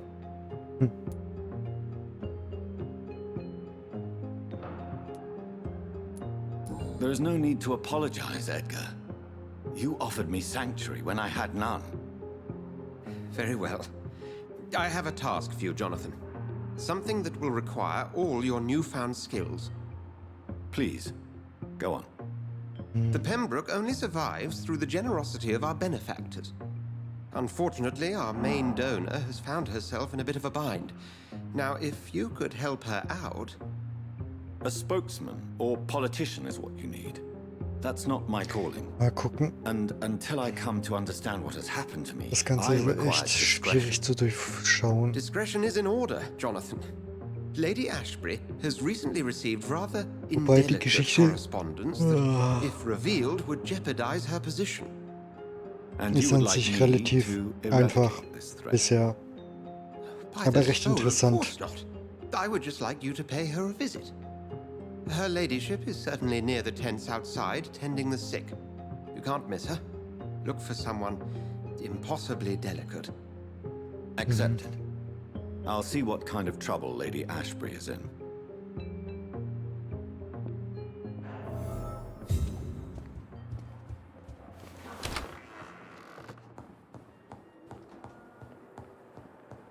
Ist es die Dame, die hier in dem Extra-Raum liegt?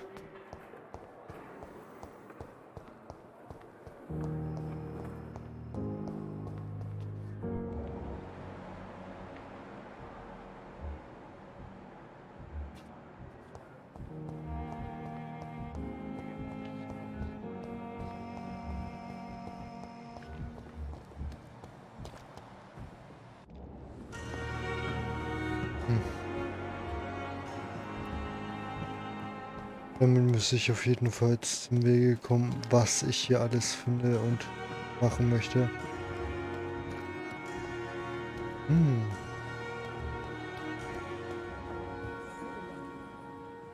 flu took my dear wife, Emily. I take comfort knowing we'll soon be together again. Mr. Rainfield, that's no way to talk. You're in good hands here, and we'll be up again soon enough. Die Gönnerin so. Now do me a kindness and get some sleep. I'll be back round later. Your words are kind, the blessings of an angel. You're the sweet, sweet lady of mercy.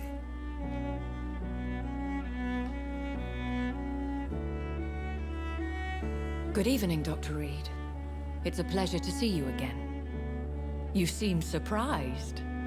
Dr. Swansea has brought me up to speed concerning your recent appointment to Pembroke Hospital. You're a the lady who saved me that night, before vanishing into thin air. I remember you from the pub with Dr. Swansea. Indeed. Allow me to introduce myself formally this time. My name is Lady Ashbury. I remember you well, in spite of the brevity of our encounter.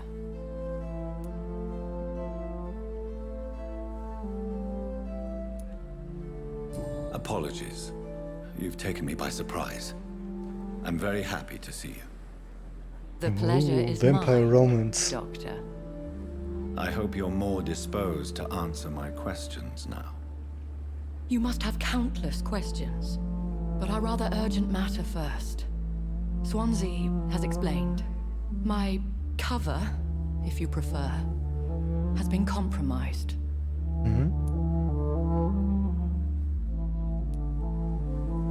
Have any of the patients given you trouble? These poor souls have so little left to live for. I do my best to ease their pain. The world would be a better place if it were cared for. Dann könnte sie eine der drei legendären sein. Wobei, es gibt ja auch wie die komische Dame in Butcher. Die züchtet das Kindergangster und zwischendurch nippt sie an denen. As a newborn, your hunger for answers is rivaled only by your thirst for blood. But the questions need weight. I'm a scientist. My trade is in the deciphering of mysteries, and I need information to feed my mind. I will gladly answer every question you have, but first, prove yourself capable of resolving my predicament without eating the culprit. Dr. Swansea has commissioned me to be your agent in this matter. You could start by explaining what's amiss. These past insufferable weeks, I've been the victim of extortion. I've made a first payment, but the blackmailer grows greedy. I must refuse his most recent demands.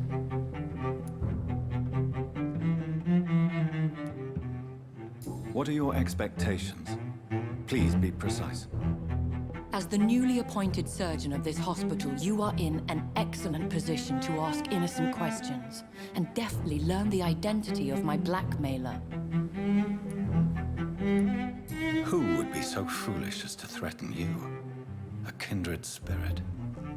Even if it were the case, and I highly doubt it, a vampire would have asked for something more valuable than money. My suspicions lean toward a patient or their family.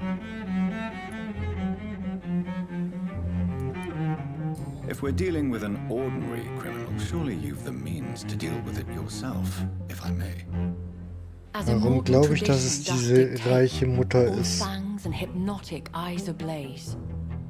The blood would run like a river. That's what I hope to avoid.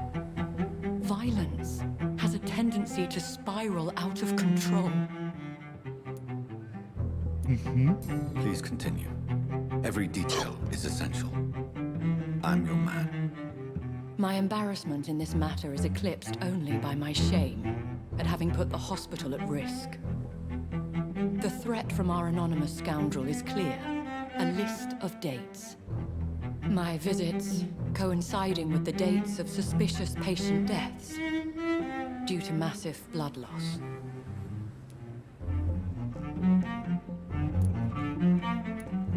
Is it true? Now aren't you the blunt one?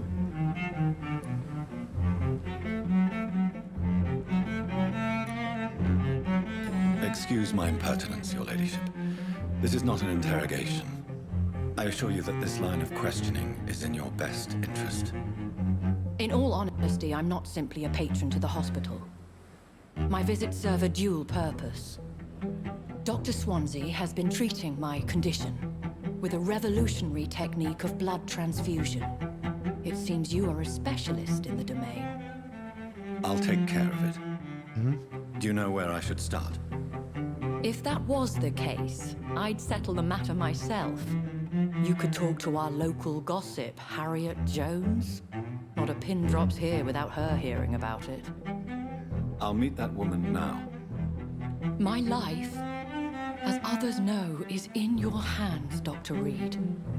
I'm sure of your discretion, but I do fear your powers of persuasion will be put to the test. When this is resolved, I'll be your obligé. I'll answer all questions in regards of your condition.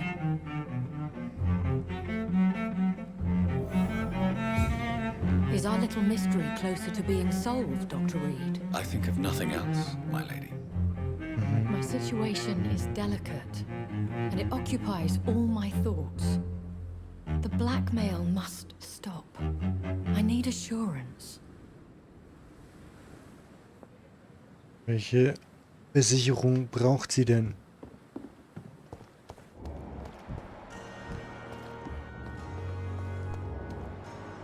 Lass mich raten, das ist Harriet.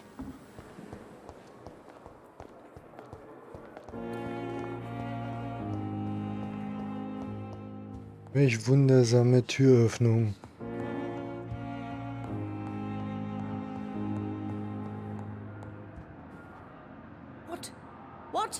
What is this? Who are you?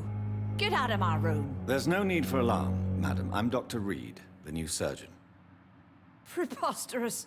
Dr. Reed, you say? I don't want some bumbling intern. Where's Dr. Swansea? Please, calm down, madam. I assure you that I am highly qualified. I'm just back from war duty. How brave. Threatening an old defenseless woman. You know how long I've been a patient here? You've picked the wrong fight. I'm Harriet Jones. Harriet Jones? Indeed. I've been meaning to have a chat with you. You know what goes on here better than any other patient, I gather. Oh, better than any patient, nurse, or doctor. I've seen so many vile undertakings. I heard there have been some despicable goings-on. Was there a case of blackmail? Blackmail? Wait. You're investigating something. This isn't a social call. One of those incompetent cunts slit a poor sod's vein.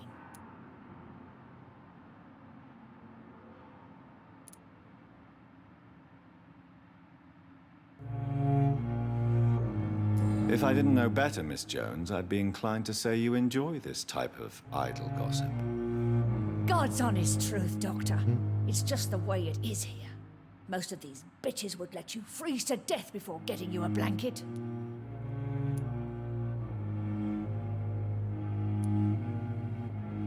I assure you, madam, this is not an investigation into a possible medical error.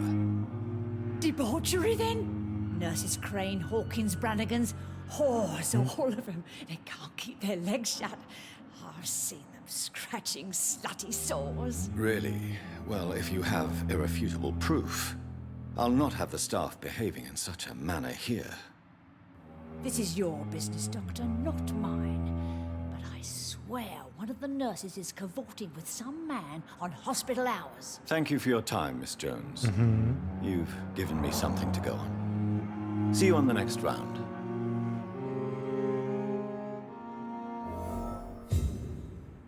Warum habe ich auch gedacht, dass es Pippa ist? How do we feel? Oh, again? Waking a poor old woman in her sleep?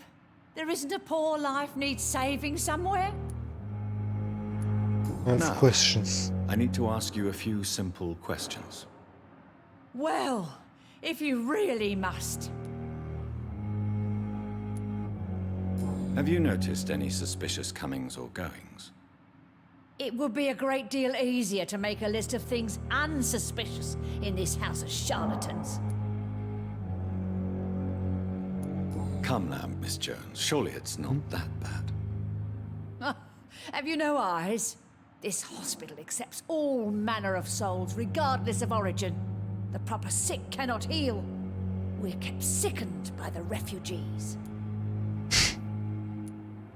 Everyone here is very capable.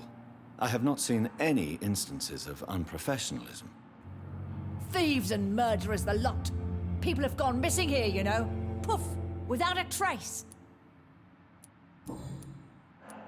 If you could just tell me why you were admitted.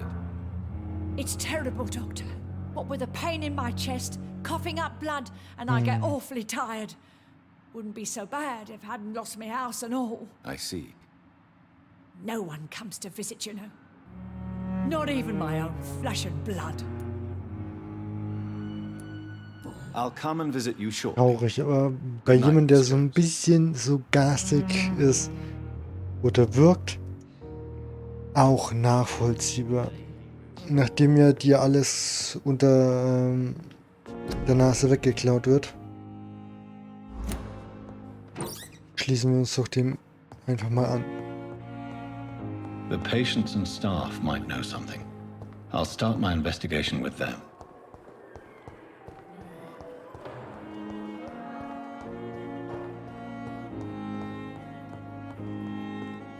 I will not let you down. It's locked.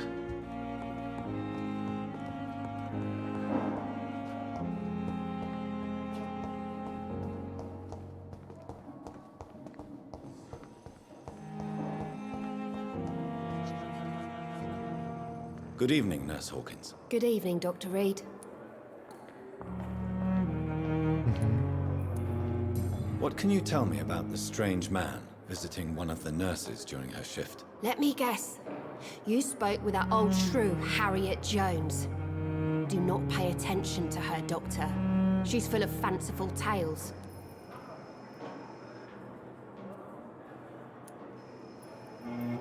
She could have been telling the truth about the mysterious man. That old witch will end up in hell soon enough. Who cares if the nurse finds some happiness where she can?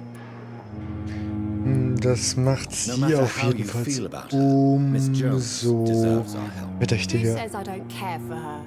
Hate is what keeps that old crone alive.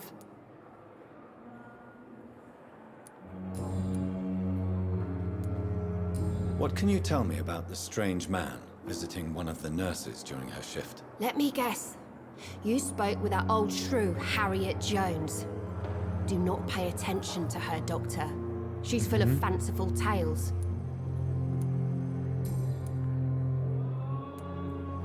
Goodbye, Nurse Hawkins. Aber eigentlich weiß ich das doch schon, dass die hier mit ihrem Macker da Knickknack.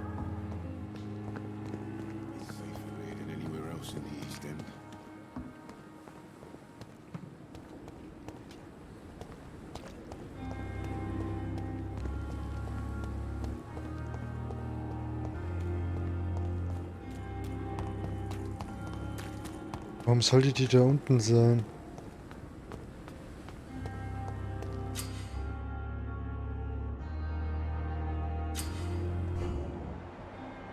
What must I do? What must I do? This isn't even...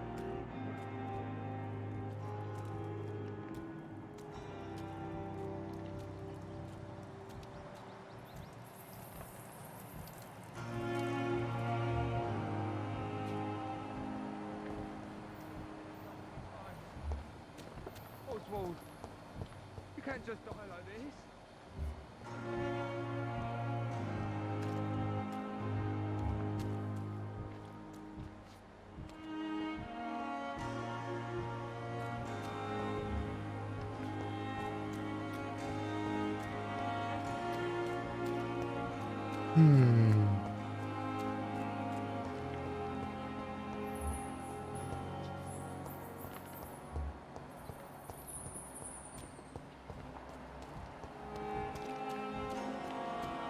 I cannot enter.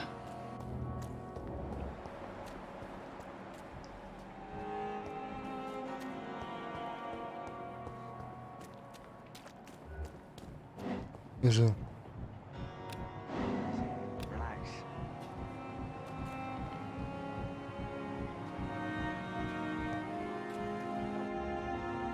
You're sure you don't come back with me? Nah, I have to see someone at the hospital. Be careful. You look so bad they may keep you as a patient. Fuck 'em. I don't like hospitals or doctors. Well then, when you go back to Whitechapel, you may find this useful. What is it? A pass for a free medical exam by the best nurse available. Just read it. I don't read well, but thank you, I guess.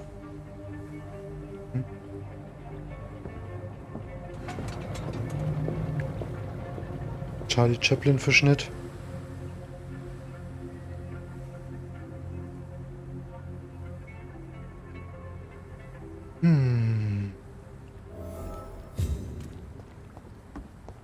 We've dodged death so many times. Oswald. Like this?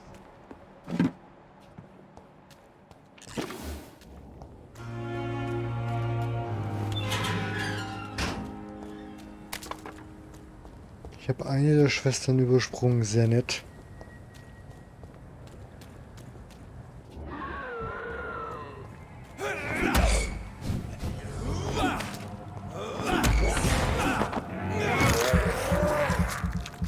Gut, dass das eigentlich alles in Sichtweite von dem anderen passiert.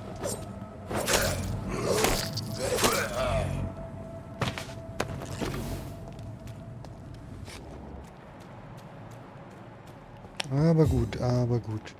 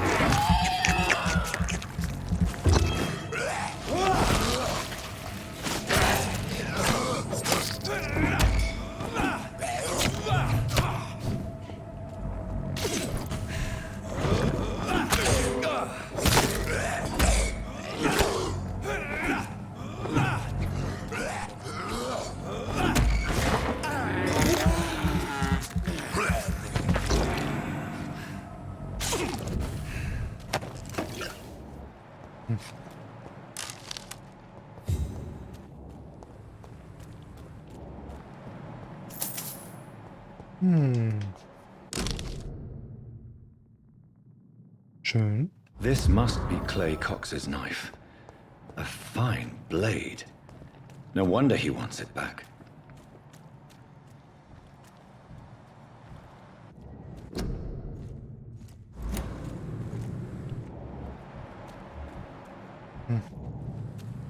Wie gut von Priven.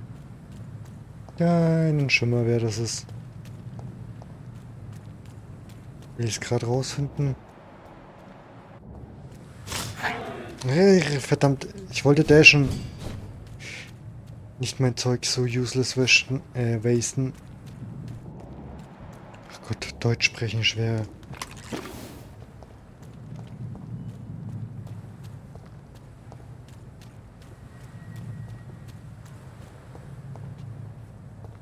Hinten war auf jeden Fall auch noch ein mögliches Ding. Guck ich nochmal, was Mr. Cox hier zu sagen hat. An sich wäre es auch vernünftig, mal ein bisschen wieder aufzuleveln. So. Hey, Doc. Have you heard of any underhand dealings going on in the hospital? Blackmail? That's not my style. Too risky. A black market, though. Now that's where the money is.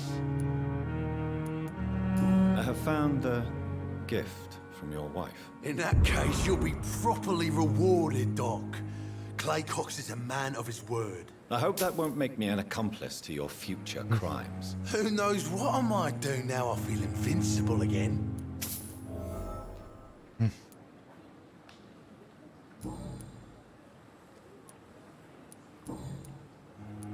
I'll leave you for now, Mr. Cox. Miss, please, I feel sick. Get over here now. Ja, aber ab wann kann ich ihn heilen? Hey, Doc. Ich meine, ich habe das Mittel.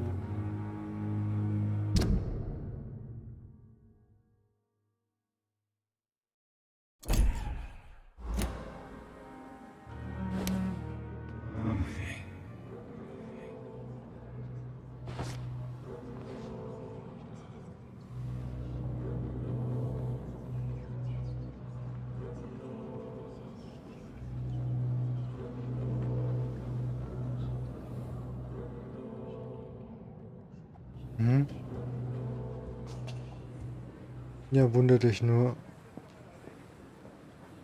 Hey, Doc. Ah. Ja, genau, das war ja das da. I'll leave you for now, Mr. Cox.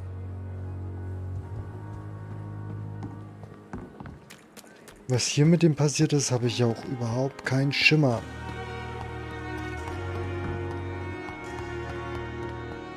Ja, das Ding kann ich nicht erforschen, weil ich komme ja nicht aufs Dach drauf.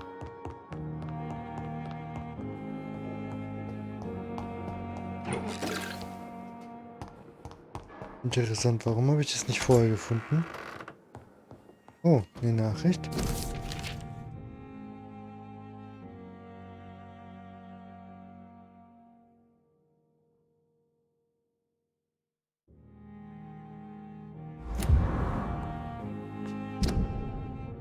Gut, dass ich das andere Ding eher gefunden habe als das da.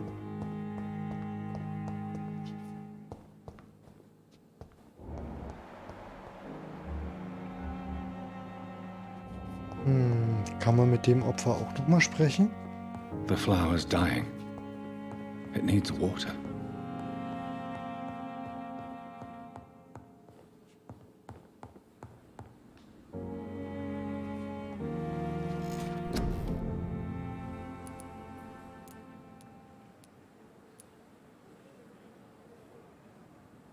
Ja, cool.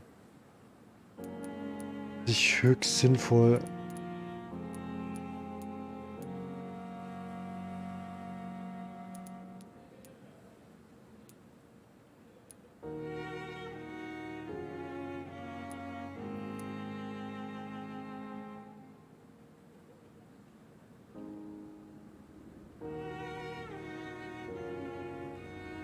Umschaltbar.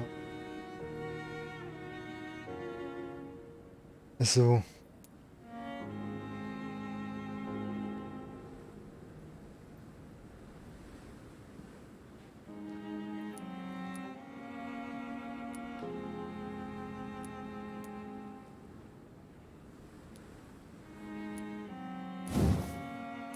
So, ein bisschen mehr Schaden kann nicht schaden.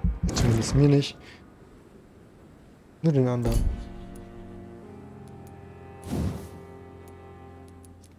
So. Also man darf erst... Gut. Sind die akkumuliert oder...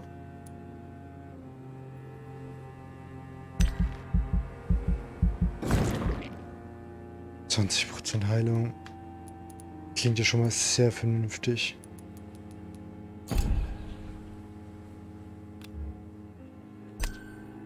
Egal.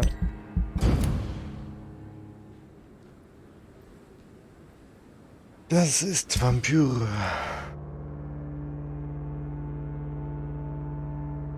Wie kann ich den heilen? So, Krankheit verschlechtern, ausbreiten.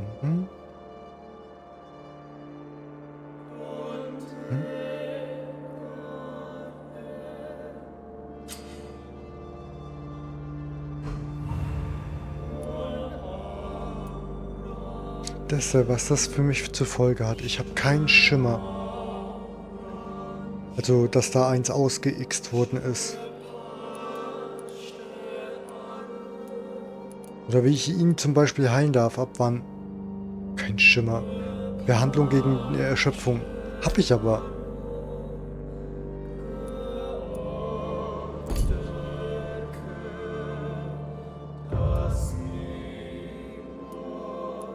Mal gucken, gehe ich nochmal zu dem hin?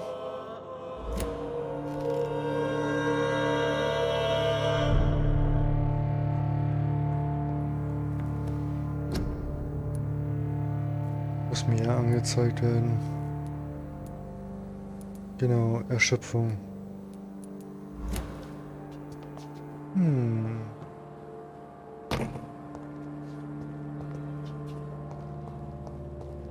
Sehr gut. Wenigstens darf ich das hier nicht wasten.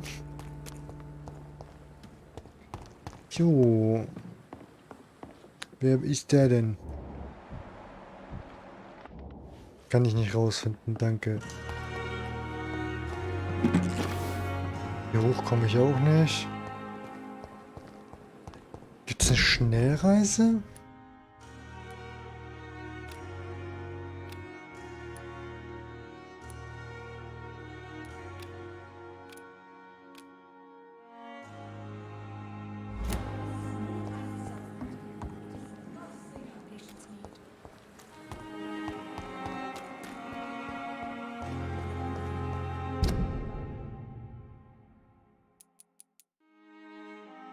So, da ist auf jeden Fall was.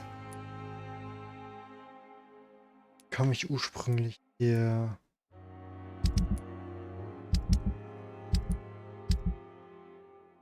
Ich finde es schade, dass man hier mit der Karte nicht so richtig arbeiten kann.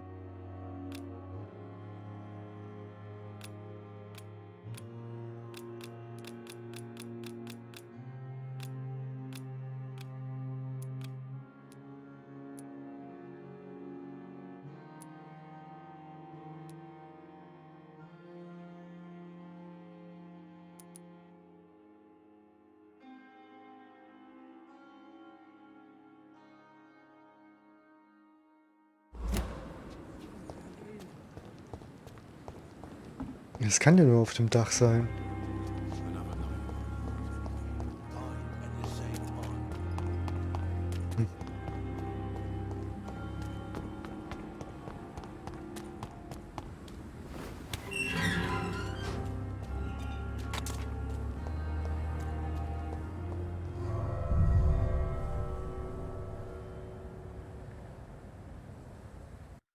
Ernsthaft?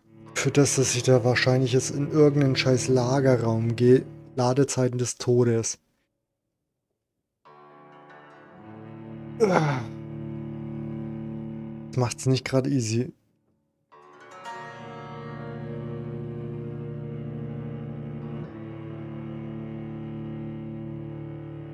Ich würde zu gern wissen, was mit dem Spiel kaputt ist. Einerseits verträgt es anscheinend HDR nicht. Man kann manche Sachen etwas voreilig lösen. Das Motten? Ja, okay, scheint schon so. Ja, wer kann nicht atmen? He's locked the door behind him. I need to find another way to follow him.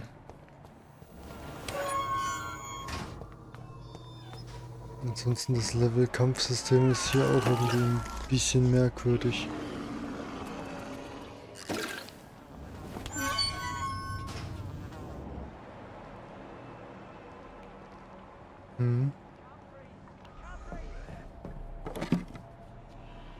Ja, scheint jemand auf Blutrache This man aus zu has sein. been savagely attacked and dragged to the floor.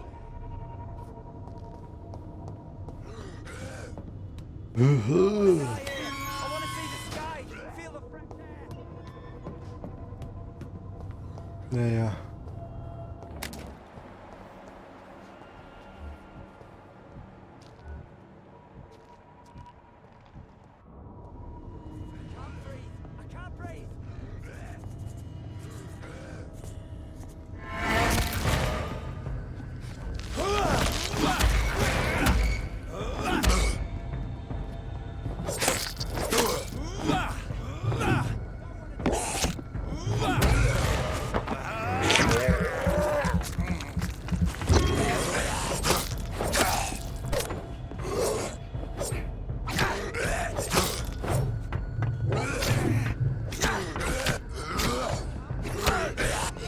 darf...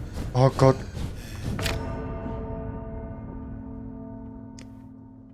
Ja, Stunlock, danke. Ladezeiten des Todes again. Immerhin war das der frische Gebietsanfang. Mal gucken, wie weit das Ding jetzt zurückspringt. Ich habe auch keinen Schimmer, wo das Ding irgendwie einen Speicherpunkt setzt.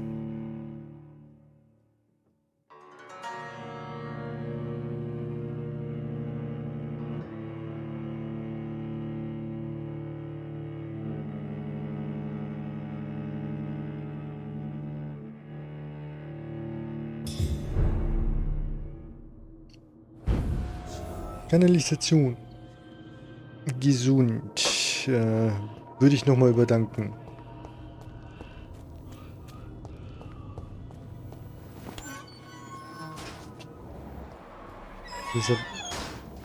Jetzt geht die scheiß Tür zu. Mann.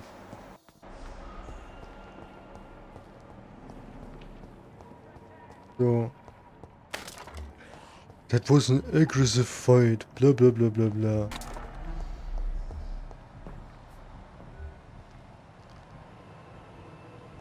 Krampe.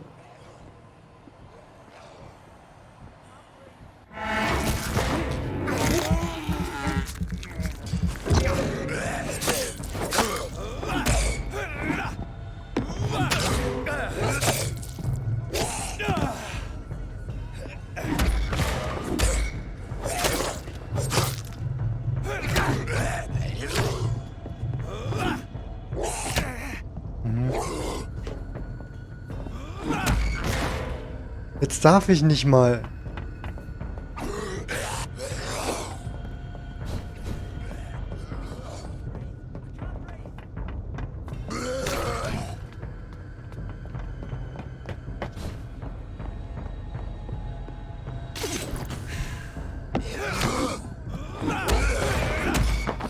Die Arschkrampe, stirb einfach.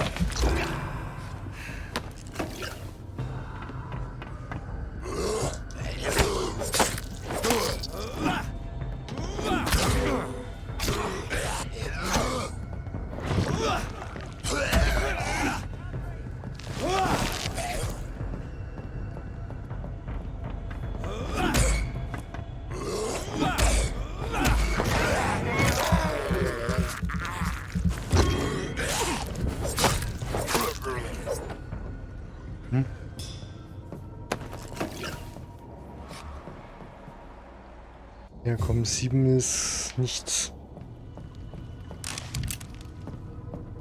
Mit wie vielen Pistolen soll man hier spielen?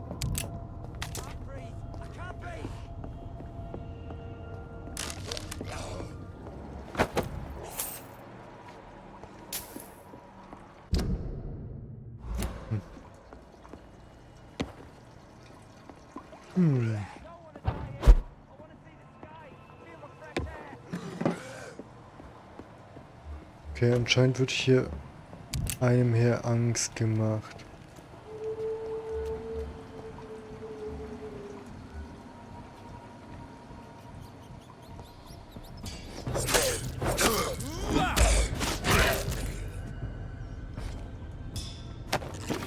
Okay.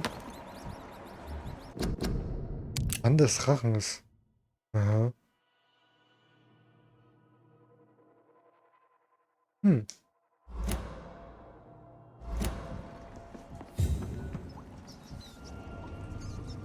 Beware. Ja, ist alles in Ordnung.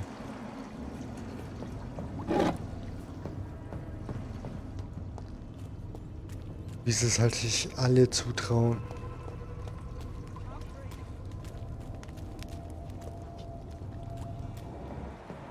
So, aber wo geht's hier hin? Das hier müsste ja schon beinahe das Ziel sein.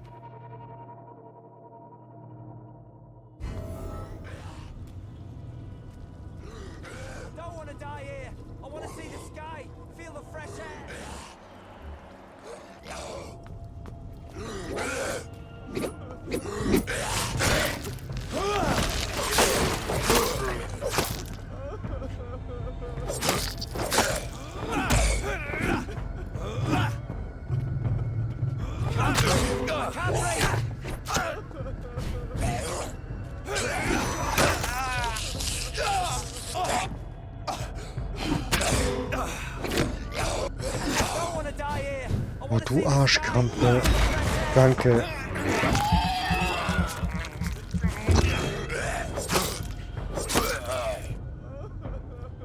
Das tut dir richtig weh.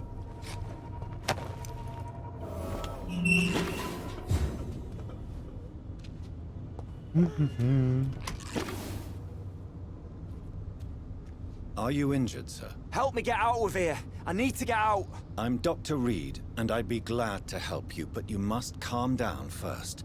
Please, take a deep breath and tell me your name. Okay, I'm Oswald Thatcher. Please, I need to get out. Mr. Thatcher, your friend Newton sent me to help you. Do you remember him? Yes, I do. Good. Never. Now leave this place and enjoy the cool night air. It's quite invigorating. I'm sure you'll feel better if you do.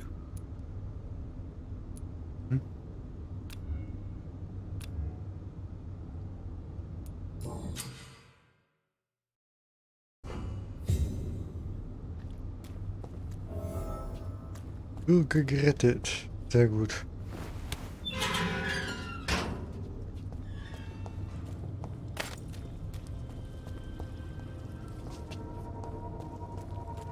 Was für ein Crap. Ah, da hätte man direkt dahin gehen können. Also echt, wegen dieser Tür haben sie diese fucking Ladezeit eingesetzt.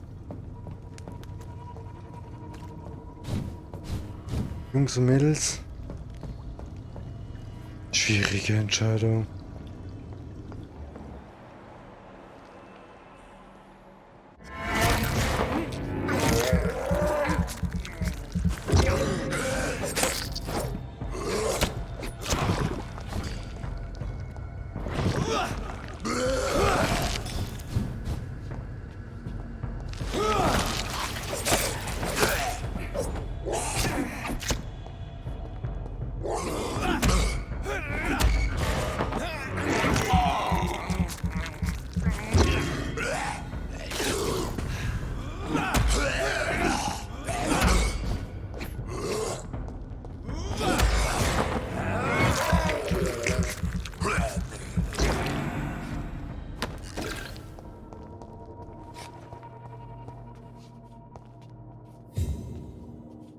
Möchte bitte nicht so runterkommen. Das wäre... Da habe ich das Gefühl, hier gibt es einen Bosskampf.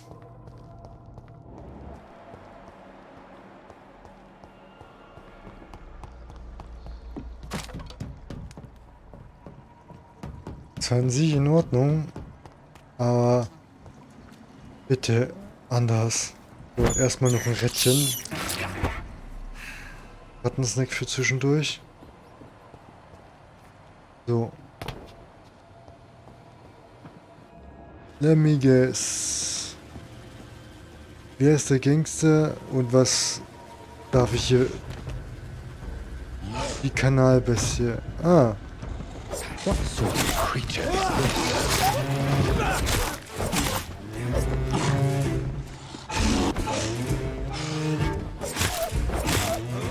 Wundert's dich?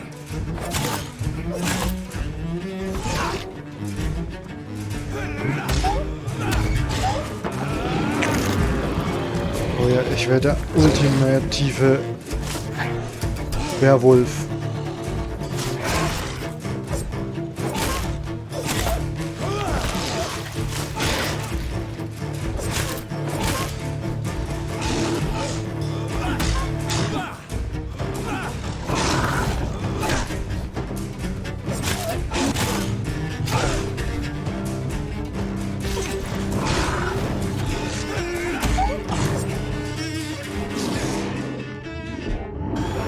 Autsch. Oh, du Arsch.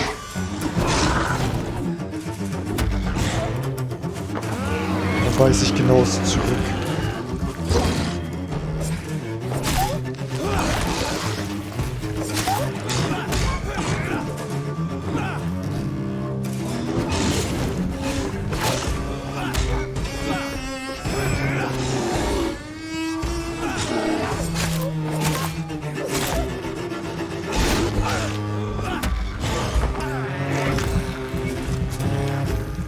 anstrengend.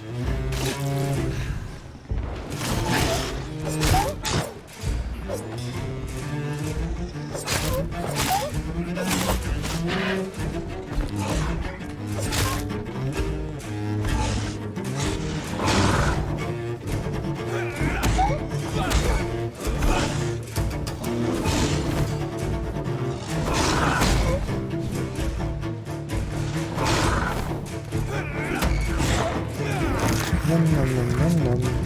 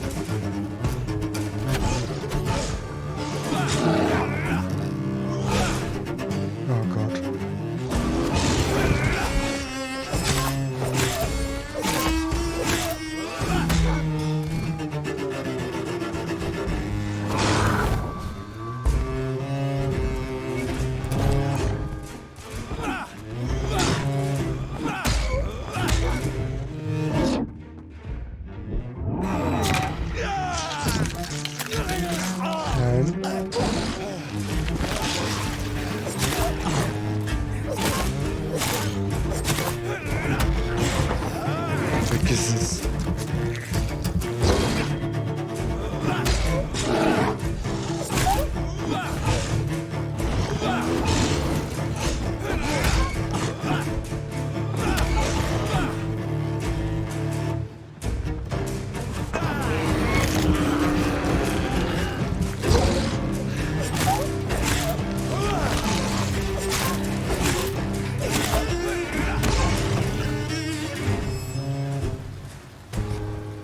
Ring fight.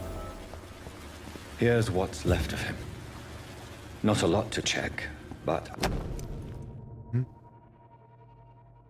Sie krank, mittellos. Wenn sie... Hm? Keine Tricks, keine Kosten, keine Fragen.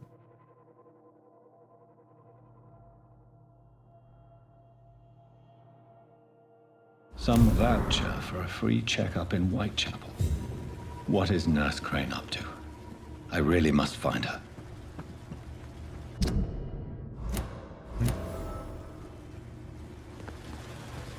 Und auf der Rückfahrt ist das eine oder andere auch so.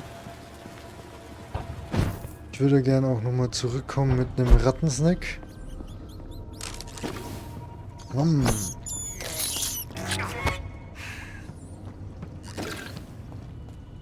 Bestimmt gibt es hier noch die eine oder andere Ratte.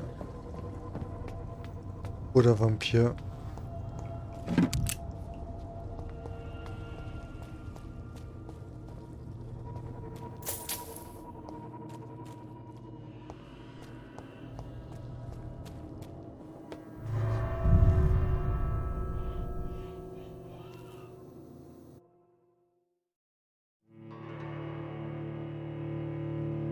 Wie kann ich das Gebiet wieder zum Anfang wechseln? Bin ich mit diesem scheiß Boot gefahren und da habe ich noch nicht dieses Mittel entdeckt. New Game Plus wird es wahrscheinlich geben, keine Ahnung. Würde sich aber wahrscheinlich echt wenig lohnen. Nee, bin ich echt gespannt. Overall werde ich noch Dorothy aufsuchen und dann weiter für heute.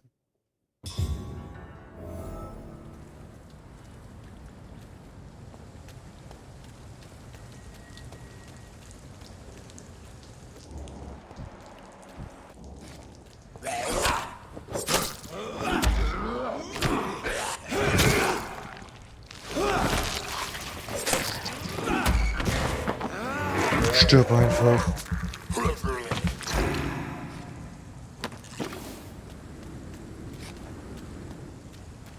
Ja, das sieht man auch gleich wieder ganz gesund aus, gefühlt.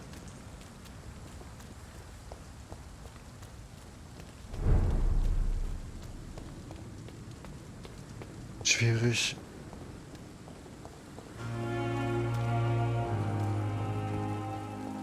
Gib dich nach Whitechapel. So.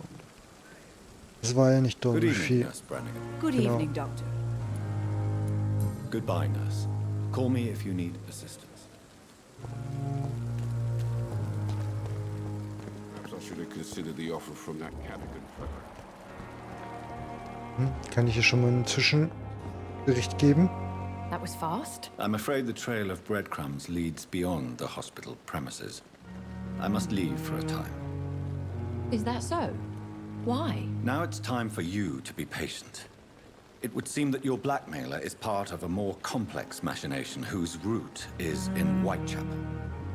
Machination? Do you suspect another immortal is involved? I hadn't considered that eventuality. Do be careful, my good doctor. When immortals are involved, the stakes tend to escalate quickly. I'll return with case solved or carried on my shield. Ja, so kann man es auch sagen. Und der liegt ja echt sehr sinnvoll in dem Bett.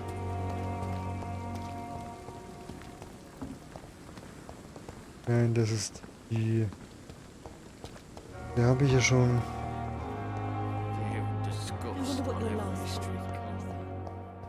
Simpletons, these nurses.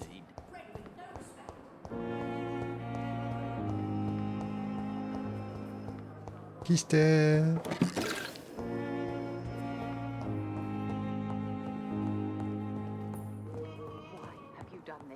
It's locked.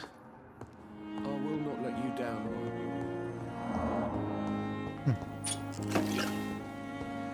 Ja, kaum hat man das Ding einmal erkannt, dann findet er das im ganzen Krankenhaus immer wieder und ganz leicht. But we have some of the most brilliant minds in London at Pembroke.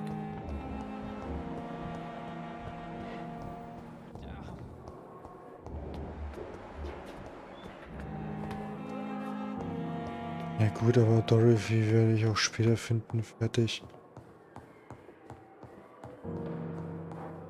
Mache ich wenigstens noch mein Level up und scheiß auf den Rest.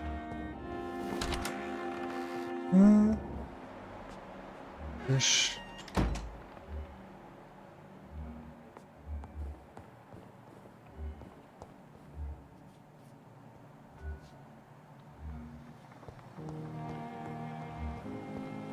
Ja, dass es geschützt wird.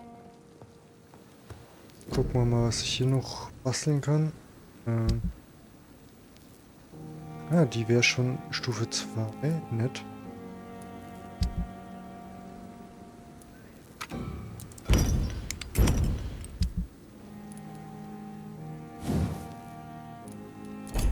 Okay, das Ding geht garantiert nicht höher. Das auch erstmal nicht. Dieses kann ich mir auch nicht leisten. Dann, oh, Kiste. So.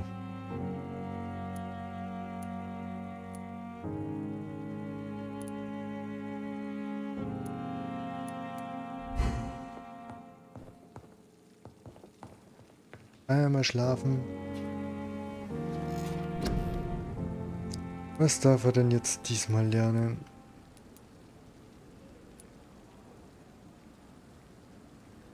Der Sprung wäre an sich echt sehr gut. Das wäre der probierte Treffer.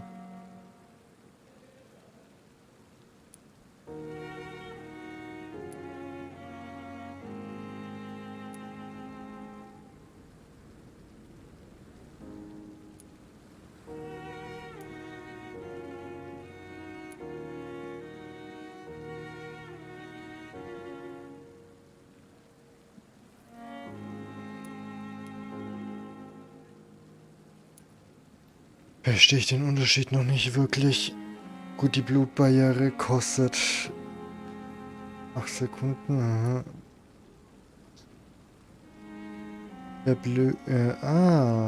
Explodiert sie, macht sie extra Bonus-Damage.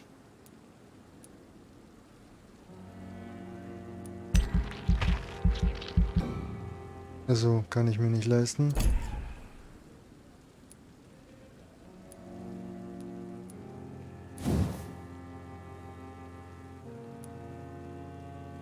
Kann ich ja auch nicht leisten. Schade.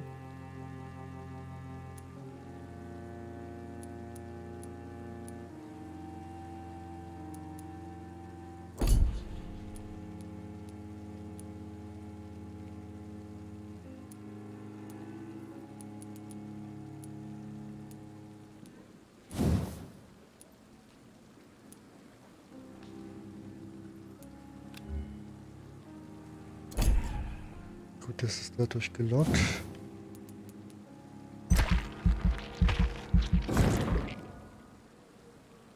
So, dann gibt es jetzt einmal ein Ultimativ. Aber ich bin doch... Ach so, das ist nicht Stufe... Ja, okay. I get it.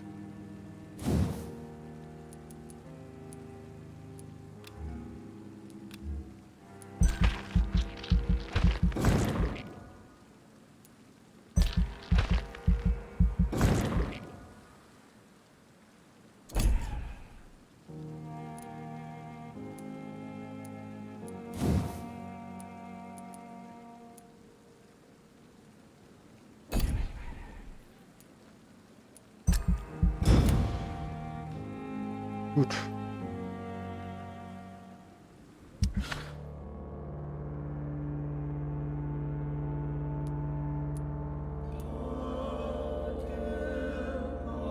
Blutarmut. Kopfschmerzen.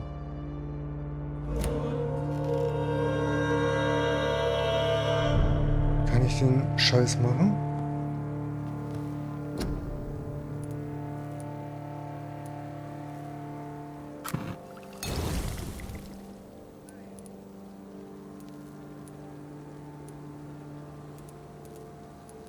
Gegen Kopfschmerzen habe ich nichts.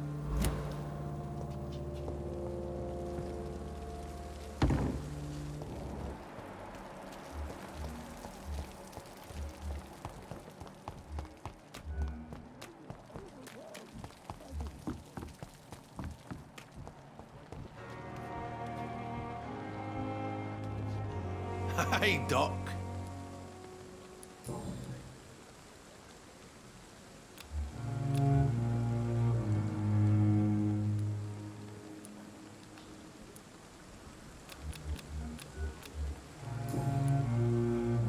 Don't know.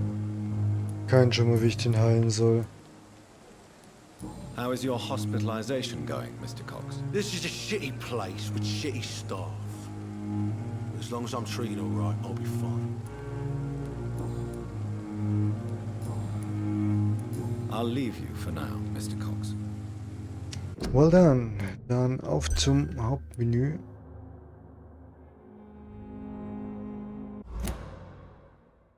That was it. Ich wünsche auf jeden Fall noch einen schönen Samstag, Nacht, Halloween und so weiter und so fort, wer der Typ dafür ist. Ja, keine Ahnung. Es gefällt mir schon. Es lässt sich halt... Gut, man kann viel mit anderen Leuten interagieren, theoretisch. Gibt einem viel Zeit, mit anderen Leuten auch reden zu können oder über diese Welt reden zu können. Das gefällt mir an sich schon mega. Aber es ist halt nicht auch mega unterhaltsam. Also es ist schon ein bisschen komisch. Dann freue ich mich mal auf morgen, wenn ich dann vielleicht den einen oder anderen Boss mal kaputt mache. Zum Beispiel den Wolf. Ja. Morgen Genshin Impact. Auf jeden Fall Safe Call. Mal gucken. Vielleicht mache ich ja Vampyr auch so als Sonderstream so unter der Woche mal fertig. Ja, schwierig. Dann macht's mal gut. Ciao. Bis morgen.